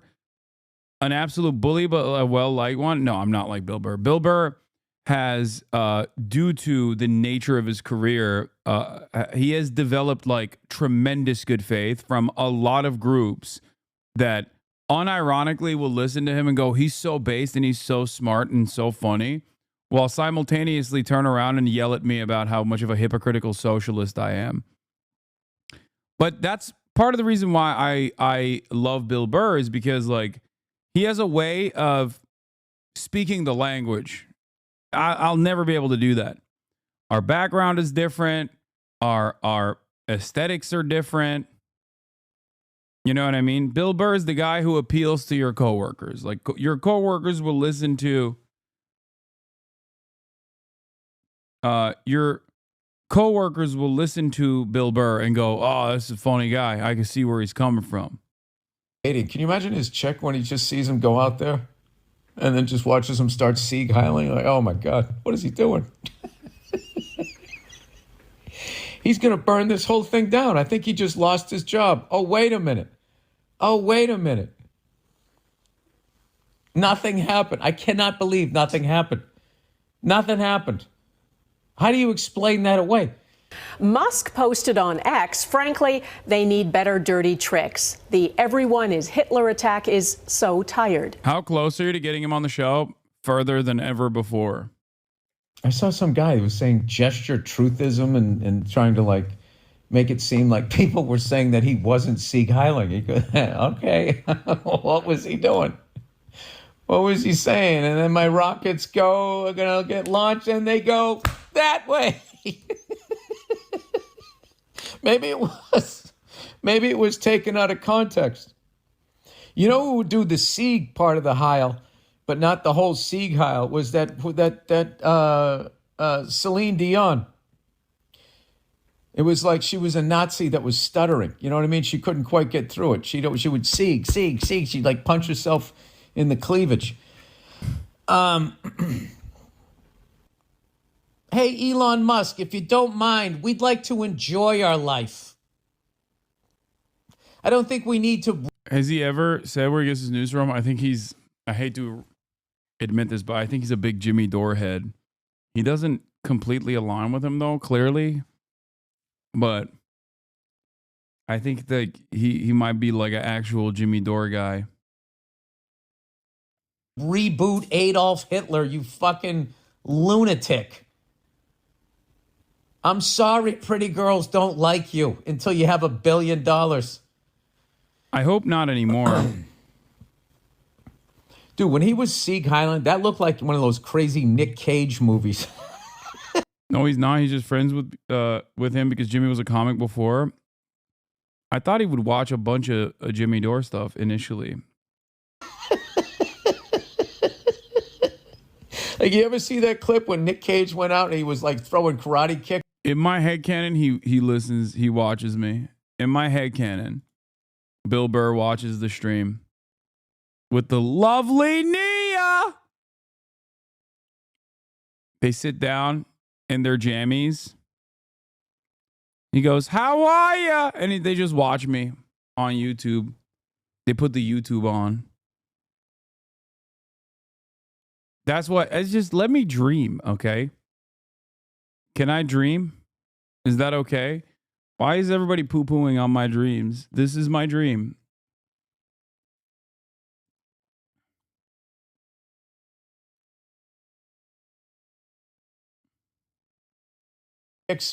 He was like promoting a movie, and he just fucking went out, and I don't know what. He was probably towards the end. I don't know. Some people don't know. You do those press junkets, you're gonna get asked the same 30 questions like 30 million times, and after a while, you kind of fucking lose your mind. And that's what I love about that clip. I feel like Nick was at the end of his wits there, and he was just out there fucking throwing kicks. I've never seen this clip before. Dude, Bill Burr brings up only the most relevant stuff. Yeah, I feel like maybe Elon, he has all this money and power, and he thought it was going to fill that fucking void, and it didn't. And rather than face it in a panic of the profound loneliness. Okay, and I'm coming from an empathetic place here because I experienced that when I took mushrooms. It's a profound sense of loneliness. And then you either face that and figure out where it is, or you just go full Nazi. And go. I feel he's more Mussolini. If I'm to look at his face, I feel he's more Mussolini than he is Hitler. I got to be honest with you. The fact that he did that and everyone isn't fucking outraged is just is beyond me. Because I always felt like this country collectively all agreed that Hitler was not a good person, to put it mildly. And I also think that we all look at World War II as far as the sacrifices that were made and what was prevented was a good thing. I feel like that's the last war that we had where people weren't like, some people are like, well, Vietnam, they were stopping the spread of communism. Then other people are like, no, that was just a fucking whatever, right? But World War II, I was always collectively like, yeah, those were bad people. They needed to be stopped. And the sacrifices that people made was not in vain. That was, without a doubt, a just operation. I thought that's where we all were. And the irony that this fucking asshole was able to make $1 billion in the nation that those kids saved in the 1940s would then turn around and fucking spoon with the person that was killing their fucking fellow soldiers. It's beyond me. It's just fucking beyond me. I don't know. You know what he reminds me of? Like back in the day, like when I was coming up, there was an entire generation of comedians that I was in that was enamored with Bill Hicks. And you'd see these Bill Hicks ripoffs, and they would go on stage and they would have like a leather jacket and they'd be smoking a. Does Bill know Elon's from apartheid South Africa? Yeah, I think Bill. There's no way Bill thinks that Elon is from Germany, right?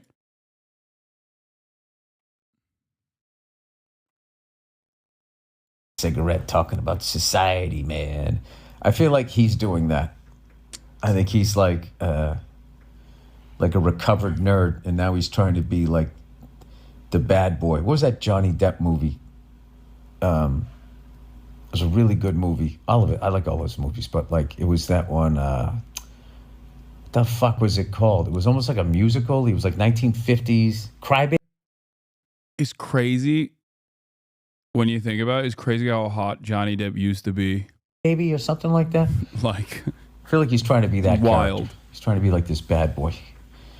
This bad boy that Kate Moss would date. And I just don't think it's going to happen no matter how much money he has. I think that realization hit him. And he didn't know how to handle it. And he's still hot, dumbass.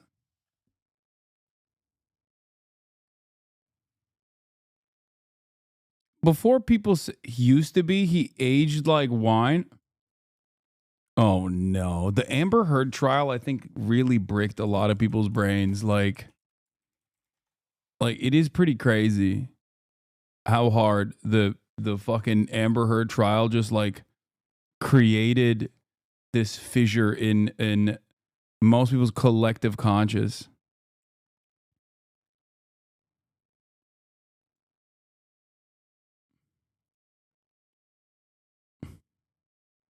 Like that, this is what people are.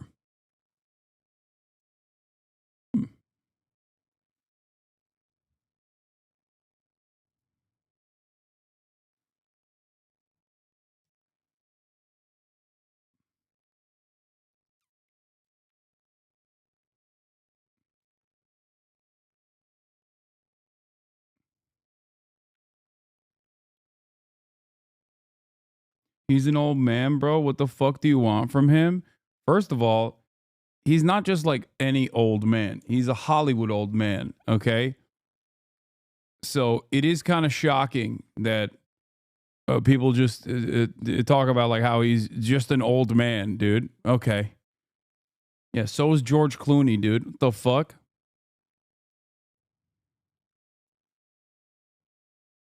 So is Brad Pitt. I like that we're also talking about Johnny Depp like he's some little guy, you know? He's just a little guy. You guys are he's just a little guy. He's just a little old man. You're being ageist. In a panic, he went full fucking Third Reich. He went Fourth Reich. He's trying to fucking he's trying to keep it going. Sorry I'm laughing about this shit because I don't know what to do about it. It's fucking terrifying. It is absolutely fucking terrifying. Not that he did it, because there's idiots everywhere. It's that the lack of we need to stop this fucking immediately is beyond disturbing. Oh, look. Someone hardly touched their pumpkin pie. Want to share it with me? A partially eaten. Oh my God, I just realized the Big Bang Theory is responsible for Elon Musk. We gave nerds too much clout. Oh my God. We gave nerds too much fucking clout. America got too used to venerating nerds. Oh my God. It is the Vivek Ramaswamy thing. No, it's not like the fact that he was an Iron Man, chat. That's not what I'm talking about. Not because of Elon Musk's appearance in the Big Bang. It's the Big Bang itself.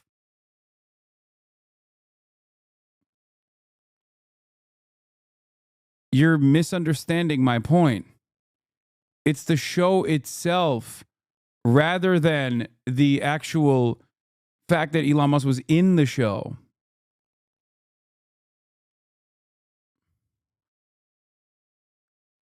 Big Bang Theory normalized neurodivergent nerds as like lovable figures. Okay? And it made people think that, oh, these people that were bullied their whole lives, they're actually all really nice people. It caused you, okay, it socially conditioned you into thinking that nerds are not capable of being truly evil, abhorrent monsters. It made you think that all nerds, everyone who's neurodivergent is automatically smarter than the average person, and they're automatically like bullied people who actually are always super intelligent and super kind. Okay, they always want what's right. They always want what's just. It's just like the cogs are turning in my mind, okay? The Big Bang Theory, it's the domino meme. Big Bang Theory comes out, Elon Musk is running the country 15 years later. That's what happened. Nobody has the capacity to think that like evil fucking nerds exist. People don't think about nerds as though they are evil, violent monsters sometimes. We think they're all like, oh, it's Sheldon, it's Bazinga. Come on, they're the Sheldon Bazinga guys. They're all lovable losers who just always want to do what's right. Back in the day when the jocks used to run the show, okay, nerds, the position that nerds were in, what was it? Lex Luthor, big old nerd, okay, evil villain. virtually everyone in a fucking doctor's coat is automatically evil in the 90s, all the way up until the early 2010s. Okay? And now we think nerds are nice. Yeah. Dr. Doom. He got a doctorate in genocide. Okay?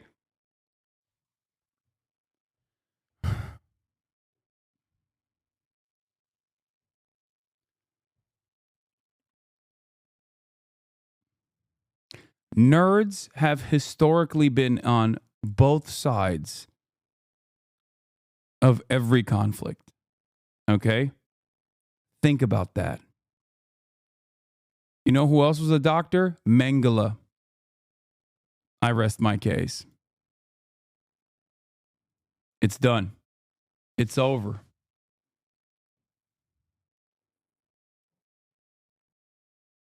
This is definitely one of the takes of all time. You already know.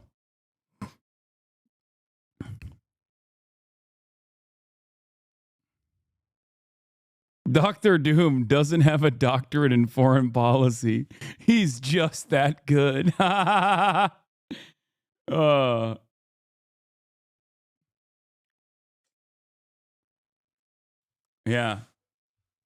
Perhaps Pol Pot was onto something. Okay?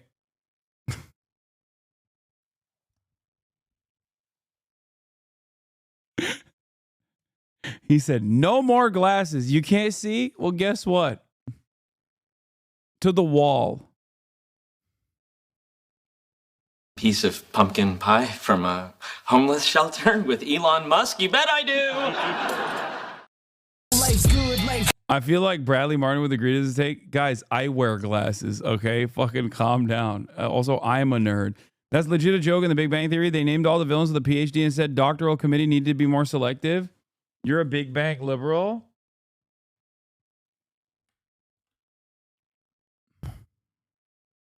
Yeah, as if you aren't a giant dork yourself. It's true. I am also a fucking giant dork. Anyway, speaking of being a giant dork, 4 hours and 30 minutes in, I'm finally getting to the news segment today. After talking about Asmongold's takes about how the Nazis actually burned books because they were not German.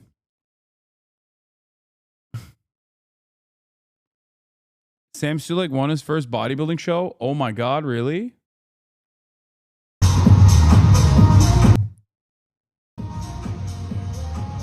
It's crazy.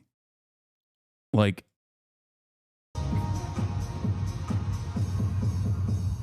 dude, he is insane.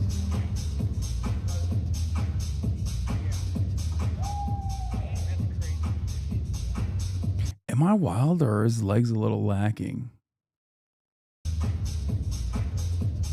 Maybe it's the angle and the colors.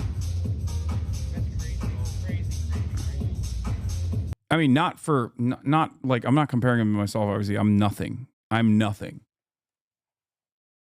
just saying, like, for the standards of like professional competition, his upper body is insane though. Like, it could literally be because his upper body is so crazy that his legs look kind of weaker in comparison. Jesus Christ.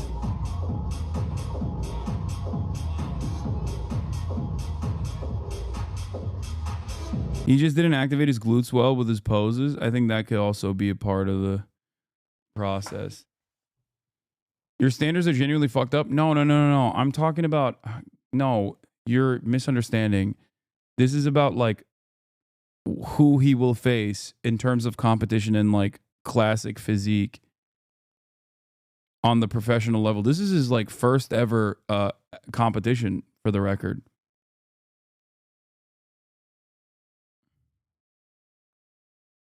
Yeah, this is like talking about an NBA player, chat. Like, we're not comparing a fucking NBA player to the average person or to me. Okay? You would compare an NBA player to other figures in the NBA. because Sam Sulek at the incredibly young age of 23 is now basically an NBA like almost not an NBA player level, but like a Euro League player in terms of basketball. Like,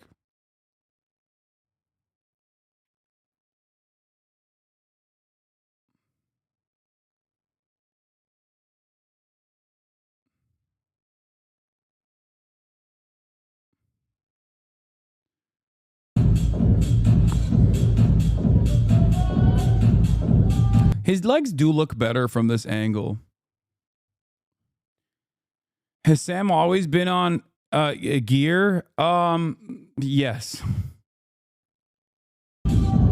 Yeah, it was definitely the lighting. Could I look like this a year out on creatine? Yeah, for sure.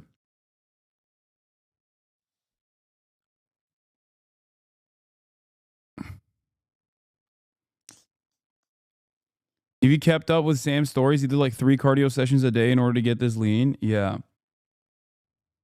The fact that he looks nowhere near Olympia level shows how insane the competition is.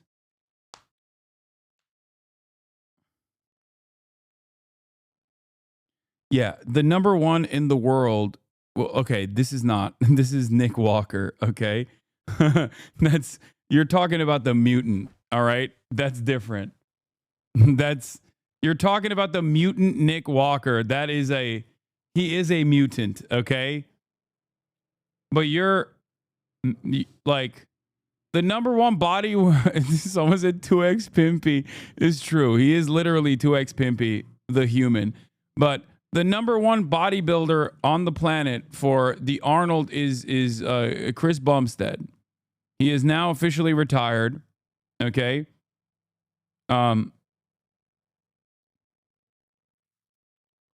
Ottawa's very own. He's the Mr. Olympia Classic Physique winner.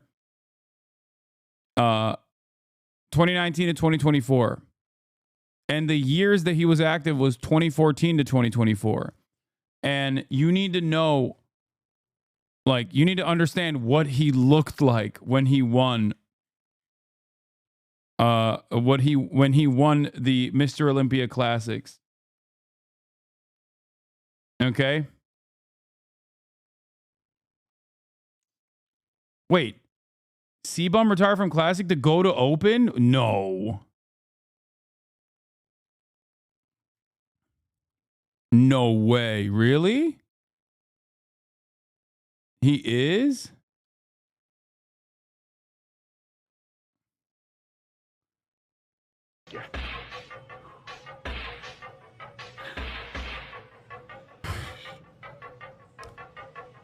Look at this. It's genuinely insane how much more like he had to lean out for competition from this point. Like, look at how he looks like here, which is already insanely low body fat percentage. Look at his vascularity. And then in order to compete, he has to go beyond that. He even has the death, what is it called? Like the skull look. That's why you know you've... Chat, you want to know? One of the like classic stages of being perfectly dehydrated. That means you are ready for you've actually perfectly leaned out for competition. Is when you get this gaunt death look where I think it's called the death phase, where you can see your skull. Okay, when your cheeks are completely sunken in and you can literally see the outline of your skull. This shit can't be healthy? Yeah, no shit. Of course it's not healthy. What are you talking about? This is C-Bum. Okay? This is the winner, the 6-time winner of the Classic. So there's a difference in bodybuilding. I'm not like the most well-versed on this stuff, by the way.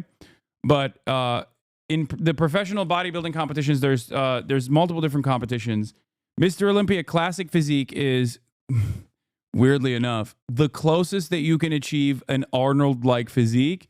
And then there's the Open, which is when you just look like, you know, as much of a mutant as possible. Skullface talk? Oh, this yeah, I used to scare people, man, with my face. It was like a walking skull, which you don't really see on the competitors these days. You know, we used to turn it up a contest and they'd have a competitors meeting where you draw your numbers and you listen to the rules and all that stuff. And you'll all have tracksuits on and everyone will be looking around like, looking at the faces. Because you can tell from the face what the body's going to look like. If a guy's a bit puffing, he's off. But when I used to turn up, I literally used to have sinews like in my jaw that you could see. You know? You could only see the muscles in my face. I was that lean. When you can see this shit, not even just this, not even your cheekbones, but like this shit, dude, that is when you have dehydrated adequately. And the eyes and sunk in the head a little bit. It was scary, man.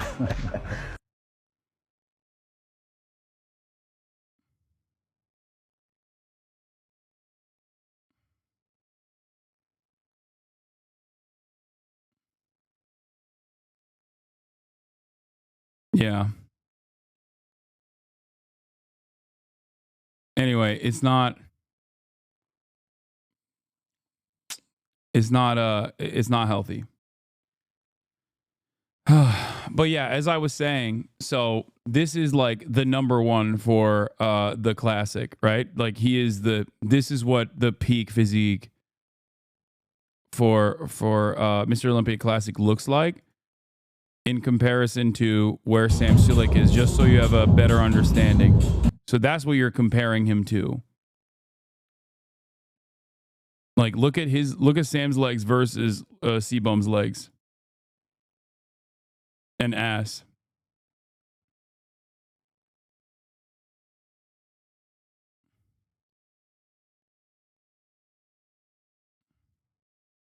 So peak, yeah, that's peak.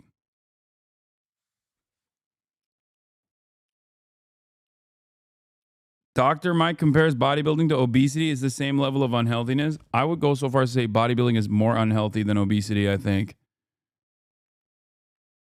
Depending on what level of... Because, like, obesity doesn't mean automatically... Obesity is not an automatic death sentence at, like, 40. Okay?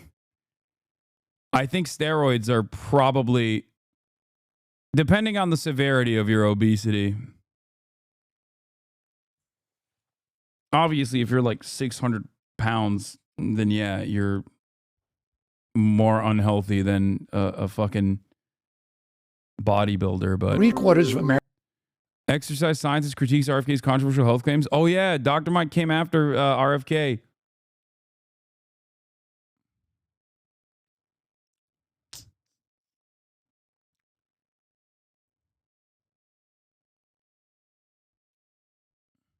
Why do you follow this and not a sport like arm wrestling? What? I don't really follow it that much.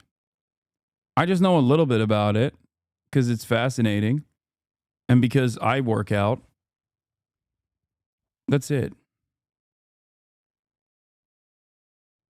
I don't actively follow it. I mean, look, I think these guys are artists, okay? They are self-sacrificing for something, for a cause greater than themselves. Look at this man. Look at what he's done to his life. Look at what he's done to his body. Why? In order to prove a fucking point, okay? This man is 23 goddamn years old. That is insane.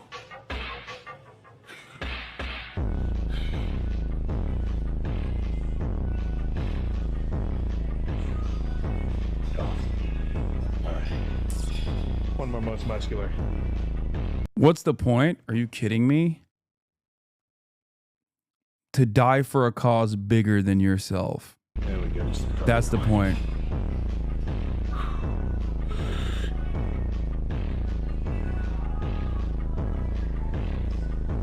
Oh, okay. All right. Let's get out of here and not get into trouble. What's the cause? To be fucking brought. This is the cause. You're looking at it, dude. What do you mean, what's the cause? Look at him. The point is to be unimaginably, unfathomably jacked to push this vessel that you have on God's green earth to its maximum potential. That's it. That's it. And nothing but that. Pushing humanity beyond what we previously thought we were capable of. Look at this thing. I don't even want to call him a human being. Look at him. 2x pimpy in real life. A man who has actually peaked so hard that it is physically impossible for him to shave his face. Think about that.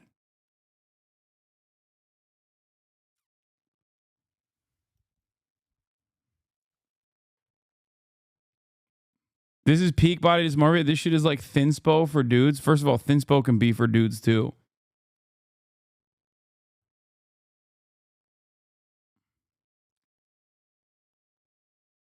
Imagine using that time and energy towards something actually purposeful. Clearly takes a lot of time and energy to get to this point. Yeah. That's not peak performance, though. This guy's not fast, has no stamina, isn't as strong as he could be. I'm sorry, but far beyond peak. You guys are such goddamn losers, dude. Oh my God. You're such nerds. Shut up. Yes, I know. I know he's not like, he's not an athlete. Okay. We're talking about dudes who literally look like pugs. Okay. We're talking about dudes who look like fucking experimental dog breeds. Why do leftists angry and nerdy about body fitness law? Yeah, you're talking about a dude who literally stands up for like 4.5 minutes and is winded. This is sculpting your body to look a certain way. Okay? Jesus Christ. Too good. Fuck. Good. 5 plates. I mean, that's not that crazy, but still. Come on. Good. 5. There you go. Good. Come on. Look at his fucking calves, dude.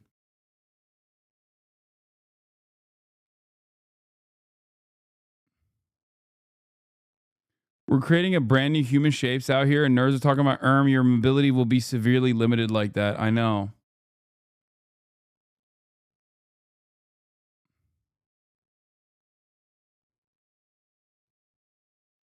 Repping 485 is not crazy. Yeah, for someone of his size and his strength, it's not that crazy. Dude, what do you mean repping 405? Bradley Martin can do this. What are you talking about? Look at how much stronger he is than Bradley Martin. Good. Go. Just so you understand, it's 495 and I can rep, you know, I can rep 90 pounds lighter than this. Finish. Good. No, you can't. I literally go to my fucking Instagram.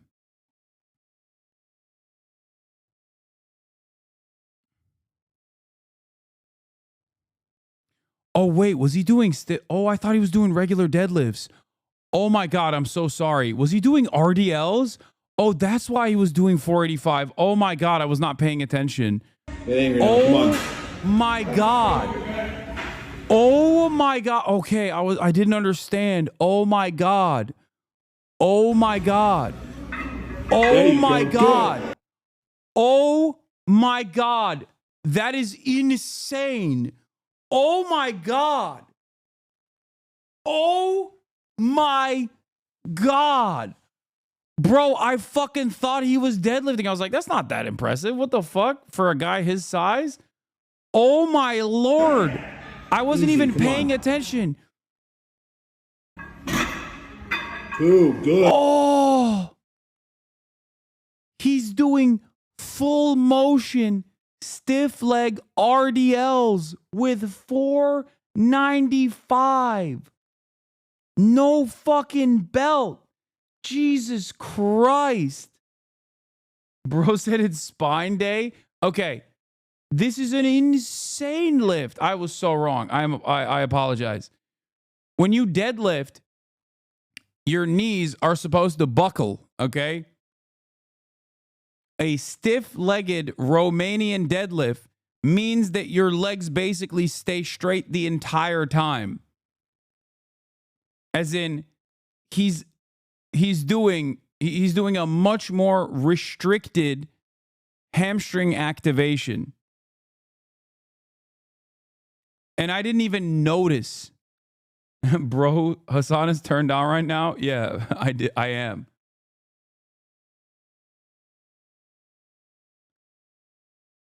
That is an insane weight to put up. That is an insane weight to pull at 495. It is actually not an insane weight to pull at all for a man of his size and his level of experience in terms of deadlifting, which is why I was shocked. Not realizing that he was doing a straight up RDL. His body is so misshaped that you couldn't even tell where his waist began and his knees ended. Like, look, do you see this? This is a full-blown Romanian deadlift, completely controlled on the eccentrics at 495. Is he on steroids? Come on, chatter. The fuck?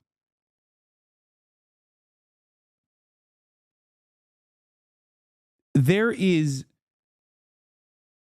That's crazy. His legs are out of control. It is actually insane. Holy, listening to chatters discuss lifting might actually annoy me more than some of the EU chatters discuss Europolitics. Y'all got to start hitting the gym. You really do have to start hitting the gym, chat. Seriously. Obviously, you're never going to get to this level, so don't worry about that, okay? It's always funny when people are like, oh, but if I'll start looking like this. Yeah, stiff-legged deadlift. Jesus fucking Christ. Tries to be like, oh, I don't want to live because I'll look like this. No, you won't, okay? I fucking promise. You will never look like that. I can give you a 100% certainty that you will never, ever, ever look like this, okay? Never. This man has dedicated his entire life and has taken years and years of experimental cocktails to be able to look like this. Don't worry. If that's a fear you have, you will never look like him. You're the same as any other WoW chatter talking about raid stats. I did 10 sets of reading feminist literature and 20 reps of listening, not talking. Thank you very much. You just caused one person in here to do it just to spite you. You will never do it. You will never look like him.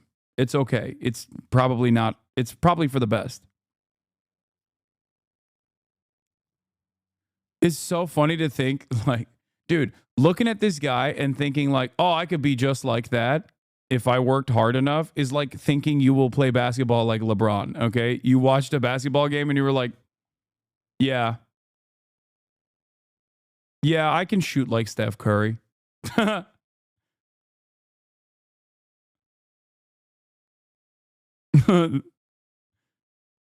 Anyway, but yeah, he is the fucking mutant for a reason. Yeah, it's like looking at Faker and being like, I could play League of Legends like that.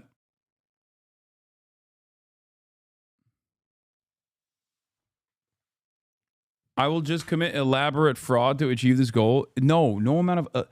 this is the thing. You can't fake this. That's the problem. Okay? You can't fucking fake this. There's just nothing you can do about it. Sam Sulek has done a horrifying amount of steroids to get to the level, and he is like obviously nowhere near the level of Nick Walker, the mutant. And he's competing on a different thing anyway. But still.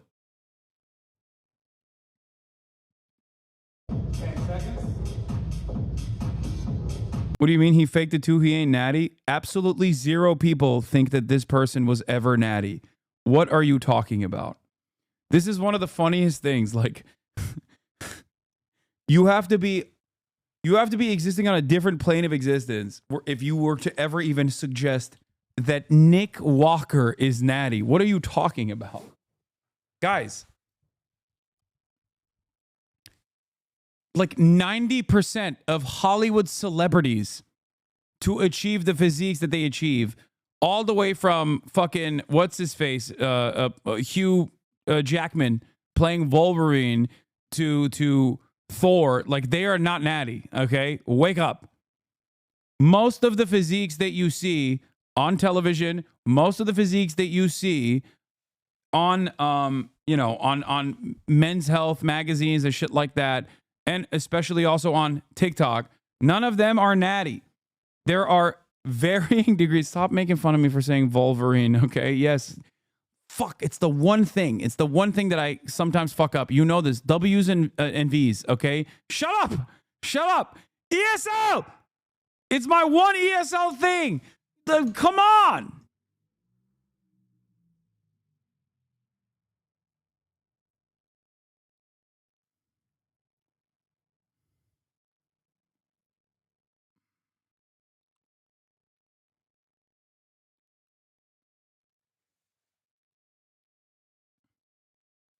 Obviously, Love and Thunder, Hemsworth isn't natty, but in general, none of them are because they get jacked in like 4 months. Yeah, that's part of it too, for sure. But a lot of those physiques are also unachievable without,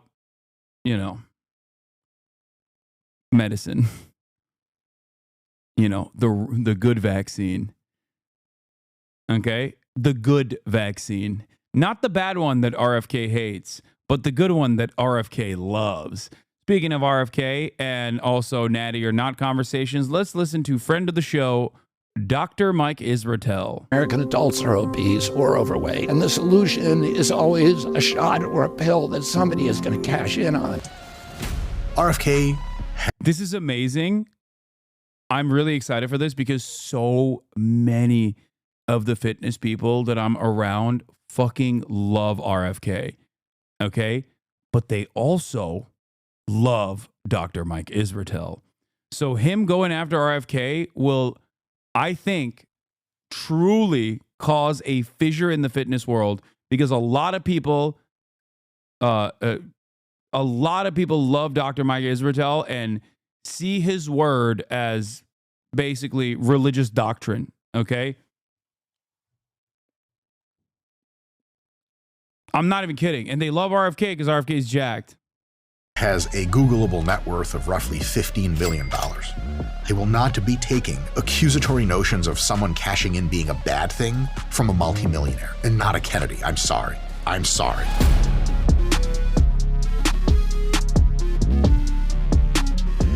Hey folks, Dr. Mike here for RP Strength. I have been a longtime professor of exercise and sports science, and I am a competitive bodybuilder and Blackie Belch, which is Brazilian for black belt in Brazilian Jiu-Jitsu. Cool. And today, I will be reviewing the various health and food and fitness claims and practices of a Mr. Dr. RFK. Because if you're a lawyer, you're a Juris Doctorate. So there you go, Dr. RFK. And he's got all sorts of fun things to say. Some of them are a little wacky. Some of them are less wacky. Some of them are actually quite good. Let's dive in and see if we can't science the living crap out of this. I've literally never heard someone refer to a lawyer as doctor because they have a JD. That's crazy. Roll camera. Today, I want to talk about the biggest myth of the national obesity epidemic. That's not a thing. I mean, technically, he's not wrong. I just think it's funny, but, Color me excited. Let's see if we align on the myths. The biggest myth is that if you're obese or overweight, it's your fault. Yeah. This is a complex topic. There are 3 groups of factors that are very likely responsible for almost all of obesity. The least impactful factor are things like nutritional education, things like do you live in a food desert or not, and many other very small ones that people talk about all the time. And that sort of like 20% eats up all of the other small factors. there are two big factors that I think account for up to 80% of the entire obesity epidemic. One factor is that some people have a higher than average genetic, mostly food drive. Okay. And that food drive. No. Those are the most impactful. What? No. I don't think. I personally think the most impact. Dude, this is such a funny conversation because he's not saying that food literacy and access, etc., are not impactful. He's just saying out of the three main factors, it's the least impactful. And this is an issue that everyone has their own personal pet peeves with and have their own personal opinion with. If you were to ask me, what do I always say? One of the most impactful aspects of obesity for me is walkability in cities and a car reliant infrastructure, and also the subsidies that we offer certain types of food and the pervasive lobbying influence over food regulation and food safety in general. So, like, I think part of the reason why I feel that way, of course, is because, you know, that's also another thing that I care about, right? Like, there are many invisible ways in which people stay relatively leaner in certain countries over others, and that's because of those reasons, right? Like, it's not like there isn't, you know, economic inequality or food deserts in fucking England or other places. England's not even a good example, but like in poorer countries overall, they still exist. But like, if the structural differences that I just described don't exist in those countries, if people are walking more frequently, for example, they are less likely to be obese. Is what allows them to find meaning in chasing down tasty foods, eating tasty foods, really liking it, and eating more of them. If you don't have very high food drive, it's difficult for you to become obese because you're just not that excited about eating. If you have very high food drive and the environment is such that you have lots of money relative to the world around you, and food is relatively convenient and cheap and easily available, and doesn't like require tons of hours to make, then you have a situation where you can kind of checkbox all of your desires and food drive, and then that's an easy way to get obese. So food drive is huge. And if we can reduce food drive, which we can with some kinds of bariatric surgery and with modern anorectic drugs like Ozempic and stuff, that's a really, really, really big deal. Because at the end of the day, obesity is quite literally caused by putting more fuel in your body than your body is burning. That's it. In the simplest terms, everybody always gets mad when I say this or anyone else says this, but like calories in, calories out, even though it can lead to unhealthy eating disorders for sure, is quite literally just the truth, right? This is such a dumb smart guy take. It's not. It's just the truth. The difference, however, is all of these other factors that no one really, I guess, considers when talking about calories in, calories out. For someone like myself, for example, my metabolism, regardless of my muscle mass, because your metabolism is dictated by a multitude of different factors, like your burn rate, your daily burn rate is dictated by a bunch of different factors. One of it is the lean muscle mass that you have. How much you're using your brain can also factor into it. How fidgety you are also factors into it, and how much you burn in the process of eating to actually use the food that you're eating also factors into it. This is, I guess, like in the most reductive ways, this is how you explain like the amount of fuel that you need for regular operation. And then also, obviously, whether you're sedentary or not and your daily activity. So having said all of that, as someone who quite literally has a incredibly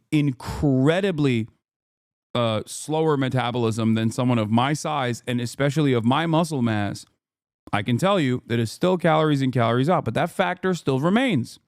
This is precisely the reason why I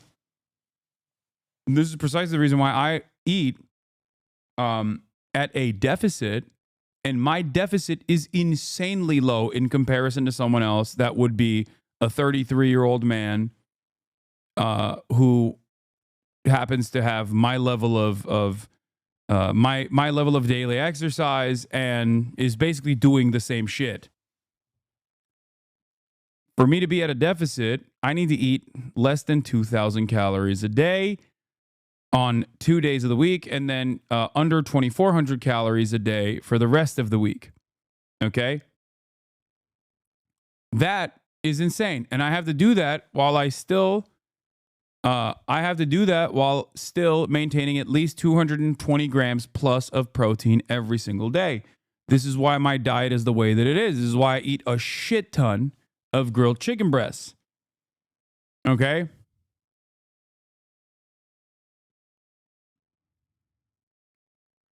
Are you okay while working out? That's crazy. Well, it is what it is. It's just the reality. But my point is, if I can maintain that deficit, which I can, and I do, I have lost all of this weight, right? That's why I'm a much leaner person now. Negative net calories without functional movement leads to atrophy. It's not beneficial. Even for people dealing with obesity, they're just not losing fat when on GLP-1 drugs. They're losing muscle mass and bone density as well. Yes, that is also true. This is part of the reason why I never even thought about using Ozempic.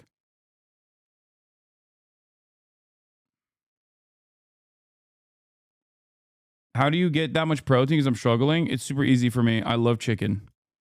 Yes. And you're not wrong. It is 40% of my daily caloric intake is protein. Sometimes more than 40% of my daily caloric intake is protein. And I do have to supplement with other additional supplements like fiber and whatnot in an effort to make sure that I have enough of the good stuff. Like 2 days ago, it was 45% of my entire daily intake was protein at 260 grams of protein, 42 grams of fat, which was 17%, and then 38 grams of 38% of carbohydrates at 216 grams. So I went way over on my protein consumption on that day. I went over by 38 grams of protein on my protein consumption on that day. And I actually stayed around 2,000 calories for that day. Think about that. So how often do you eat dessert? Every day.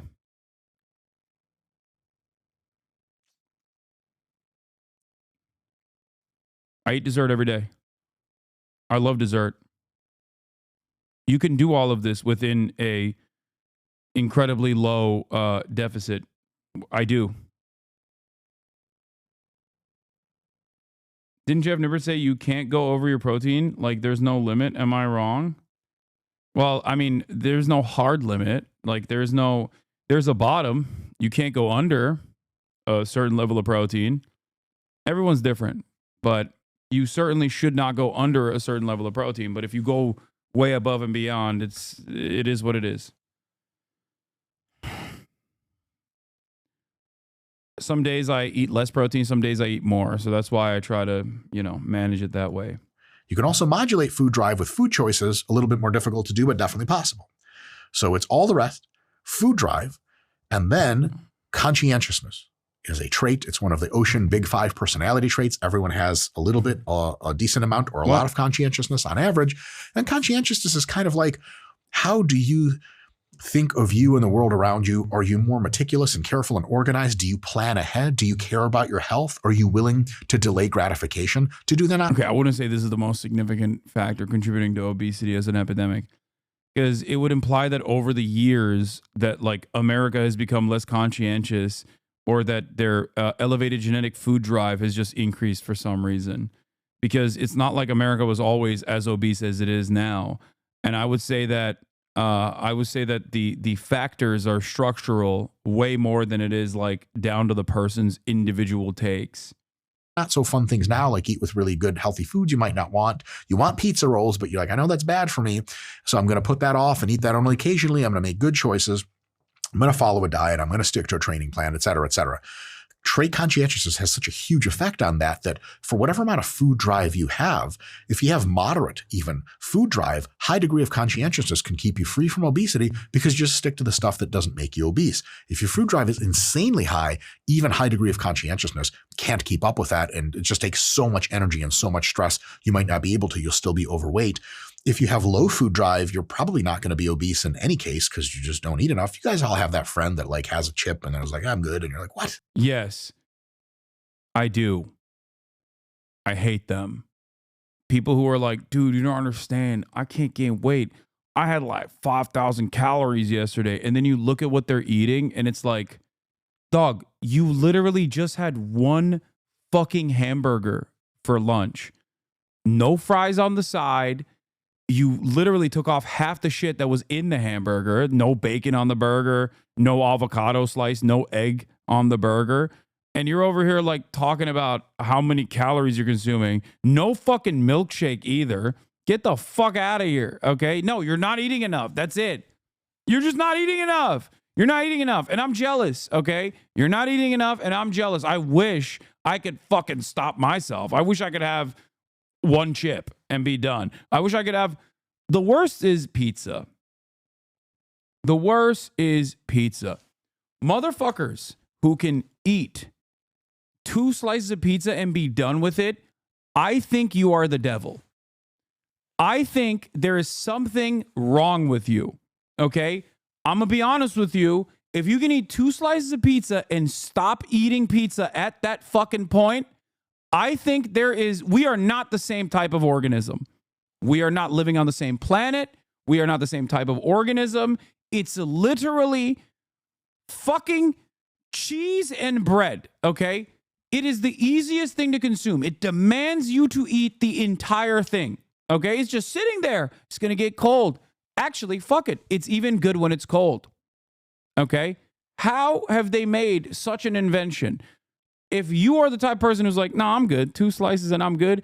If you could stop at 2 slices and not eat the entire fucking pizza, I don't know how you do that, okay? I don't know how you can stop at 2 slices. I'm not even going to bring up the 1 slice people because I don't even think they're people. You're a fucking lizard. If you can eat 1 slice of pizza and be done with it, you're a lizard. If you can eat 2 slices of pizza and be done with it, you're fucking weird. Maybe not the same species, but definitely, maybe you're not an alien. Okay? I don't get it. But that's just me. Don't fucking say discipline. Shut up. That is not discipline. It's magic. Okay? Anyone that says, oh, it's discipline, shut the fuck up. Okay? That is not discipline. It is an entirely separate thing. I do not want to hear that this is some really good, this is something that you worked hard to achieve. Like, fuck you. No, you didn't. You did not work hard to achieve that. Okay? You did not work hard to achieve that. It's privilege and you should know it. Yeah, the type of people that eat the type of people whose home you go to and they got the same bag of chips for a week. What are you doing? How is that possible? You know when sometimes you get a order of chips and they send you those little clips? What's that for? For the longest time, I didn't even understand it. What do you mean? A clip? What am I supposed to do with this? Am I supposed to eat the fucking clip? Why are you giving me a clip? If I open a bag of chips, I'm going to eat the fucking bag of chips. That's what it's for. What the fuck do you mean there's a clip? What is that? Who is that for? I don't understand it. Who is eating a bag of chips not to completion and going, that's enough for me. Gotta clip it. I'll take it one step further. There's those like fucking weird TikTok ads that come up sometimes where it's not even a clip. It's a way to like cut the bag of chips and then automatically reclose it. And it's like, who is having this big of a problem not completing a fucking bag of chips that they had to go out and purchase a goddamn thing that they found on the TikTok shop to cut the bag of chips, to like cut it and then reclose it? It does not make any fucking sense.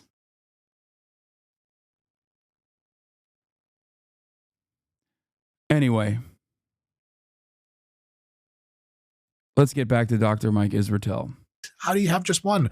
That's just what they were born into. But if you have relatively low conscientiousness, like you're kind of just YOLOing your whole life, and you have a high food drive, which means like you like to eat a lot of really tasty foods and a lot of them. And in our current environment in the entire modern world, there's so much ubiquitously available, convenient, super delicious food that is high in calories. You have low conscientiousness and high food drive, you're almost certainly going to be obese. And that right there describes the entire reason approximately for why anyone of a given person is or isn't obese. It's a combination of some other factors which are important, and then massive contributor of food drive, massive contributor of conscientiousness to modify how you express that food drive. That's really the big thing. And I'll talk about it a little bit. My fiance keeps unfinished bags of chips for 3 to 4 weeks. You don't have a fiance. You have an alien invader. Okay, I'm sorry to break it to you, chatter. That is a different species, okay, that came here to planet Earth to basically take over. Good luck, okay? Your fiance, your future wife, is not a human being, but a fucking alien. If you can keep a bag of chips for 3 to 4 weeks, I don't think we are living on the same planet, okay? You came from a different planet on a fucking spaceship. That's insane. Bit why obesity used to be, with roughly similar degrees of conscientiousness and similar degrees of food drive, why generations ago obesity was hardly ever a problem. I'll just say it now. It's because over time, people, on average, have gotten so much wealthier, especially poorer people. The bottom fifth of all the poorest Americans in any 5-year time span have been getting wealthier on average compared to all the products and services they could buy. Used to be in the 1950s that if you were bottom 20% of poor America, there's lots of convenient, fun foods at the store that you really could not afford. And so you just didn't consume them, and you just did not develop obesity because you can either consume them hardly at all or certainly in enough quantity to make you obese. Nowadays, in the 2020s, our poorest people in the United States. No, I don't agree with this. That's not true. There's definitely still shit food that was easily accessible and consumable. Maybe not to the same degree. Like maybe there wasn't the same diversity of choice as exists now, but there was still plenty of calorically dense food that you could easily consume. You could easily consume in the 50s as well, regardless of your financial status. He's not saying that poor people are wealthier. He's technically saying that, like, even if you're a poorer person in the United States of America in 2025, you have access to like goods and commodities now that a rich person had access to in the 50s only, which to a certain degree is correct, but it doesn't matter because like high calorie food was still pervasive even back then.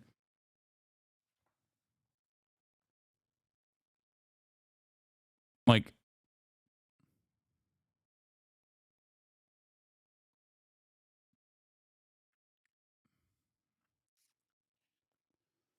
food in the 50s was ass, bruh.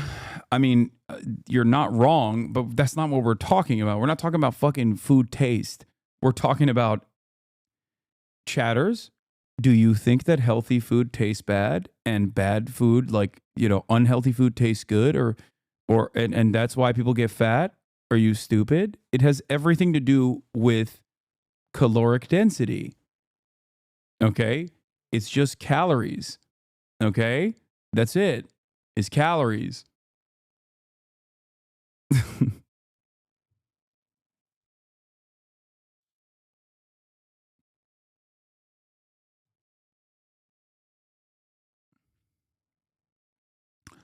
More people were rural back then. You didn't have access to 9 different fast food chains within a mile. The proliferation of unhealthy food started in the 50s. Fast food was not a thing then. So yeah, food quality was way better. I would go so far as to say it wasn't that it was like more expensive.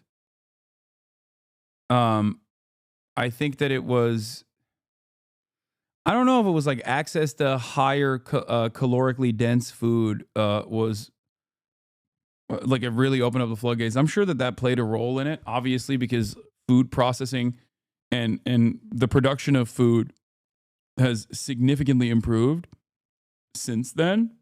But once again, why not look at all of these other countries that also had the same exact technological advancements? Why have they not been impacted in the same way? Do you see what I'm saying?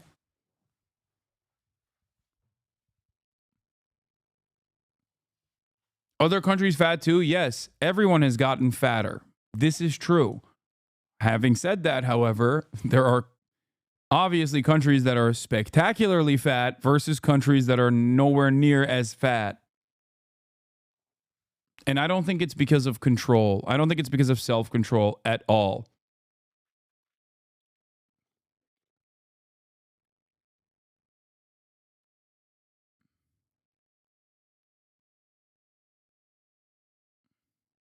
States and many other countries around the world, even in Mexico, which used to be a poor country 20, 30 years ago, but now is a very middle income country.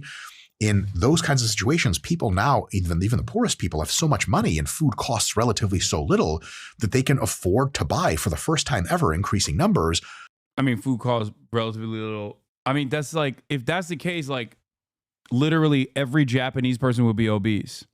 Every Chinese person would be obese. Food is insanely cheap and insanely affordable in both Japan and China and many other Asian countries. In comparison, especially to America, right? And in America, food is very cheap too, still, all things considered, regardless of the egg prices right now. He's absolutely completely wrong about the conscientious being a primary driver. There's a very complicated phenotype driven by a huge range of psych factors and biofactors. You're right on calories in, calories out, sort of, but there are many things about what you eat, how it's absorbed, and how it changes things internally that impact your basal metabolism as well.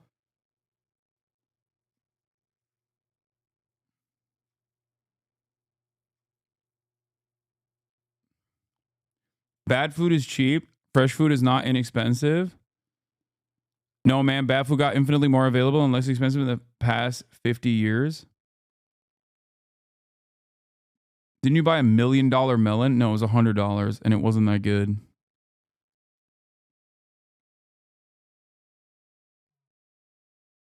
I think...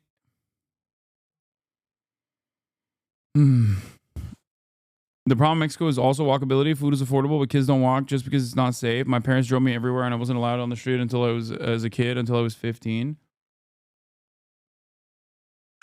Junk food, for lack of any better term, junk food. And that's what's making us fat. So that really is almost the entire determining factor for why obesity has been rising. I'll get into that more. Let's see what RFK has to say here. Today, 3/4 of American adults are obese or overweight, including 40% of American teenagers. That's roughly accurate. Back when I was growing up, childhood obesity was almost unheard of. There's just a very simple reason for that. People didn't have enough money to indulge convenient, super highly palatable, super calorie dense, delicious foods.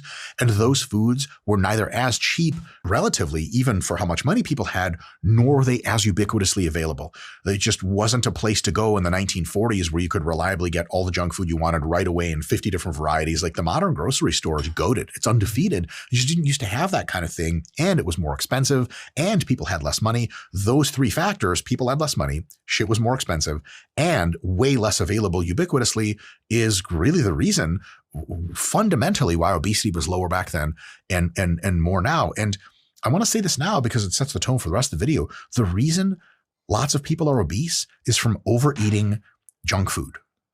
Guys, that's it. Okay. All the other candidate hypotheses he's going to throw out are almost certainly going to be either exaggerated or false. That's it. Now, does that mean we blame people? Blame is a weird concept. Do people have some responsibility for what goes into their mouth? Yeah.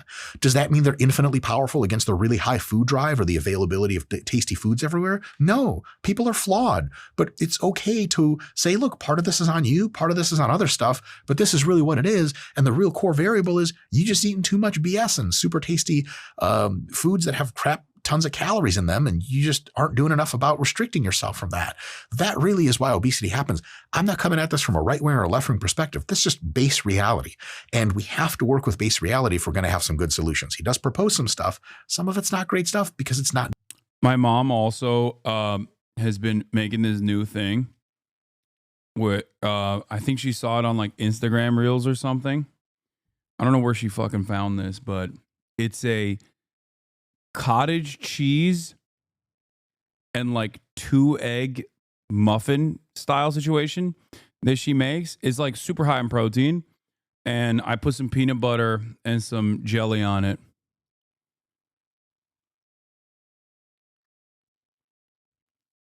And it's decadent.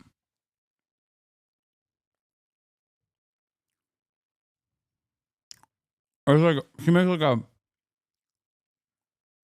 makes a cottage cheese bread.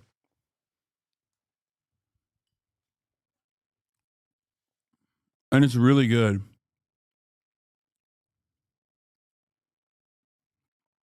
No, I don't use protein peanut butter. I use regular peanut butter. I'm not that crazy. Dealing with base reality. Just real quick, is it true as a rule that processed foods are worse? It's true on average, but not as a rule.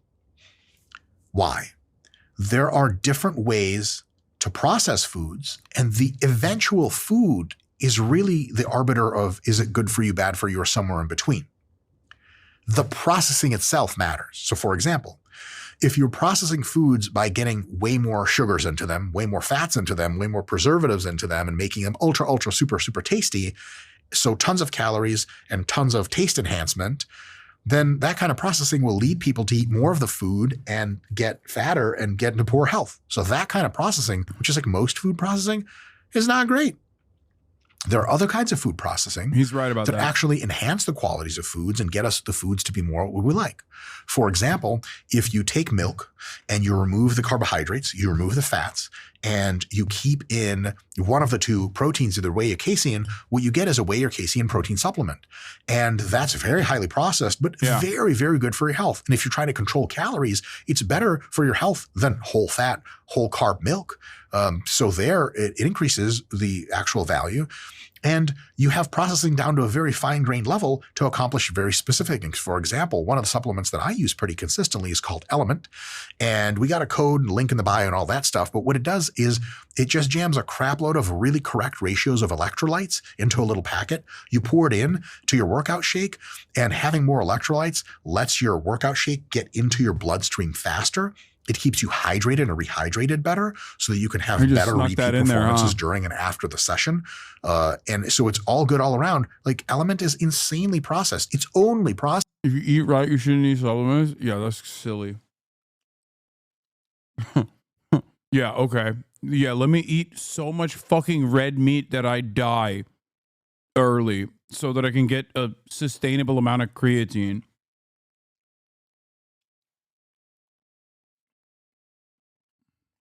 No, it don't work that way.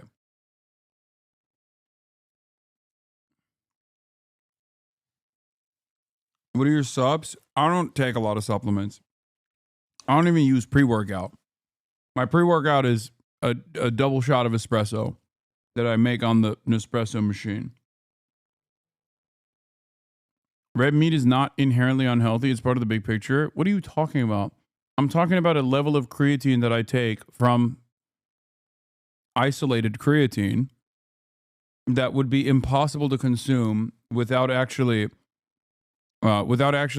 eating too much red meat. Raw dog and weightlifting is wild.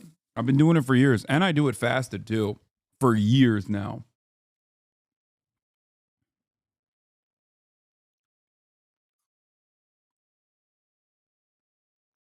My point is, there are certain supplements that you just need. Okay, especially if you're weightlifting.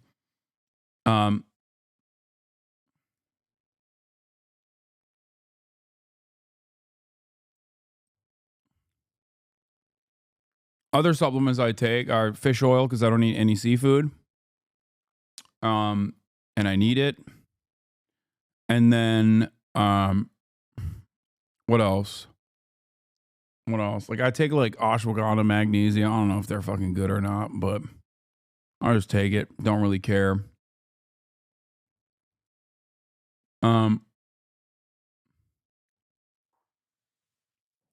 And then I have protein shakes, of course. This chatter has not stopped spamming that Dr. Mike is a libertarian capitalist. I know, dude. I know. I don't care. I don't care. Okay? What made you think that every single fucking content creator I watch on this broadcast was supposed to be completely aligned with my worldview? Please. Okay? I got it. I know. I don't care. Please stop. Why are you guys like this?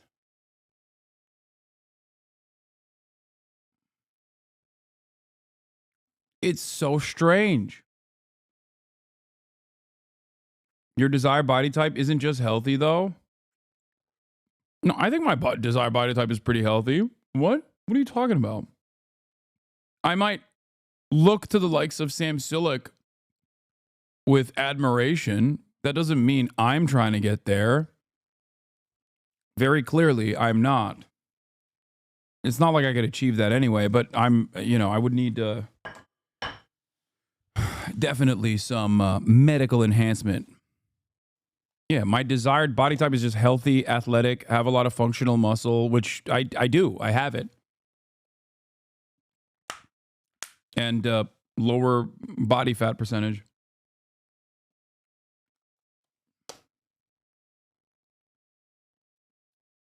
Yeah.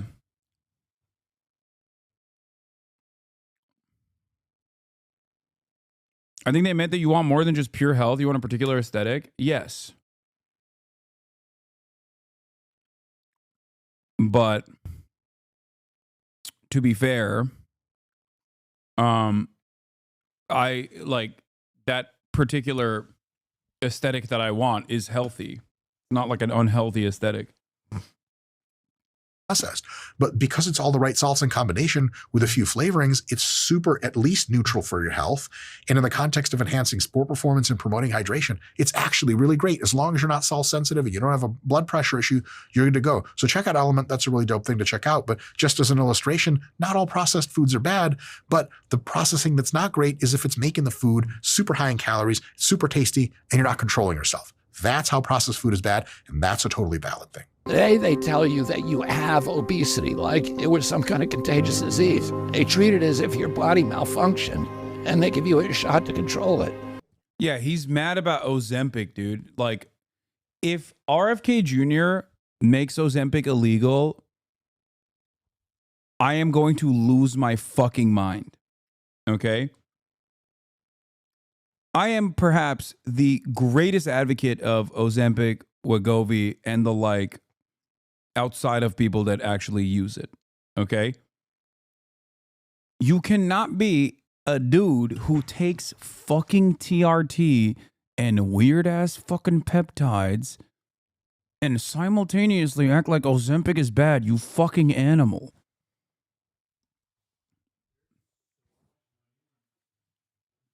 It makes me so, it angers me to no end, okay?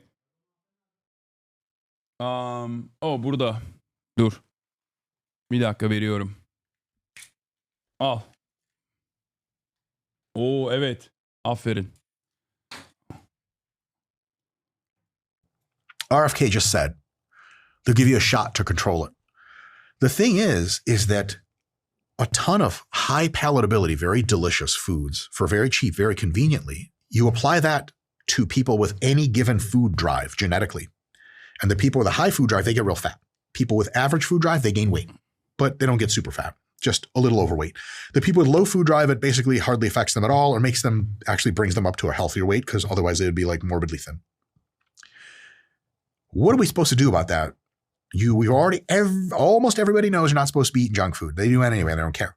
Guys, we have a giving. Gabriel, I brought 3 months of Ozempic in a moment of weakness for my birthday, and I've just left it sitting in my fridge for a series of reasons, primarily because with RFK leading the Department of Health, I don't want to develop a dependency on it and then have to stop cold turkey.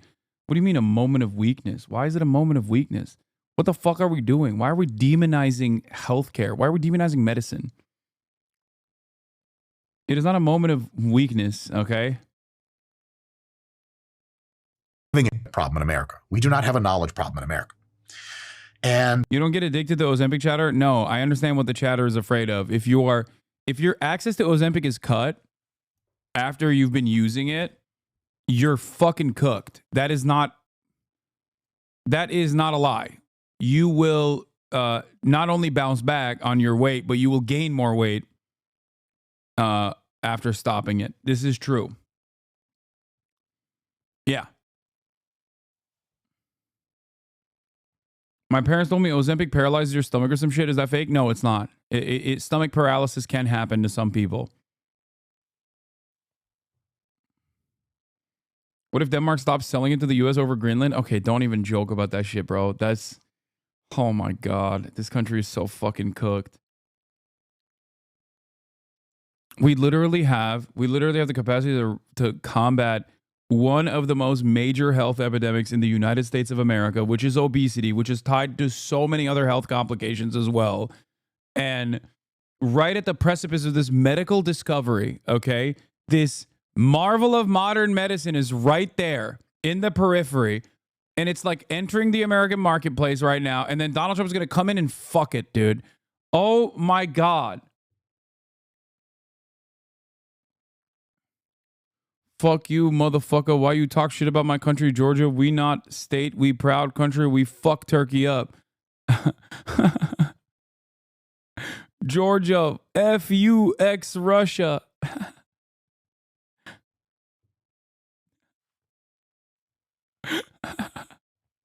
Georgia wishes it could fuck Russia over to the same degree as Turkey does on a regular basis, okay? Georgia wishes it had half, not even half, a fraction of the smoke that Turkey delivered to Russia. Literally, okay, American chatters, don't listen to what I'm saying, okay? This is not for you. American chatters, European chatters, this is a periphery of the USSR conversation only, okay? Close your ears. You're not hearing what I'm saying right now. Earmuffs. Okay? Georgia wishes it had half of the smoke.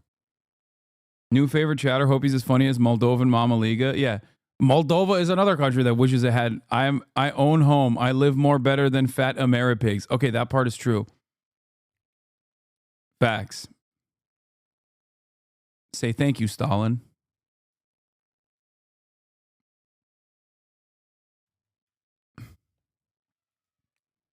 It's true. He is right, though. Georgia mogs America on home ownership rates, which is the only statistic that they're better than America on, it seems. Also, less obesity, too. Less diabetes, at least. Significantly less diabetes.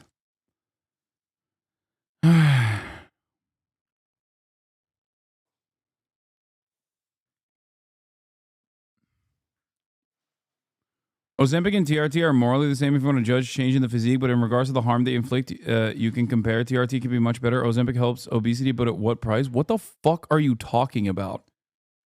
TRT can be obviously given to people as medication when you have significantly lower levels of testosterone, that it's unhealthy. But in terms of like the average obese person using Ozempic, Ozempic is infinitely better than TRT in that vein. What? Ozempic addresses a health issue. TRT makes you fucking brolic if you have normal levels of T. The fuck?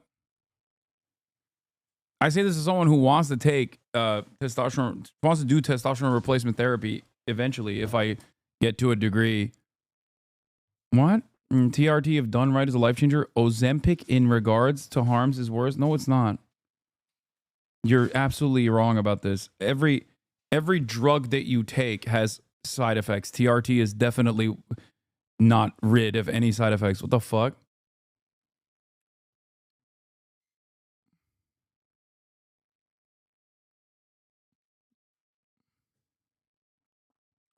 The apt comparison is between the health impacts of Ozempic and obesity, not Ozempic and TRT. Yeah.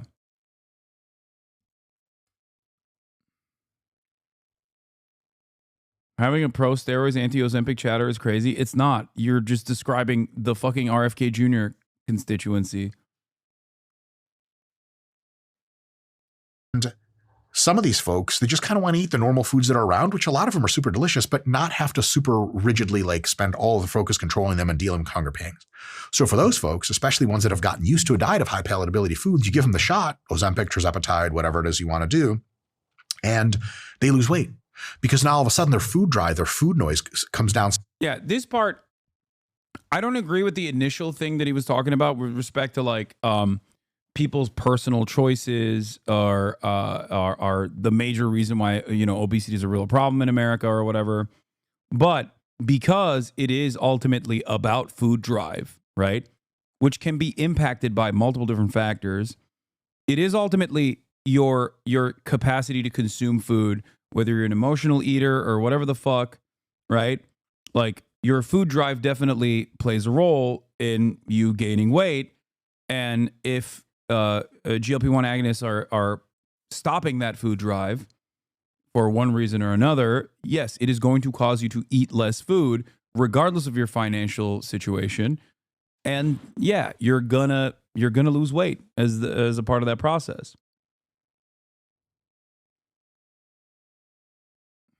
Substantially, psychologically. It's a real effect.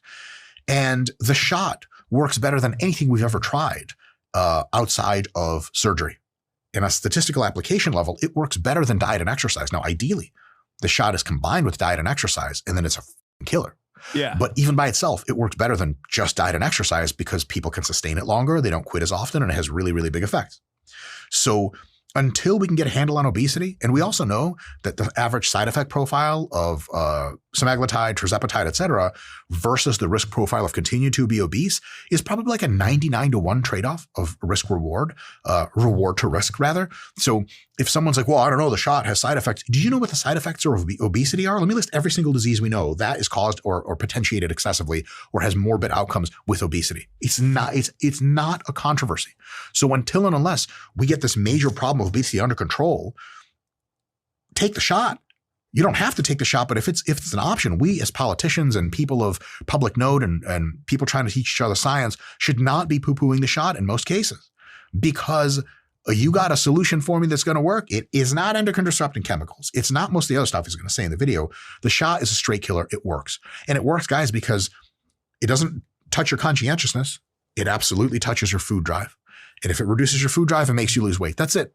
That's it. And a lot of the people judging fatter people for needing the shot, they're just the ones that got lucky and got really good food drive genetics and aren't really tempted to eat a lot of snacks.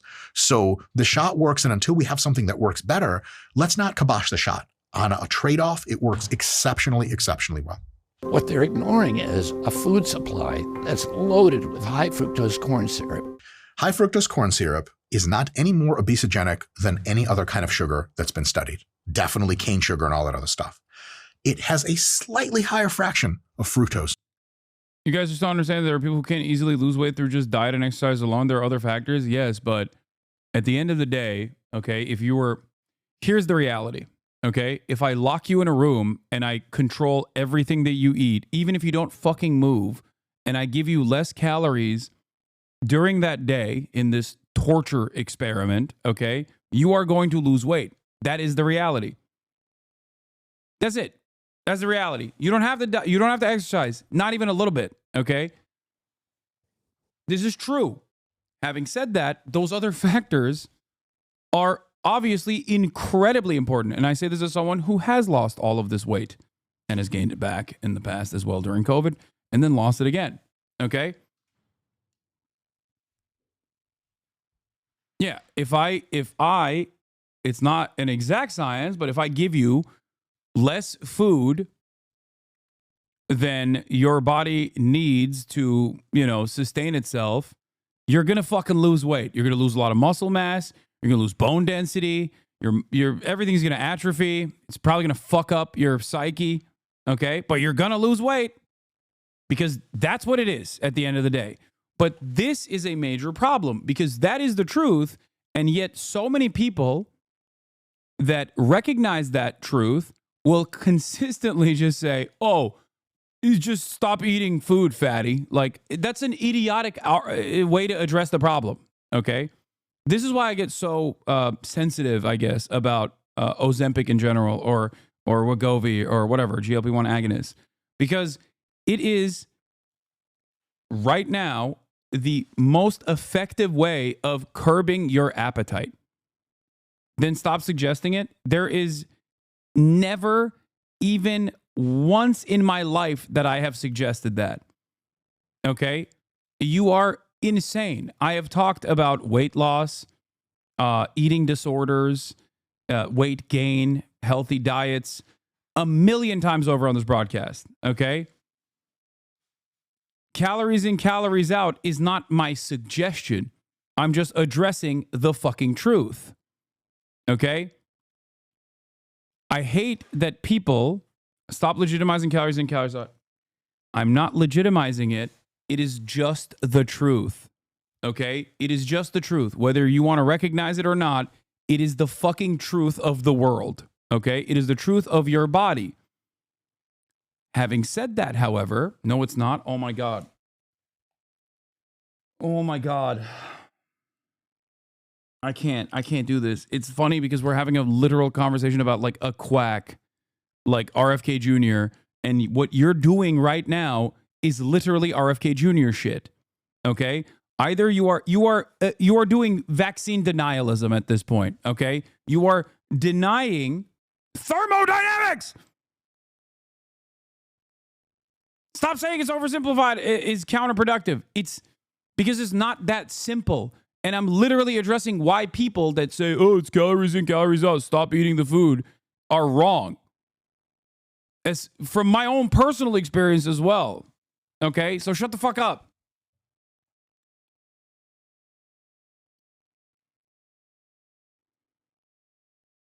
Just don't use the phrase. I'm sorry. I'm sorry that your fucking eating disordered ass is getting triggered when I say a fact about basic human body dynamics, okay? I'm not going to fucking respond to you any further. Jesus Christ. Be normal. Holy shit. Calories in, calories out is correct, but the factors that stop people from eating or what kind of choices they're making, or even all of the many different ways in which you actually burn more calories throughout the fucking day through a less sedentary lifestyle, like if you are not living in a car-reliant infrastructure, is, Hasan, you literally have an eating disorder? Okay, sure, I do, okay?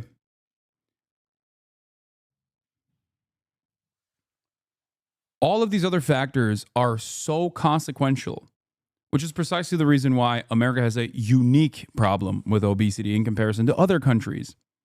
Okay? That's it. That's why, yes, if you were to lock someone in a room and feed them a certain amount of food and maintain a caloric deficit every single day, they would inevitably lose weight no matter what. Even if they didn't work out, they would lose weight. It just depends on how severe the caloric deficit is at that point. It would be incredibly unhealthy, however. Okay?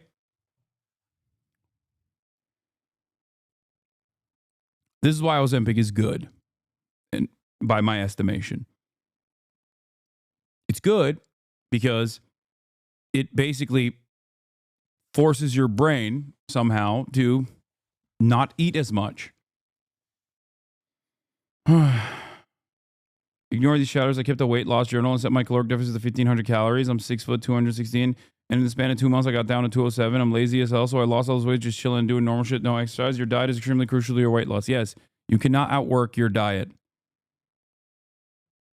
in normal circumstances. You could outwork your diet, but you'd have to do insane levels of fucking exercise. Than regular normal table sugar does. And it seems to not affect a whole lot of anything. It is subsidized, so it's cheaper than normal, which we'll come back to in a bit. It is a little bit of a problem, but a very small problem because, again, nobody's stuffing high fructose corn syrup down your gullet. Any one of you can go to the store right now and buy exclusively fruits, veggies, whole grains, canned beans, canned veggies of all kinds, reduced fat meats, and eat for super cheap, very high quality diet. It's not going to be the tastiest thing in the world. It's not going to be obesogenic. You're almost certainly not going to gain weight off it. You'll probably lose weight. So there's no one pushing corn syrup onto you. They just put it into a bunch of snack foods that are really cheap that you're buying. You're not the victim here, folks. It's your word. No, I think that absolutely is wrong. you are the victim. Okay? Saying that it's simple impulse control and just like put it aside is crazy. Especially because it's in everything. And a responsible government is supposed to ensure that it's not in everything. Okay? If they put fucking crack cocaine in all of the meat tomorrow, okay, and everyone became fucking crack addicts, we wouldn't be like, oh, well, it's your fault. Don't eat the fucking crack meat, okay? You'd be like, no, that's crazy. The government's putting crack in the meat. Please stop, government. What the fuck? Look no further than the opioid epidemic in this country, right? The opioid epidemic is a decent analog. The government did not regulate these drugs that were highly addictive. The people that were developing these drugs basically set up an entire process where they could mass produce it and farm it out as aggressively as possible. Okay? And look where we're at now. An entire marketplace, a massive, robust marketplace filled to the brim with people who are addicted to opiates and desperately looking for more. That is the fault of the government. That is a systemic problem. And I see corn syrup and not even just corn syrup, but just like the regular, readily available, highly calorically dense food that is delicious and tasty to be in the same vein. This government is completely captive and completely servile to corporate interests. And that is the reason why American diets are the way that they are. And that a decent amount of regulation is an absolute necessity if we were to genuinely improve American health across the board. It should, I unironically think it should be like virtually impossible to like, if not illegal, basically impossible to sell and consume like a Baskin Robbins milkshake. You know what I mean? Like, sorry, a lot of Americans would probably kill me at the thought, but like if you as a food provider are making a 4,000 calorie milkshake, you should be going to jail. Okay? If you make a 4,000 calorie milkshake, like you are actively trying to kill people. I will treat you like a serial killer. It's fucking insane. And I say this as someone who has consumed a decent amount of milkshakes in my life, okay? It is fucking crazy. It's so tasty. It's so delicious. It is the absolute worst thing. Literally, shut up, Hasan. This is wrong. You're wrong. Bro, shut the fuck up. This is your stupidest opinion I've ever heard. Wait, what? What is... He's like, nah, dude, I want a fucking 4,000 calorie milkshake. Shut the fuck up. If you come after, I'm Mr. Robbins of the Baskin Robbins franchise. If you come after my if you come after my wares, I will kill you. I'm sending a drone strike to your house.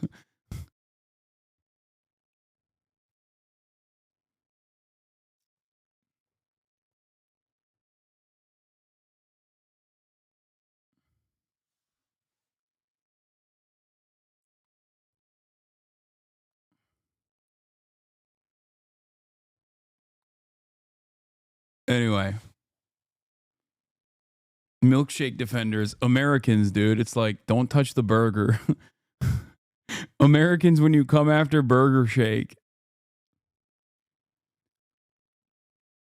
Bad take. That's like banning porn because you personally have an addiction to it. I mean, considering that I don't have these fucking milkshakes at all, and considering that I actually regulate my food intake, I think it would be kind of wrong for me to make this assertion. For me to say like, oh, I can't control myself, so it should be illegal. Don't you think that that's kind of stupid? As you literally know that for a fucking fact that I have a pretty airtight diet. Like, I very clearly can deal with it.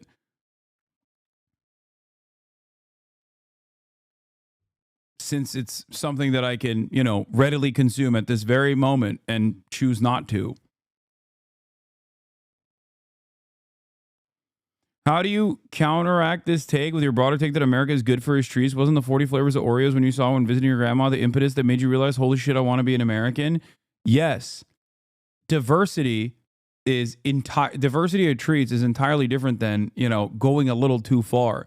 Just because I think it's good to have diversity of choice, a diverse option of like different treats doesn't mean that there aren't areas that you can improve through regulation in terms of like what those treats are being made.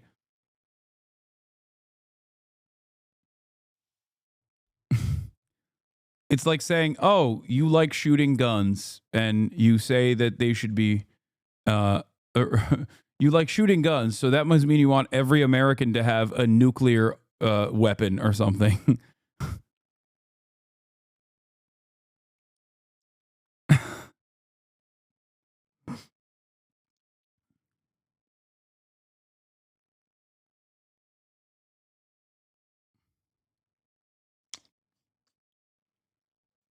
And the truth is that many Americans assume that the food they buy is relatively safe, but hundreds of ingredients in them aren't properly studied and only gain the ability to enter foods through the grass loophole.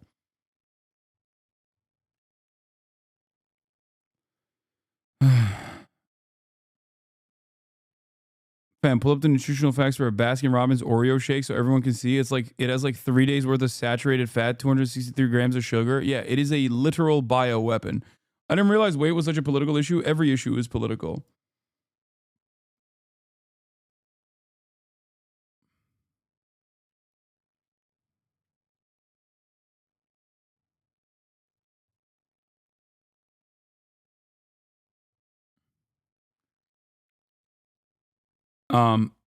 I want to know what that one chatter was saying that was like, I will kill you. Your take is so bad. The 48-month subscriber.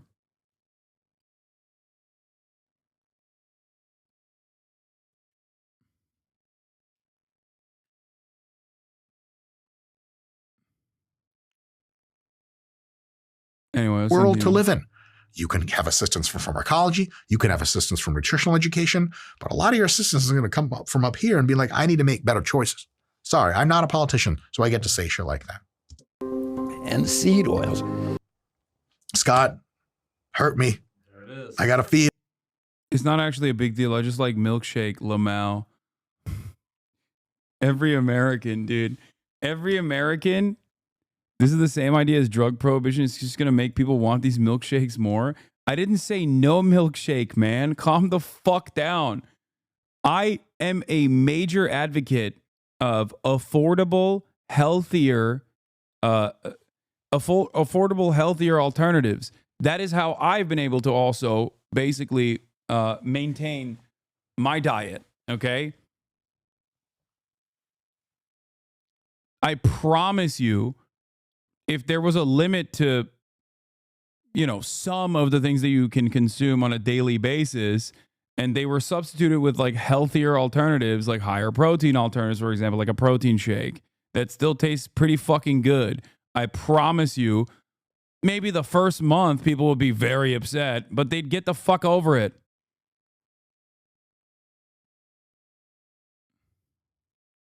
There's your trigger. There's my trigger.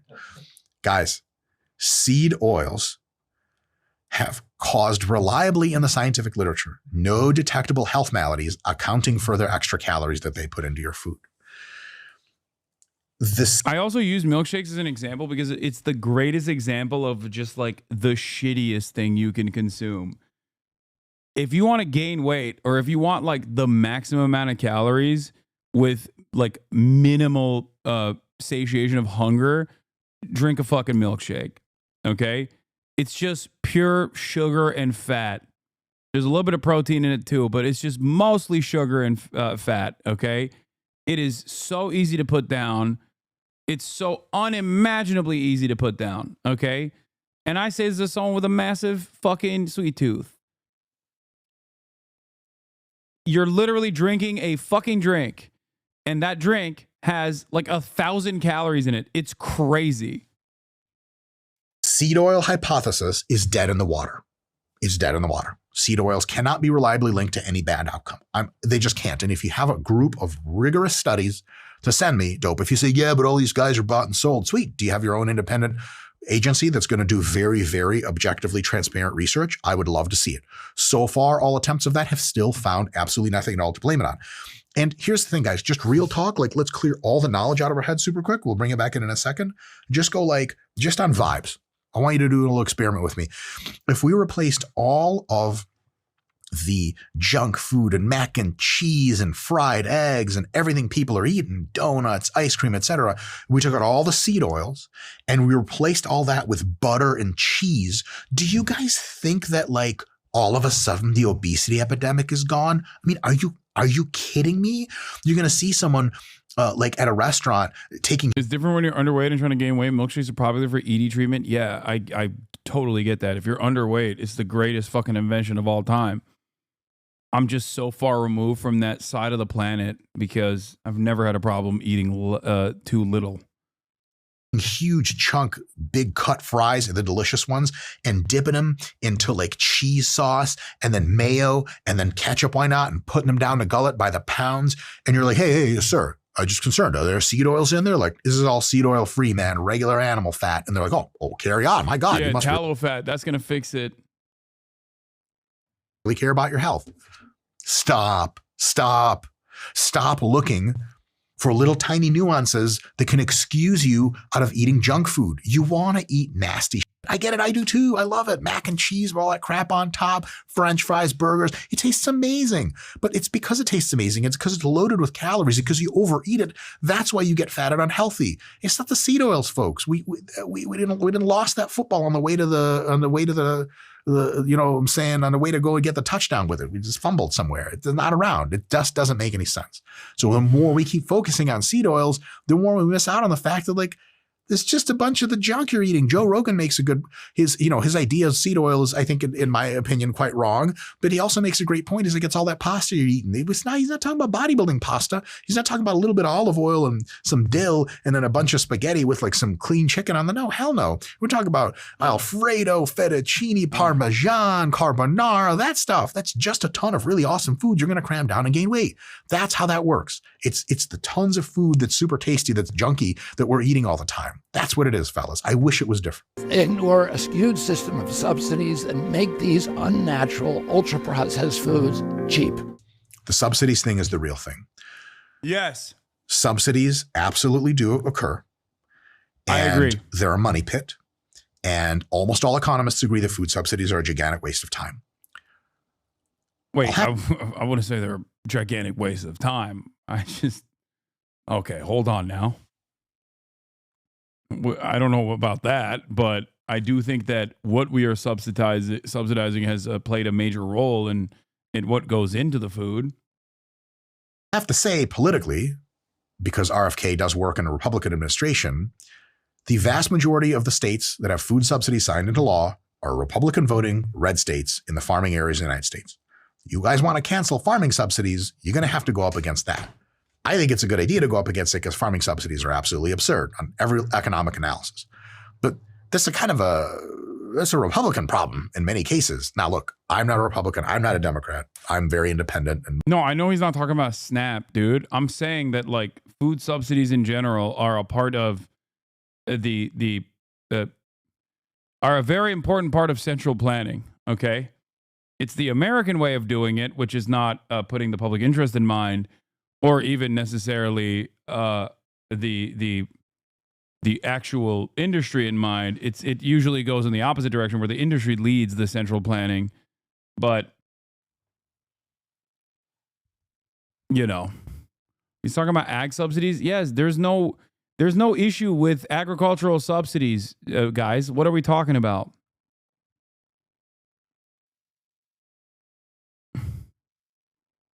Like, you think fucking fruits and vegetables are expensive right now? Remove subsidies out of the equation and see what that shit looks like. What are you talking about? I don't think there's a single country on the planet that does not get some semblance of subsidies from a federal organized body that maintains food prices at the level that they are.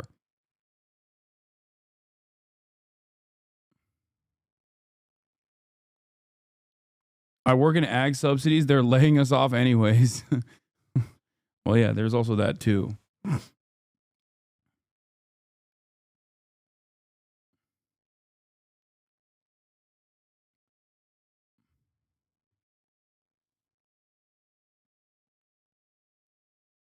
Anyway, let's continue. Mostly libertarian. I'm for freedom and getting rich and all that other good stuff. But you got to call a spade at some point. Like, there's your people preventing this. So get to it. There is no conspiracy. It's just a lot of farmers and farming corporations that like free money. So they're pro-subsidy. And anytime you try to push back against them, they're like, oh, you're against the American farmer and you're risking our food supply. It's actually in reverse. But that is what it is. So it's not like some kind of giant conspiracy over there. It's actually very, very straight up that they just want more stuff and want a less competitive environment. That being said, I'm all for it. Removing subsidies would be great. However, if you remove subsidies for corn syrup and stuff like that, the mega food conglomerates like McDonald's and Kraft Foods, et cetera, they still have to make all the same junk food you're buying because, drumroll, you keep buying it. And they're going to want to make it as cheap as possible. So yeah, they might have to increase some of their prices by 5 or 10 cents here or there, or 20 or 30 cents here or there. But after finding alternative sources and ramping production and scaling on that, they're going to bring the prices back down anyway. So it's like a very temporary solution. Now, of course, subsidies are a giant waste of money, and we could be using that money in 50 other different ways, including in just taxing Americans less and giving everyone who's hardworking back more money. But at the same time, it's not going to be this thing that like resolves the problem. Remember, the genesis, the very seed of the problem is that that's right, you and me like to eat really tasty foods that have tons of calories for really cheap, that are really convenient. Capitalism is going to vector all the arrows down to that. You can't cancel capitalism because then your phone doesn't work and your car doesn't work and there's no food and everyone's starving. That's not an option. We got to work on ourselves and be like, what kind of choice? Socialism is when no phone.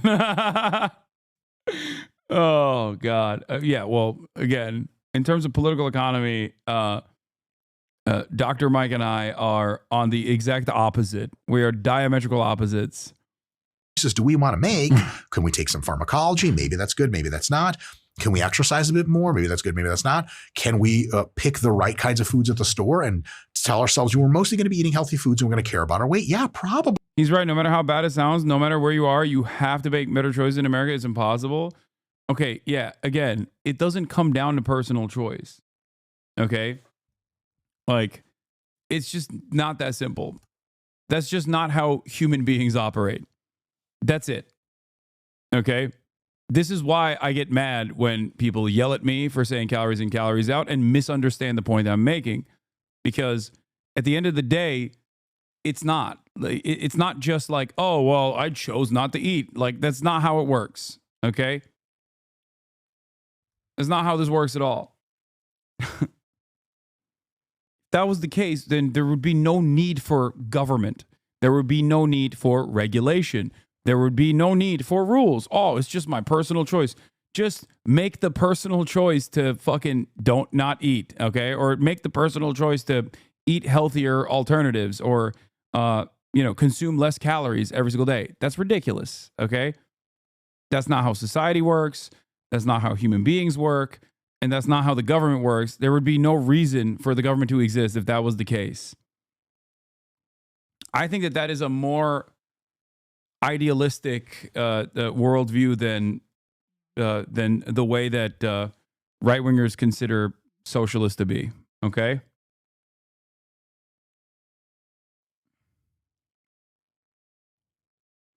I also listen to the public health man. The government needs to regulate the damn density of sugar in drinks and food, not eliminate it. But if you decrease sugar by 1 gram, you change health for thousands. I mean, that is the entire thing with the government. Yes.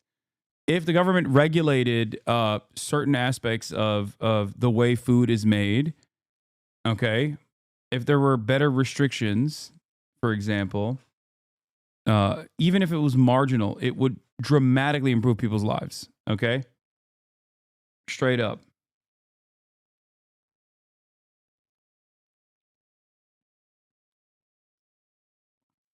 Leftists want us to eat turds. Yeah, the solution to crime is people need to control themselves. Exactly. I think a big chunk of this comes from subsidies at the end of the day, and certainly corn plays a big role in this. Okay. And a big part of the process is like what kind of foods are readily available for cheap, and how the healthier alternatives are infinitely more costly. Like the way I eat is unimaginably healthy, okay? I use a food scale to make sure that I know what my protein intake looks like, what my daily calories look like, okay, as close as I possibly can get. But I can only do that because I'm a fucking Twitch streamer. And I can also, instead of drinking a milkshake from McDonald's or whatever, go and get like a tasty alternative, a tasty protein shake as an alternative. Okay? That is readily available to me because I have more money. That's it. Bro's a little too quirked up about his diet. I mean, yeah, I am.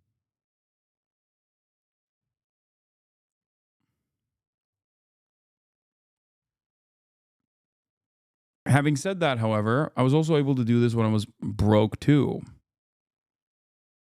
But it was significantly harder.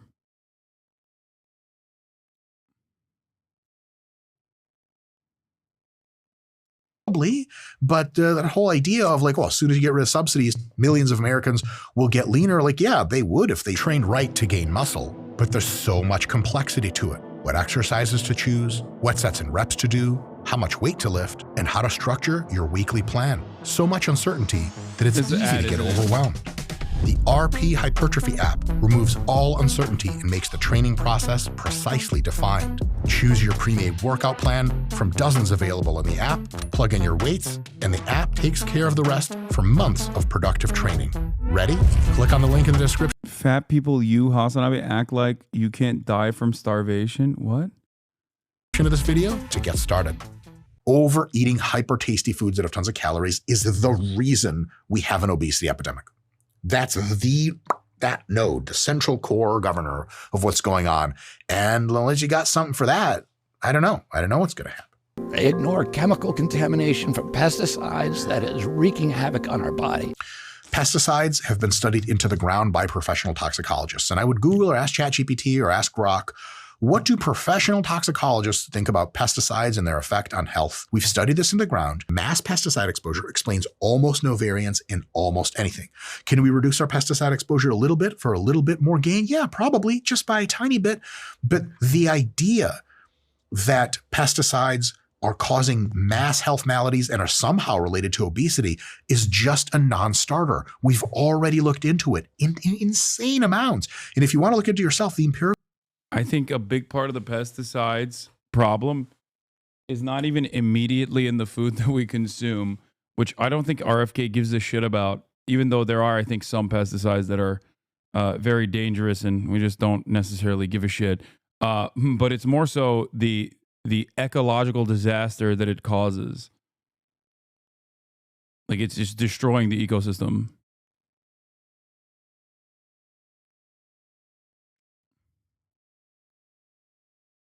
It's not RFK, it's the worm talking.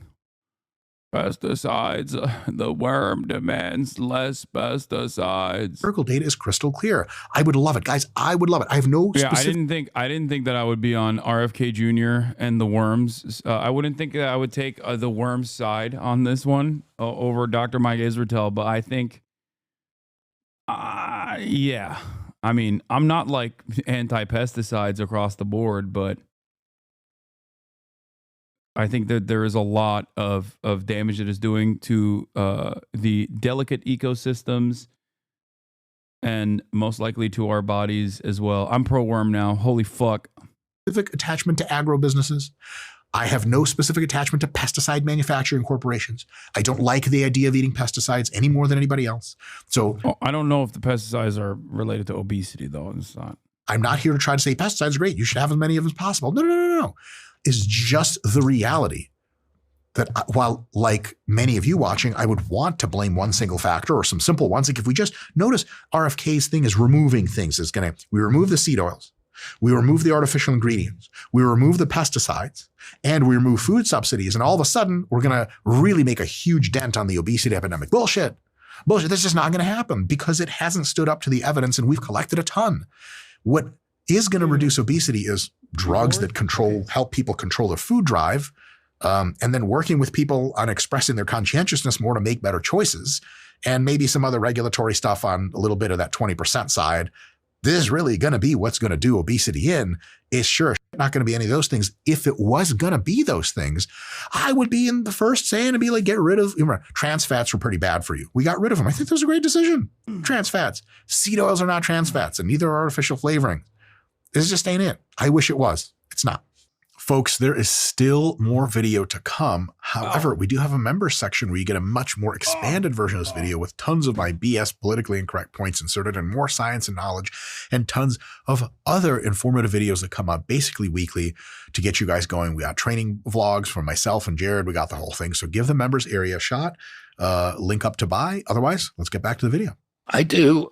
I take a lot of vitamins. I can't even list them to you here because I couldn't even remember them all, but I take a ton of vitamins and nutrients.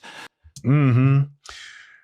I don't have a problem with this at all. I think it's great. But just to make something very clear, almost all vitamins and nutrients are much less regulated than foods and way less regulated than drugs. And he's for removing poisons from the foods, and he's pretty anti-drug in the sense of, like Ozempic and tirzepatide and stuff like that, and various other drugs, vaccines.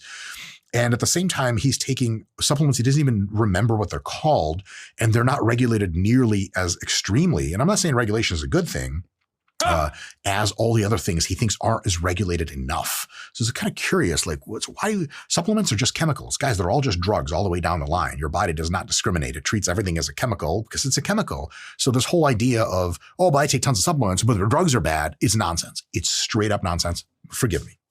I'm on an anti-aging protocol from my doctor that includes testosterone replacement. That's cool. Scott, he looks like TRT grandpa, doesn't he?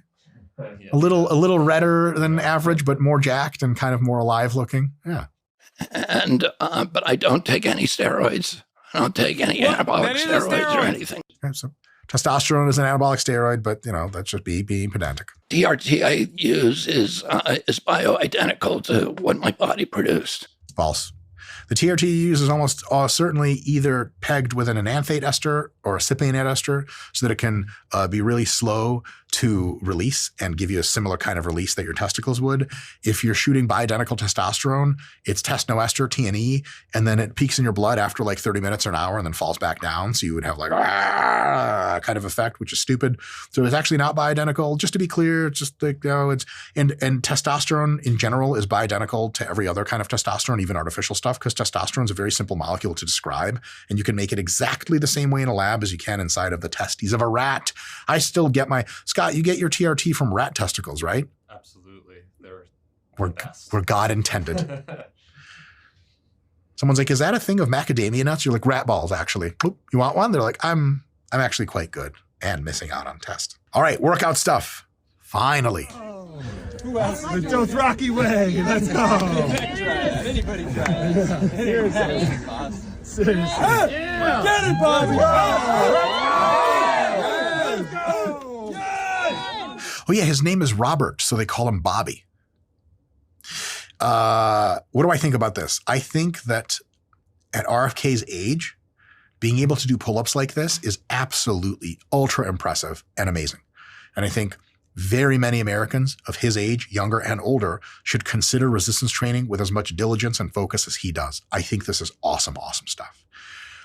To be a pedant exercise scientist, which I am, he's missing the most growth promoting part of pull-ups by stopping short of that deep stretch. So we want to see him go lower and get a full stretch and a pause and then come all the way back up. Even halfway back up, but all the way down is better than the sort of more middle range halfway up stuff he's doing. So pull-up technique gets a C+. There's ways that you can get an A+, no problem. But the fact that he's in there grinding it hard and hanging around other older men that are shirtless. Scott, that guy back there sounds like a little TRT dad fantasy if I've ever seen it myself. So this is all really, really great stuff. Oh, the ultimate arbiter of a man, how much he can incline press for reps. No, that's terrible. RFK. Thank you. Please. This is what has been my biggest gripe with every single fucking fitness. Every single. This is going to determine whether Dr. Mike is being honest or not. Every single fitness person I've talked to, okay, content creators and just like normie fitness guys alike, have loved this video. Okay? They love this video. Two things that I cannot stand in this video. One is redeemable, maybe. Pants at the gym. Okay? He's wearing jeans. What the fuck are you doing? But the fact that he's putting up that much weight, that little weight rather, I love incline press. Okay? I think it's great. But the fact that he's putting up that little weight is crazy. Okay? He could be doing a significantly more impressive weight. He looks a lot stronger. He looks a lot stronger than the weight that he's putting up here. And everyone has said, like, dude, that's so impressive. That's such an impressive lift. It's not. Okay? It's not. For how much muscle mass he has and for how long he's been weightlifting at the age of like 71, okay? A 71-year-old guy that looks like that would be putting up insane numbers. You'd be shocked. Scott, what is that bottom 2 inches there that really hurts people's egos so much? Hates it. I mean, you don't want to be slow down there either. Just get it off as fast as you boom. can. Gotta go. I don't care if my pec's coming with it. I got to get out of here. Yeah, folks, the best way to grow muscle is to go specifically into that bottom 2 inches, bring the bar all the way down to your chest, sink it in, get a big stretch for the pecs. And even if you don't want to lock it out all the way, that's way better than doing the lock it all the way like RFK is doing, but not coming quite down. Other than that, his cadence, his control, the amount of weight he's using is very, very good. You see he's got his feet stapled right there to the pad. He's not wobbly. This is a very good technique. He could just use a little bit more motion in the ocean on the weight. I think, yes, you could do more motion, but I also think the weight is like, people glaze the weight for no reason. That is lower weight. That is lower weight than he could do. I don't know why people act like he's putting up an incredible amount of weight. Down. Yeah. Another thing really quick, just to be a dick, mostly for teaching purposes, you guys will see he's pushing it up as hard as he can, but he brings it down fast. That's the opposite of what you want to do for safety and maximum growth. So for safety and maximum growth, you probably want to control the descent a little bit. Then when you touch your chest, then you can explode, and then control your descent a little bit, and then you can explode. He's doing it backwards. I would like to see this reversed. Let's go. Oh, wow. Another one. Up. So he's doing forced reps. Can forced reps help you get a little bit more muscle growth squeezed out of any set? Yeah, totally. They cost your training partner some time. Is it totally fine to like just do a bunch of reps, rack the bar when you're close to fail, rest for 10 seconds, then do a few more reps? Yes. Does that accomplish roughly the same thing as forced reps? Yes. Probably even a little bit more growth. And so just 2 different ways to skin a cat. Hey, push-ups. So he's going all the way down. He's coming up about halfway or 2/3. This is a really, really good way to do push-ups. If he just controlled that descent a little bit more, this would be an A+. So I call this a B+ push-up, maybe A-. This is really good stuff. You don't have to lock out all the way. It turns out your muscles grow really well if you don't lock out all the way, but you do have to come down as low as you can, and he sure is here. Also, damn, Scott, he's kind of jacked, huh? He's a jacked old man. RFK. And he's got all that power. My God. What am I saying? Am I a young woman who's attracted to older politician men? Yes. That's how I identify. Respect my identity. All right. So RFK's pronouncements on nutrition. So like I give RFK a solid B for fitness. Some good stuff in there, room for improvement, but he's trying. And I think he's a really great role model for older folks. I think the fact that he's doing an anti-aging protocol and that he's doing some TRT and stuff, I think is awesome. Taking some supplements. Watching a guy analyze another guy's analyzation of another guy's legit the gayest thing I've ever done in my life. Don't worry. We can go one step further. Yeah, I think he agreed with RFK Jr. more than I thought he would. to be fair. Sipping on my bottle of seed oil as I'm watching this.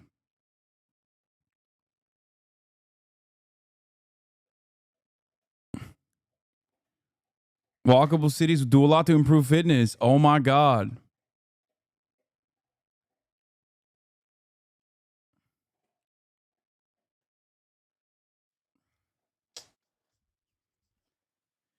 Go train with RFK, hit him up.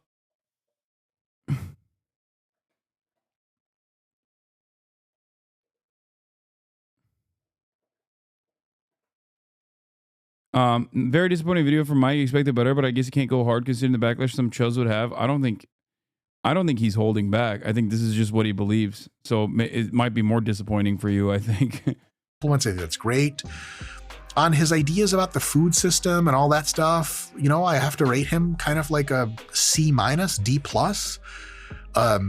There's elements of truth to almost everything he says, but the overall picture is most obesity is caused by a combination of having high food drive. You're fat, so like, why talk? Are you talking about me? You think I'm fat? The fuck? Having lower conscientiousness. Are you okay, dude? And having access to, like, I'm on camera right now. You can see. Super cheap, super tasty, ubiquitously available, ultra convenient foods like junk foods. That's really kind of the picture. Chemical stuff, you know, various additions of fillers and high fructose corn syrup and seed oils and things like that.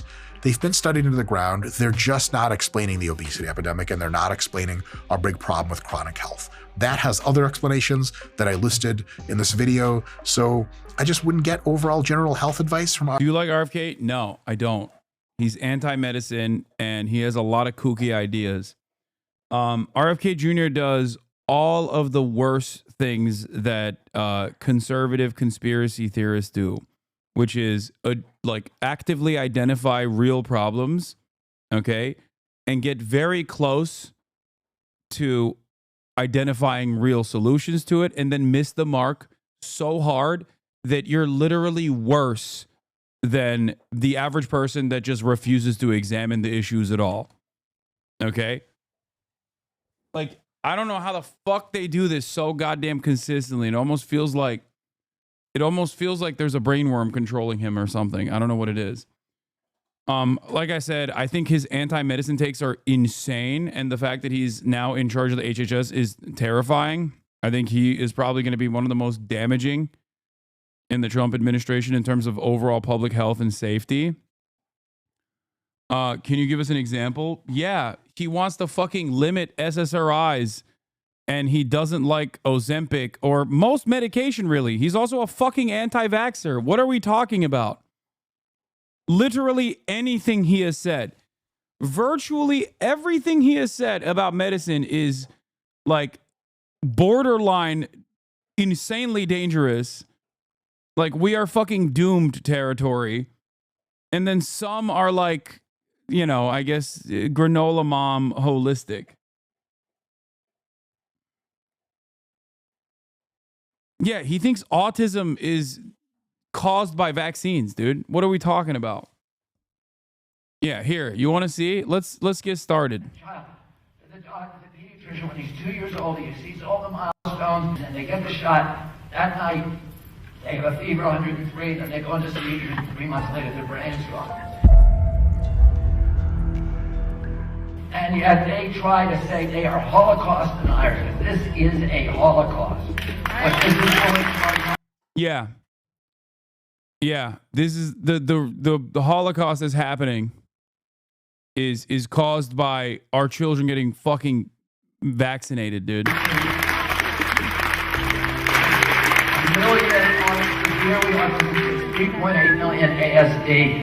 Weren't there cases of SSRIs being overprescribed? I love doing this. I love this fucking song and dance, okay? Every single damn time, no matter what, okay? Oh, SSRIs are being overprescribed in certain instances. Okay, let's fucking eliminate them. Like, what are you talking about, dude? It's like talking about fucking opiates, right? Yeah, we had a serious problem with regulation and overprescribing opiates, okay? That doesn't mean we're eliminating opiates. There's still an insane amount of medical use and necessity for opiates.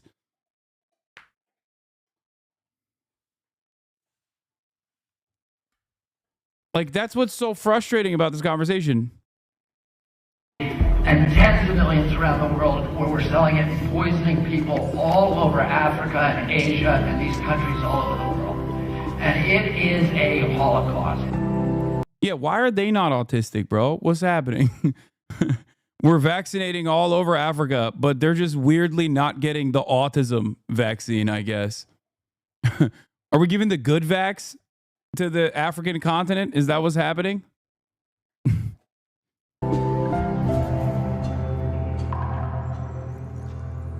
If your kids were young now, would you give them the measles, the mumps vaccine? No. Right away, RFK is saying he wouldn't vaccinate his kids for measles. He's against the MMR vaccine. But how does that hold up against his previous statements? 17 years, I'm not anti-vaccine. You're not anti-vaccine. You say you vaccinate your own children. I had all my children vaccinated. I was fully vaccinated. I'm pro-vaccine. I've never said anything anti-vaccine. I have never been anti-vax. I have never told the public avoid vaccination. But in a Yeah, he also literally said COVID was a bioweapon created by Ashkenazi Jews and the Chinese.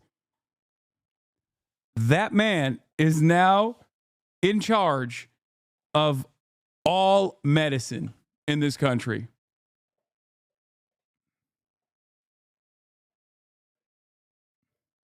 In a 2021 podcast for Health Freedom for Humanity, RFK did just that. I see somebody on a hiking trail with carrying a little baby, and I say to them, better not get them vaccinated. And he heard that from me. If he hears it from 10 other people. Yeah, he's fighting the good fight, dude. He's going on hikes and informing people not to get vaccinated. Good stuff. People, maybe he won't do it. Maybe he will save that child. We created an entire generation with all these allergies by giving them these early vaccines. I have always been fiercely pro-vaccine. I had all 6 of my children vaccinated, and I believe that we ought to have policies that encourage full vaccination for all Americans. You said, quote, there's no vaccine that is, safe and effective. Why is no one, including libs, calling him anti-Semitic? I wonder. Maybe it's because he's insanely pro-Israel. Do you still believe that? I never said that. There's no vaccine that is, safe and effective. Okay, starting off with some inconsistencies, let's see what he has to say about measles. I got measles, mumps when I was a kid. It was... Lots of people used to die from those diseases. Well, you know what? They died in the 1900s, or early 1900s. There were about 10,000 Americans a year who died. In 1964, there was about 300 or 400 who died. Pre-vaccination, each year in the United States, measles led to 400 to 5... So people can't change their mind? Brother.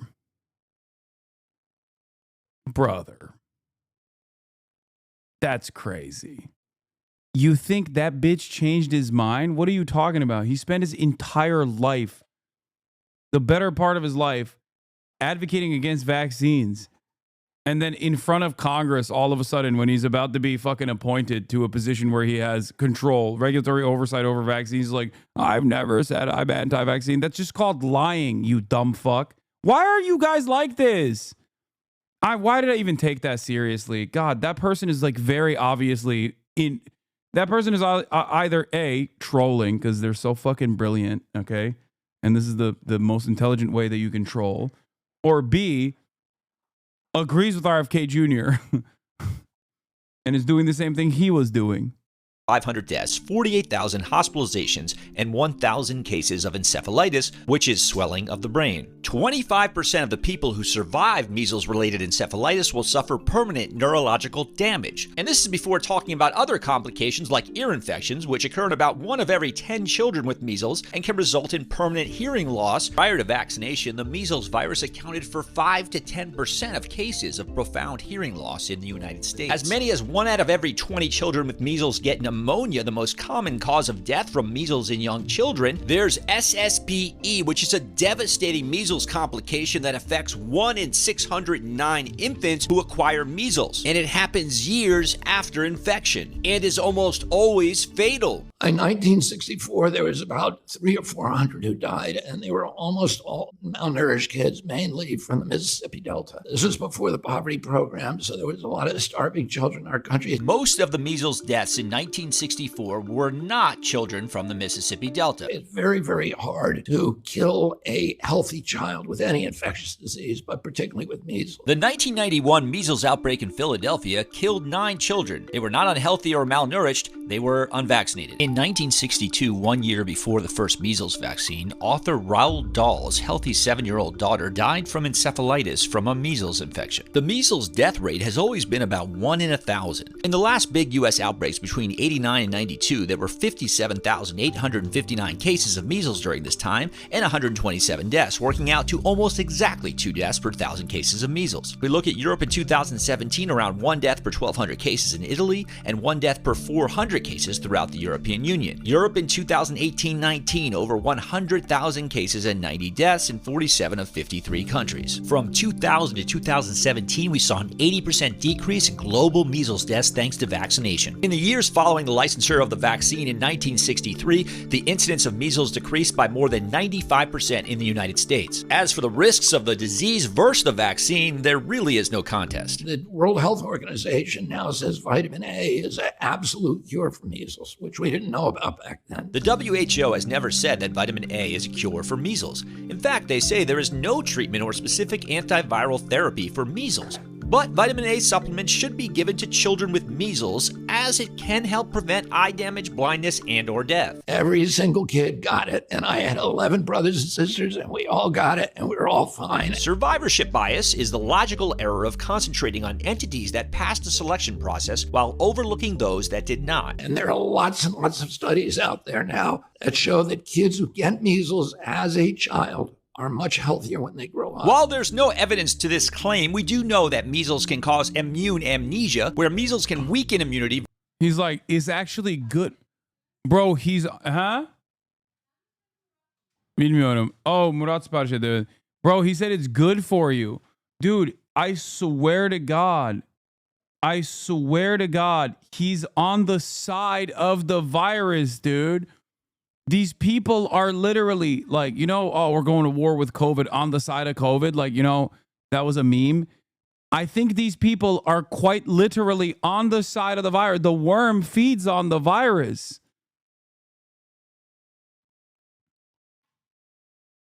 He's paid by Big Measle.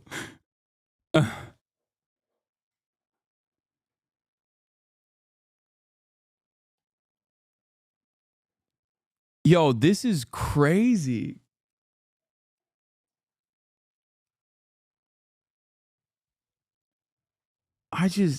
What is going on, man? This is like these are some of the greatest inventions, okay? Modern medicine is one of the best things. Like, I can't speak positively enough about modern medicine, okay? What the fuck is happening? How the hell do people develop these opinions? I just don't understand. Like what the fuck? RFK Jr. is literally pestilence. Yo. It kind of like when I listen to someone like RFK Jr., like I listen to someone like Pete Hegseth, I'm like, you're a piece of shit, you're a bad person, you're a monster, you're a racist, whatever. Okay? But I truly don't understand how you can be anti-medicine, dude. Like, that is above and beyond. Like, I can understand how someone could be an evil person. Okay? I can't understand how someone is just like, medicine, not for me. It's like being against, I don't know, going inside of buildings, we used to live inside of caves. Nature has the greatest shelter of all. Like, I'm anti-automobile. It's like saying you just don't want to ever wear shoes. And there are motherfuckers like that out there. I don't get it. But like, you know what I mean? It's just, it's fine, dude. It's okay to drive a car. You know, it's okay to rely on automobiles from time to time. You know, it's probably good for commerce. Like, it's just, like, what are you saying? That it feels so anti-human. Versus other infections for years after illness. And of course, if you die from measles, you don't grow up. You went to Samoa. An outbreak resulted in 83 deaths. The Prime Minister of Samoa stayed the measles vaccine after measles vaccines killed a number of people in Samoa, including members of his family. So when I went to Samoa, the ban was already in place. Prior to the outbreak, Samoa had notoriously low vaccine rates, with data from the WHO and UNICEF estimating the country's national immunization coverage fell from 74% to 34% between 2017 and 2018. At the time, the country was involved in a medical scandal involving the deaths. I don't know if there's been studies conducted on this, but I do legitimately believe a big part of, without no evidence whatsoever, we speculation alert, I think that a big part of the reason why Americans are so fucking anti-vax or like have higher degrees of like anti-medicine sentiment is directly a consequence of for-profit healthcare. Like, I suspect that countries that have socialized medicine or socialized pharma care, like some semblance of socialization where the profit motive is at least either regulated heavily, curbed back, or eradicated entirely, do not have the same level of anti-medication and anti-vax opinions, I think. I'm sure that there's other factors involved in it, like religiosity and things of that nature. But like, I still think it's in America, which is not a very religious nation. It's not a particularly religious country at all in comparison to others, especially. I suspect that it almost entirely stems from like the profit incentive, making people inherently mistrustful of, you know, the pharmaceutical sector and shit like that.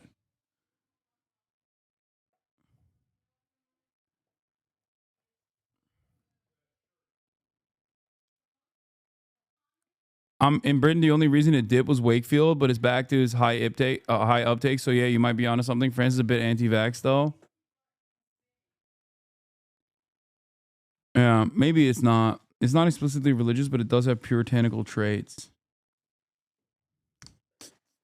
Of 2 Samoan infants who received improperly prepared MMR vaccines, which were administered by local nurses. Following the July 2018 deaths, the government halted its MMR immunization program until April 2019 while it investigated. In early 2019, 2 nurses were sentenced to 5 years in jail for negligently preparing the vaccines by using a muscle relaxant instead of water to reconstitute them. And I visited people in Samoa. I didn't know there was lack of education, no policy that resulted from my going to Samoa. During the time in which vax coverage was dropping in Samoa, RFK visited the nation in June 2019 to help anti-vax advocates there who had been using the death of those 2 infants to help cause the Biden 2024. If babies die from vax, then maybe something is wrong. Winky face.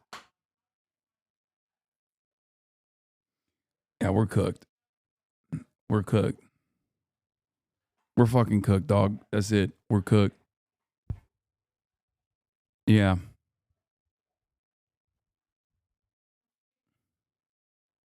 Yeah, if is a big if here, you know? The biggest of ifs. drop in vax rates. He had a meeting with Taylor Winterstein, a well-known Samoan Australian anti-vax advocate. He even met with the Samoan Prime Minister to discuss his views on vaccines. In a 2021 interview with the Samoa Observer, RFK discusses the meeting with the Prime Minister and that he had personally concluded that the Prime Minister had doubts about a national immunization program after seeing what he believed was an adverse medical reaction to a vaccine. RFK... Yeah. Couple babies die from vaccination, or even if it's not from the vaccination, but it can happen. Okay, side effects are or an allergic reaction can occur. Okay, that is 10 babies die from allergic reaction to the vaccine. Unacceptable. Thousands of babies die from the actual disease that the vaccine is eradicated. Totally just nature. God was calling them in. Totally fine. Couldn't do anything about it. Except you did do something about it. You eradicated this thing that is ultimately helping mankind prosper. Like what like life expectancy. Because you're better. Never do you lie or spread misinformation, Lamau. I know, you're right. I should tell you that vaccines kill a gorillion people every day. It's like a Holocaust every day. Like, what? Why do these people think like life expectancy improved dramatically in the past century? Okay, where is this? How did it happen? Is it because woke? Is it because the eradication of woke?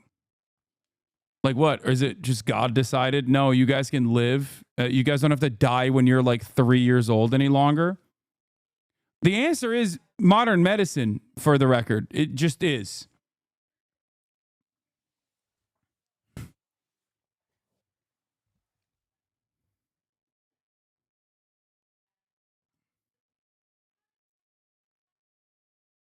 Yeah, we got more holistic and conscientious. He does admit that him and the Prime Minister had talked a limited amount about vaccines. He claimed the Prime Minister was curious to measure health outcomes following the natural experiment without vaccines. Samoa's choice had infuriated the global medical cartel, he wrote. These statements conflict with a later interview when pressed about his role in the Samoa measles outbreak. I never talked to the Prime Minister of Samoa about anything to do with vaccination. Even worse, during the outbreak. Yeah, he also lied about that. You're actually so gay it kills me. Damn, dude. Don't fucking beat your meat that hard. That's crazy. My man is literally fucking fantasizing about me being gay and is causing him to masturbate himself out of existence. That's insane. That's a new level of fandom, dude. It's like I'm beating my shit so hard right now. I'm about to get in the my heart's about to stop. I'm fucking stroking it, dude. I'm thinking you're gay. It'd be so sick if you were. I'm gonna fucking die. No one can stop me. R.I.P. to that guy. Another victim of goonicide. He's gripping it.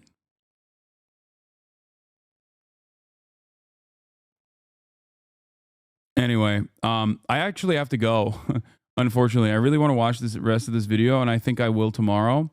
But I have to go for the time being for a very good reason. I am finally doing it.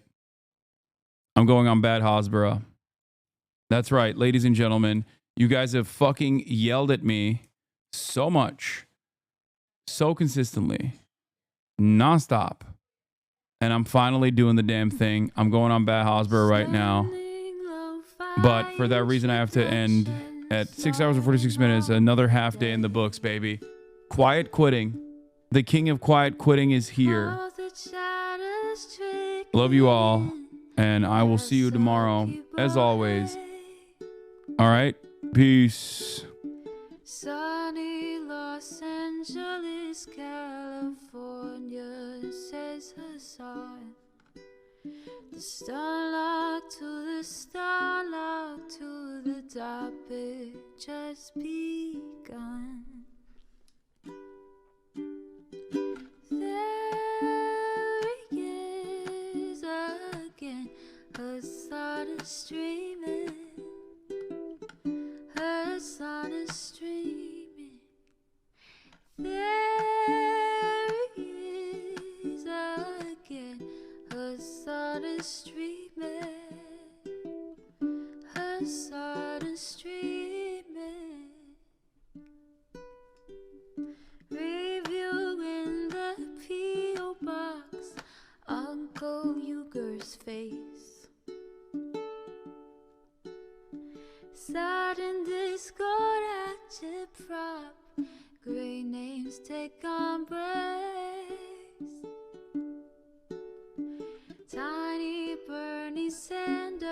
Yes, LGBTQ Air Force. The whole left at your fingertips, on at your door. The H3 crowded debate, the Young Turks online show. 3 full fucking years of this, plenty more to go. 90-day fiance talks of champagne bourgeoisie. A Trump rally live reaction, a mass riot at DC. There he is again, Hasan is streaming. Hasan is streaming.